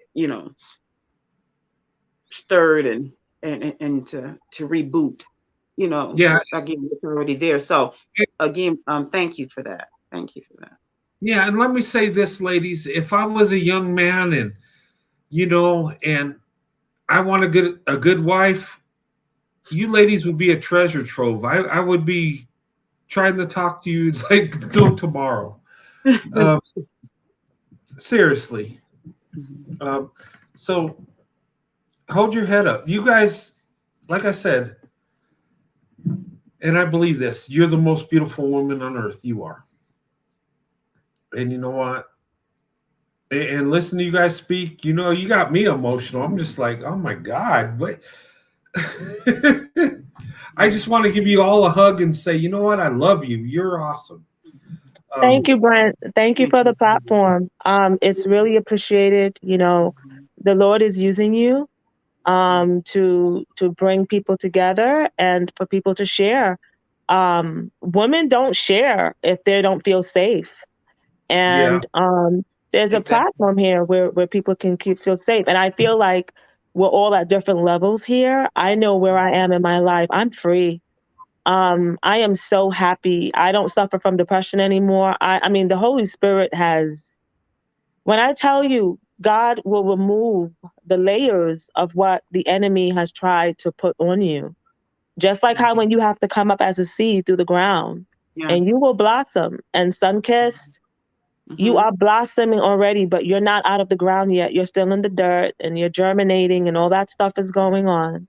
But you will blossom and you will walk. Whoever tried to bury you, you're here by the grace of God. You still have your right mind. You're such a good person. You have such a good heart. That's to be debated. No, sis. You got your mind. You have your mind and articulate, and I enjoy speaking to you. And you're a strong woman, but you're also a soft woman too. It's in there. You're gonna go get your pink bike and blossom. Blossom. I am that. I used to be like you. I used to be. And God has healed me, and I'm so grateful. And it started, like I was saying earlier, I used to call my father the sperm donor, and it's just recently I started calling him my father. Wow. And the reason why is because I'm walking in healing. He had his issues. I don't know what happened to him as a little boy. I don't know what happened. My mom, she had her issues. I don't know. All I know is I'm 45, and I know that life. Amazing. You look. Thank you. I know that life is hard. Yeah. Nobody is born broken. Nobody is born a child molester. Nobody's born a rapist. Things happen to people. And if God already told me, I don't care what happens to a human being, healing is always there. And that's what I cared about when I started my journey. God, can I be whole? Can I be whole? No matter what happened to me, can I be whole? Can I be in my right mind? And I'm living that now. He told me, yes, I didn't believe it, but I'm living it in spite of everything that has happened to me. Yeah. Hey, I'm guys. inspired to be. When I grow up, I want to be you. I do. I aspire to be that. So, and looking at you, listening to you, and all that, I know that it can be, because I pray that constantly, and I wake up asking for peace, and I choose every day. I choose. I say I choose to be happy. I just want to be happy, just from this moment to this moment. And once I reach that moment, I say, can I be happy from this moment to that? It's like an increment. So yeah. Thank you for that. Yeah. Yeah. Hey, ladies. I might have to close this panel. I don't want to. Yes, I'm enjoying please. it so much. Yeah. Okay. But before tonight we end, let's end in a prayer, because, Amen. Ladies, I love you so much. You're my sisters, and you know what? I have love for you guys, and sometimes on the panel we not butt heads or whatever, and I hate to see that, but you guys actually keep it together and you love each other, and that is so awesome. And I'm just, oh my God, I didn't expect the show to go this way, but I think it went the best way. And I will say to you ladies, are you men out there, if you're ever feeling hurt, or you want someone to talk to, send me an email. I will talk to you email. I will even do a Zoom call. Okay. I've done it. My wife Sandy's done it. We believe us as Christians are supposed to help people, me and my wife. Amen. And and that's what our purpose is to be Christ-like, to serve Christ. It really is. And those that ain't Christians, you could come in and be on my channel. I don't discriminate. That's your choice. I'm just telling you how I am and how I feel. But I mean, regardless of your faith or whatever, if you have problems, you want someone to talk to, I'm here. My wife Sandy has talked to some of you young ladies, and it helps people. And you know what? When I go through my stuff, and I got mental stuff going on, I do. And I'm going to be honest. You know what helps me is people. You know what helps me is somebody listening. You know what helps me is somebody talking to me, telling me it's going to be okay. And I know there's a lot of people that have more problems than me. But what I'm saying is we all need each other. We all need, that love that we get from each other, that it lifts us up. It takes out the suffering. You might not get rid of the suffering altogether, but just knowing that someone loves you and they will talk to you, that they will have an open ear, it means so much. But ladies, you are beautiful. And you know what? When I hear you talking tonight, and I give praise to Black women, because I've been blessed by Black women. I have. And you ladies bless me tonight, and I see the beauty in you, and it just it validates everything I say about Black women, what you guys talked about tonight. And ladies, I love you. You're beautiful, and I pray that you get the ultimate man that that you need and desire, that you want also. And God will give you. A lot of times God gives us what we need, but a lot of times God loves us and he cares about us. He'll even give us what we want also.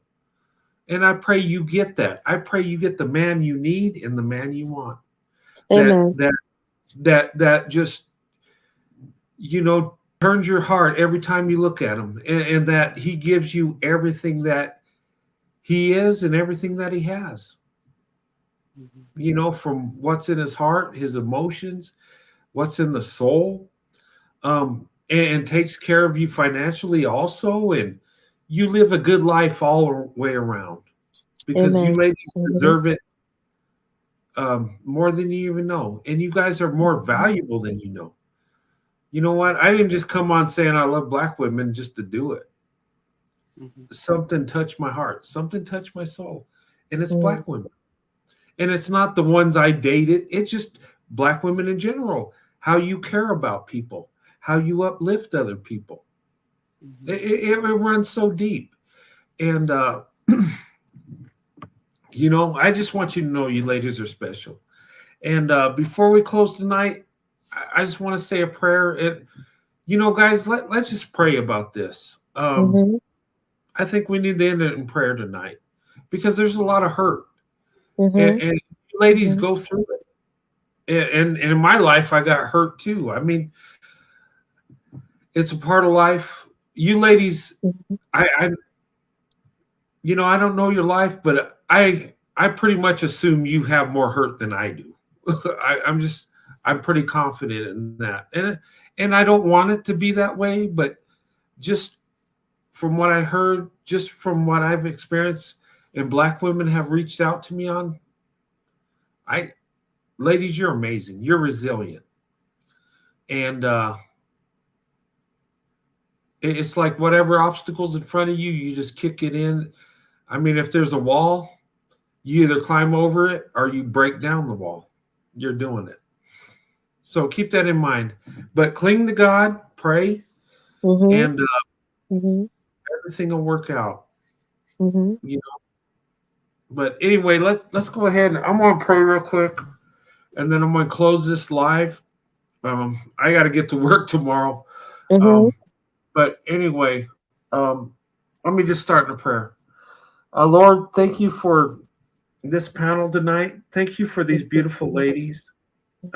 Thank you for them having such a big heart, Lord. And I pray that you take away any trauma they have, any hurt, Lord. And I pray that you put people in their life that would love them for who they are. Lord, I pray that you would give these women good husbands that, you know, that give their heart, their soul to be with these women, these beautiful ladies, that they would see the true treasures that they are, that having access to them, having a relationship is not just a privilege, but it's a blessing, Lord. And I pray that you just uplift these ladies and show the light on them, how precious and beautiful they are, Lord. And I pray that you would, you know, open up men's life, good men that would come for them, that would, you know, come to be a husband to them, to build a family with these ladies, Lord. That and I pray that other ladies on this panel will get together and develop, you know, cohesion and become sisters, you know. And the men in this channel, men, I pray that, you know, I know you're out there and I know you have desires for black women and I know you love black women, but guys, and Lord, I pray that these men's hearts would be open to see the true blessing and treasure in black women. Not just because they're beautiful, not just because it's exciting, but because you want true love, because you want how God created these beautiful women, Lord. And I thank you for this panel tonight. I thank you for these ladies. You know, I thank you for my family, Lord. And I pray you bless everybody's family on this panel tonight. Bless them and their family, their kids, their husbands, their wives. And if they're single mothers or single dads, bless them too, Lord. Show them that you care. You know, that we're not just random people out here, but we are human beings and we have a soul and we have a heart and we all want to be loved and we all want others to look up to us and love us and give us everything, Lord. And I pray that you would uplift these ladies and let them see the true beautiful women they are. Because I believe, Lord, that they don't really see all the beauty they have. And I pray, God, you would open that up. And I just pray you bless each and every person here tonight. And I thank you for tonight, Lord. It's an emotional night, but we need that sometimes. And we need to lift up each other. But I pray you just lift up everybody here tonight. All the ladies and gentlemen here tonight. And learn. And ladies and gentlemen, love each other with your heart. Do it God's way. And you'll be blessed beyond belief. In Jesus' name I pray, amen. Thank you. Thanks. Thanks, guys. You have a really good heart. You really mean well. You really do. You have a good thanks. I heart. appreciate that. But guys, I mean, this was amazing. It took a turn from the subject, but sometimes we need to get away from the subject to get to the true subject.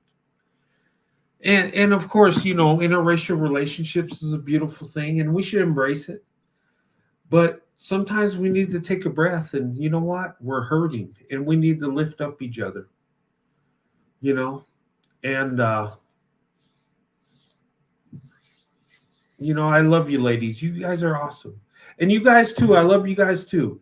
But treat each other with love and respect. We're attracted to each other as men and women, yes, but dig deep. Know what's in the heart. Know what's in the soul, and touch that. Make love to each other before you hit the bedroom. Like Sunkist always said. No, seriously, and that's right. Because when you get married and you get to that point, it's so much better. And it's such a blessing. And when you love each other with all aspects of love, there's nothing like it. There's not. And that's a blessing God gives us from heaven. We just need to embrace it and do it the right way. But anyway, I'm on close tonight. Sunkist, young lady, it was a blessing having you on again, and all the ladies on the panel too. It was a blessing having you guys. Awesome. It's just like it was such like just a well balanced meal tonight, as always. But tonight is we've been having some really good conversations up here. My goodness, it gets better and better. Yeah, and it's enjoyable, but tonight just struck the heart. It was like you know what? Do we really value each other like we should, like God would intend us to do? That would be a thought I got tonight. I was just like, wow. Mm-hmm. And but we need to pray for each other, because some of us are going through tough times. And hearing you ladies talk, I can't relate because I've never been through it. I don't know what you're going through. I don't understand the struggle. But I tell you this, I do love you and I pray for you. We love you too. We really do. We really, really, we value everything. This platform is it's so needed. And that's why we flock to you. Because numbers don't lie. I mean, us showing up, it doesn't lie. So thank you. Thank you. All walks of life. We all show up from all walks of life, similar pain, and everything, or just different problems and issues, but we all show up on the same panel because of what you offer. So we thank you. We can't get it in our own community, but we can get it from you. So we think that goes to show how much we value it. So thank you. Oh, thank you so much. I'm humbled by that. I just, I'm just an everyday white guy, and I just love talking to you ladies that just show you how beautiful you are. But this shows how much you love Sandy, and how much of a awesome job that you have done for us, making her feel secure. Because the average woman wouldn't feel secure enough to allow it. So that goes to show how much of a good man and husband and dad that you are. You've already taken care of home. So she's like, go do your thing with him. I'm good. I know you ain't going nowhere. Yeah. So that goes to show that you have done your job at home. So again, I mean, well, it's a give and take. You know, the things I've done good. I mean, my wife is, you know, lifted me up. And that's a marriage, is give and take. You know, you lifting each other up. You know, you love each other more than anything else. Yeah, but it goes to show. Yeah, you guys have. I mean, you're dancing. You're doing. You dance well. You practice well, and we can see that as an audience. We can see, like with Adam and Eve, the angels were watching, the animals were watching. They had their witnesses, and we're your witnesses. By her being woman enough to allow you to come to allow us, shows. It says a lot, regardless of people saying, well, they may not be happy, or we don't know, or they may be faking. I don't know. It may be people saying it may not be. I'm just saying it's always somebody that's saying, oh, the white man may not be happy, the black woman may not be happy, or people could be saying that you all may not be as happy as a couple. We don't know. It's haters from all over. But I'm just saying, as an observer, you're doing something right. So and that's haters. They want to. Sometimes people, they don't have what you got, and they put that in their head to make themselves feel better. Oh, okay. They're married that long. They probably just tolerate each other. Okay. Yeah. But it's just there to make them feel better. It is. But if we're decent human beings, we wouldn't think that way. We would, you know, want them to be happy. And when we talk about interracial marriages, we should be happy for any couple, regardless of the dynamic with men and women and black and white. We should be praying that they have a good marriage. You know, if I see a black man with a white woman, I need to pray for them. I need to respect them. I need to pray for them. I need to uplift them. And vice versa. They should do it for me too. Me and my wife. Exactly. That's why whenever, even if I don't have time to listen to those who are that have the investment channels that I follow, I may look and take a peek and see what they're talking about. Go, oh, okay. If I'm rushing, I'm still going to like it because I've already given it, a little bit of my attention. And I go, oh, okay, I'm like, and I'm going to like it for support, because I rock with it, and I've already given it enough attention to where, okay, I'm feeling what they're saying. And I've examined it enough and I'm going to like it. It's rather than tear it down or try to poke holes in it, and put some doubt in not only in my own mind, but or just other people's minds, because I rock with that, or even if I don't rock with it, I'm not going to go on there, stay on their channel or go on somebody else's channel or whatever, put doubts in it. I'm not going to do that. I'm just not going to go over there, but but it all depends on if you're happy within yourself. But that's another story. But at any rate, the thing is, it's always going to be haters, what have you. But going back to what I was saying originally, haters are going to hate regardless if you're doing good, bad, or indifferent. It doesn't matter. They're going to hate. They're going to find reasons. But the proof is in the pudding. The proof is in, in what you're doing for us. If Sandy wouldn't be down with this, if you didn't make her feel comfortable, if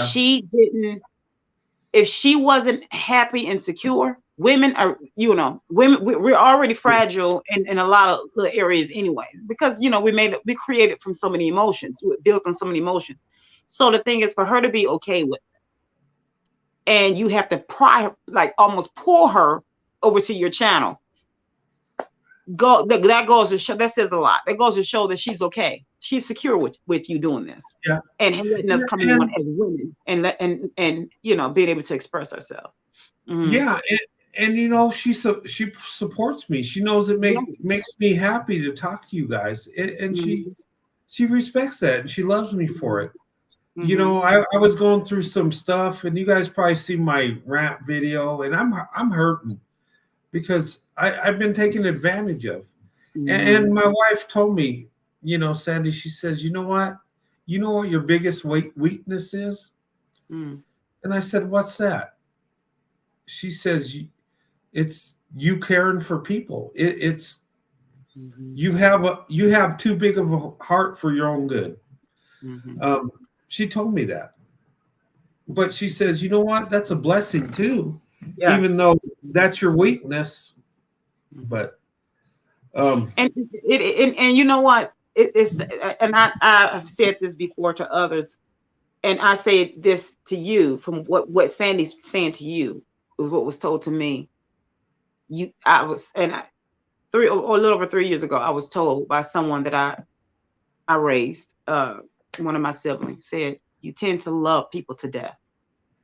And it's sad that to love someone and to want to do and help from a sincere space in this day and age, we're the problem.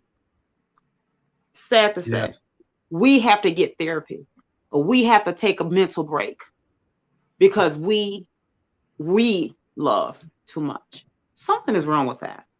And I say that something is wrong with them because they take that as a form of weakness and want to lean into that and devour that and use that as a weapon.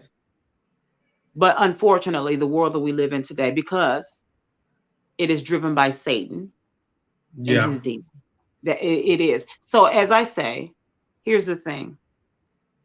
Satan can only use those that represent him to attack those that are in total contrast to him. So those who hate on you, those who give you a hard time and put stress on you for what you choose to do as a passion and as a hobby, to try to take whatever it is, whether it's it doesn't matter whether it's on you for YouTube or not, it doesn't matter. If you try to help them just at your other job or on YouTube or at the grocery store, or if they have a flat tire or whatever the case may be, and they try to turn it against you, you're doing something right. Satan only attacks those who does not represent him. So I say that loud and clear, that something is wrong with them. So you and I should not have to take mental breaks. People that represent something good should not have to take mental breaks. But those who are losing sleep to do wrong, something is wrong with them. And they represent him. So he can use them. He can use them. Yeah. He can use them. Yeah. See, Satan doesn't get a sleep. He doesn't have to sleep. He's a spirit. He's a wicked spirit, but he's a spirit. He don't have to sleep. So when we're sleeping, he's amping up and he's still, he's taking notes. So the ones that follow him, when they do wake up, they have ammunition. So just keep thinking about it. That's true. And let me say something about Satan. He's not some ugly looking character that just scares the crap out of you. He speaks with a soft voice, a beautiful voice. He'll comfort you. He'll make you feel comfortable and everything's great. He's the biggest deceiver. People think, oh, he's some ugly character that just, he's evil and you run from it. No. Yeah, he's red with the horns and the tail. No, that's man has drawn that image. His ways are that way. His actions are that way. Yeah, but his spirit's that way. It's ugly and it's evil beyond belief. But when he deceives you, it's with comfort. It's with deception. It's with a sweet voice. Yeah. And you will even think he was an angel of light. Remember? He said he was an angel of light. Yeah, and you will even think, oh, that's so beautiful and comforting. But it's evil is the deepest pits of hell. So don't let the soft voice and the sweetness, and even some religious leaders, some people around us, sometimes people that we know or near, far, or whatever, Bible thumpers, you name it, that have soft voices and they quote scriptures and, want to deceive. And Satan was an angel of light. Yes. Let me tell you something. God doesn't create, strange, monstrous looking things that was once in heaven. They weren't in heaven. And here's the thing, even within the church, there's evil lurking. You got to even have your guard up in the house of God. You can even have preachers, deacons, Sunday school teachers that are evil. They're out there. I would say it's a rare thing, but they're there. But just always have your guard up. Pray to God that he shows you the light. Yeah. Let me ask you, hey, Brent, when you go to purchase something, maybe it's a hair product or like shampoo or conditioner or whenever it's something that you're eating, and they say, look on the back and check the ingredients. And they'll say, whatever is the most that's in that product is going to be first, right? And so they said to determine it that way. And so that's why I've always determined, I said, if it's too much water in it, it'll be first. So that's, you have to be careful. So the same thing when the apostles of Matthew 24:14, or Matthew 24, chapters 3 through 14, the apostle said when he was taught, when Jesus was on the Mount of Olives, and that's the most prolific sermon that he gave. When they asked him when would it be the last days of the system of things, and the first thing he said, which was like that ingredient, the first thing he said, that there would be many coming on the basis of my name. That's the first thing he said to look out for. He said, they will be coming on the basis of my name. They will be false religious leaders, false. He said, look out that you do not believe them. Look out that you do not follow them. Look out for those ones that will be pretending. That's the first thing. And so I always think being that I write poetry and all that, and I'm a, visual learner. So when people are talking, that's how I'm able to understand them. Sometimes I have to lean in and squint my eyes so that I can understand. So that's the first thing he said to look out for. And I thought, whenever I'm looking for something for my hair, for what I'm eating, whatever. And my sister used to get so mad at me. She's like, hurry up, because I always read the back of something. I always do. And I thought, that's the first thing he said, be careful of. And so that is something, whenever someone wants to try to deceive someone, they'll grab a Bible. They'll quote a scripture. They'll soften their voices. Sometimes they'll raise their voices. It all depends on whatever it takes to mislead a person. Whatever works. And so I thought, that's interesting. And I was just talking to a lady, actually, she and I were talking this past Sunday, I think, and we were talking about that. And I mentioned that. She said, I never thought about that. And she mentioned some interesting points too. But we were talking about that very thing. So that's something, I thought was interesting. I don't know how we got off on this. We always get off on tangents. But at any rate, we were talking about, This is a good tangent. We just kind of went down a rabbit hole. But at any rate, I just wanted to mention that. So at any rate, we were talking about haters and all this other stuff. But going back to me, us as Black women, thanking you for giving us this platform. So you're doing a very special thing. So we value you. And even if you get naysayers from all over, wherever, it doesn't matter. We hear you, we see you, those of us that value you, so. And you know what? I value you guys. I value you ladies and you guys on the channel. You are a blessing to me. You say thanks for this platform, but you know what? It's just a part of the puzzle. And without you guys here, this platform is nothing. But what I do value is the friendship. What I value is connecting with you. What I value is us coming together, in friendship and faith and just true love. I see true love here. And even though I don't see you face to face every day, I feel that love you have. I do. And I embrace it. And I want to give it back to you because you've lifted up my life. Ever since I did this YouTube, it's been a blessing all the way. Has there been hard times? Oh yeah. Have there been people that have went in on me and said horrible things? And yeah, I'm going through some things now. Yes. But you know what? The blessing outweighs the negative by far. And we got something together that is a beautiful thing. It's a blessing. And of course, the devil's going to come in and try to destroy it. Why wouldn't he? But yeah, he's not going to attack anything that's toxic. Anything that's going to, segregate, or dismantle. That it's going to probably be a multi-million. It's going to be staying strong, and it's going to continue to grow. Or overnight, it's going to grow way too much. So you're right. Yeah. And he's going to send in very toxic people, haters, and all to try to do away with. Yeah, and the thing of it is I don't know how long this YouTube thing's going to last. I don't know how long this platform's going to last. Maybe it's meant to be for a short term to us to connect and get the blessing, or maybe it's meant to go on for years. Who knows? We don't know. But I tell you this, I'm loving it. I'm enjoying the ride, and I embrace the love and the prayers that you guys give me. And there's nothing more blessing than that. I'm just going to say it. And that's what you guys give me. And I'm grateful and thankful. And I thank God for you guys every night. I do.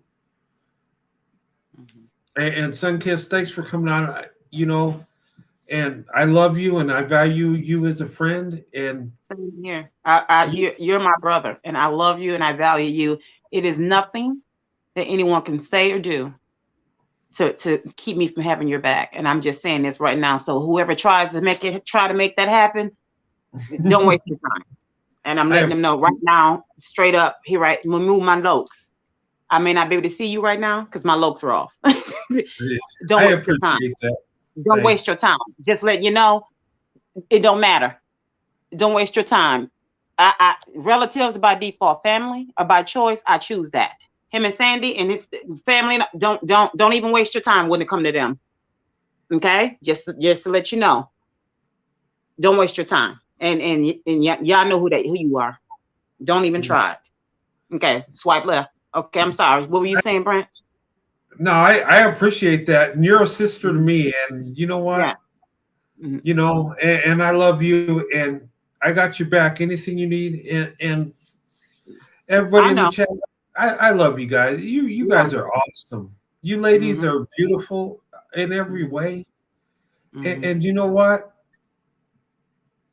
It's just amazing. And if other men don't see it, they're just fools. They're just weirdos bouncing against walls that don't know what they're even doing here. I'm serious. But I love you guys, each and every one. Well, I say guys, you ladies, and you guys too, because there's men that follow me that I have the utmost love and respect for, and it's a beautiful thing. But I really enjoyed tonight. I enjoyed the panel. It was a good discussion. Everybody that came in, I mean, you guys knocked it out of the park. You make this platform, this channel, what it is, ladies. It's because of you that it even exists. Seriously. But you know what? And we thank you for that. And we take in everything that you're saying. But it takes a real man with a backbone and with real strength to protect, to give it a strong foundation and to protect it as a strong alpha gatekeeper at the end of the day. And again, we take it in, we value what you're saying, because I own what you're saying. I'm like popping my collar. I got my invisible pearls that I always hold when you say stuff. But at the end, and we all collectively as Black women, but at the end of the day, if a woman, I don't care what color, if she does not have an alpha male to protect that and to have that strong foundation already laid down, so you got to give you got to pop your collar. I'm telling you, I'm serious. So we value everything that you say. We do. But it takes a real alpha male to actually for you to set it up, and then for you to bogart it and say, nah, get back. This belongs to them. And that's Sandy with those onions again. Here we go. She's chopping onions. But you know what I'm trying to say. I got a lump in my throat, so I'm gonna digress. But you know what I'm trying to say. Yeah. So again, we as Black women, we say we thank you. Oh, thank you so much. That means a lot to me, and that's humbling. It really is. And I had a great time tonight. I did. It was emotional time too, and you know what? We need that. We need to hear people's, struggle and stuff that we all go through, because we all go through it. Some a lot more than others. And ladies, you've been through a lot more than I have, so I can't even relate to it. All I can say is I love you and I'll pray for you. That's all I can give you. But I do love you. This right here, and then you backing it up with that is priceless. Yeah. That's priceless. So thank you. But thanks for coming on. I enjoyed tonight. Everybody on the platform, in the chat, this was a blessing tonight, and it's something we needed to talk about. We got from the topic to what is really important, and the topic was important too. Don't get me wrong, but I think this was God talking to us and God getting us to communicate with each other and a way of lifting each other up. I do believe that. But anyway, I'm going to close it up. I got to go to work in the morning. But I will be going live Sunday night. I'm going to be in White Sands, New Mexico this weekend, Sunday and Monday. Sunday night, I'll be broadcasting. I'll show you guys some videos of White Sands. And I'm starting this Captain Swirl on location. That's going to be another part of my show. I'm going to go to different towns, different places, and show you guys different things. And, it won't just be about interracial relationship. It'll be about where I'm at and what maybe I could tell you a little bit of history about the place. And if you ever go on vacation, you might check it out, but I'm going to be down there. I'm trying to get Sandy down there. She probably she's trying to get off, but she might have to work. I might be down by myself, but that's okay.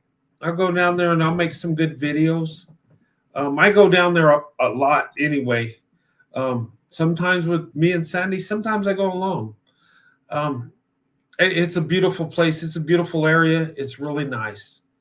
And I'll share that with you. When I was a little boy, my dad would take me down there and a lot of memories, a lot of good stuff. But, it's just a place that's in my heart. And I just want to do the first video there. And then where it goes from there, who knows? Next time it might be in Dallas. Next time, Seattle, Florida, who knows? Wherever I go and make a video. But I want to do something like that maybe once a month or every other month. It'll be like, once in a while type thing. Just to kind of put more into this channel to where I don't want to be just doing one thing and that's it.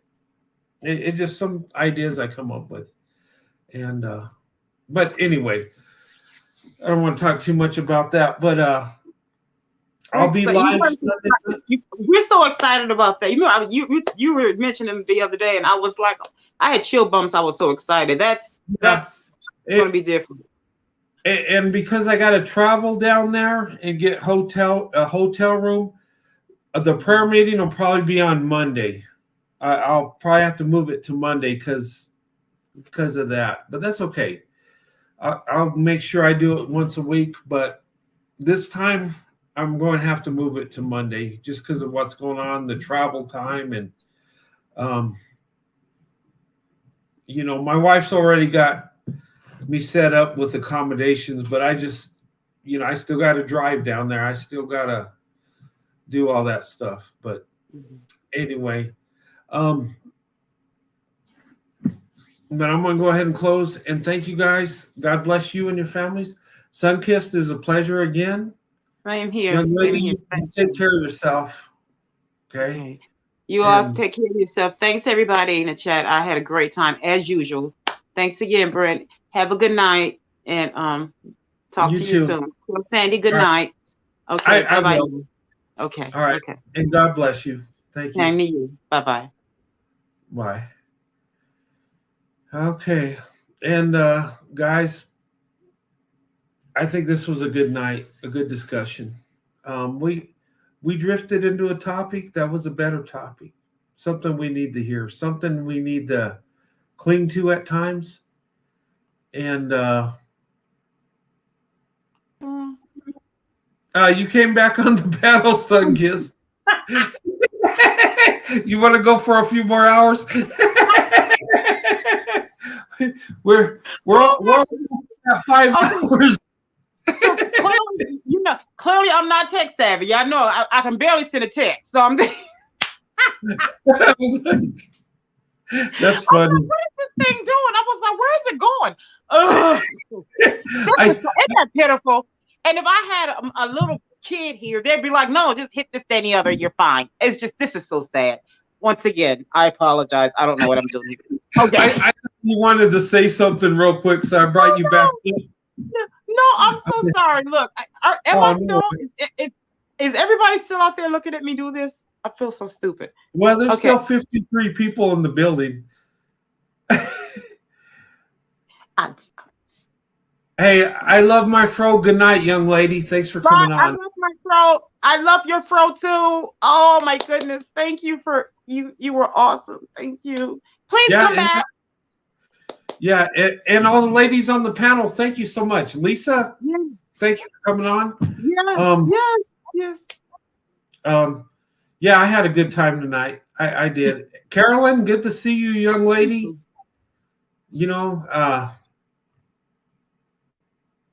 But yeah, have a good night, guys. Thank you. God bless you. And you know what? I'll see you on the next live Sunday.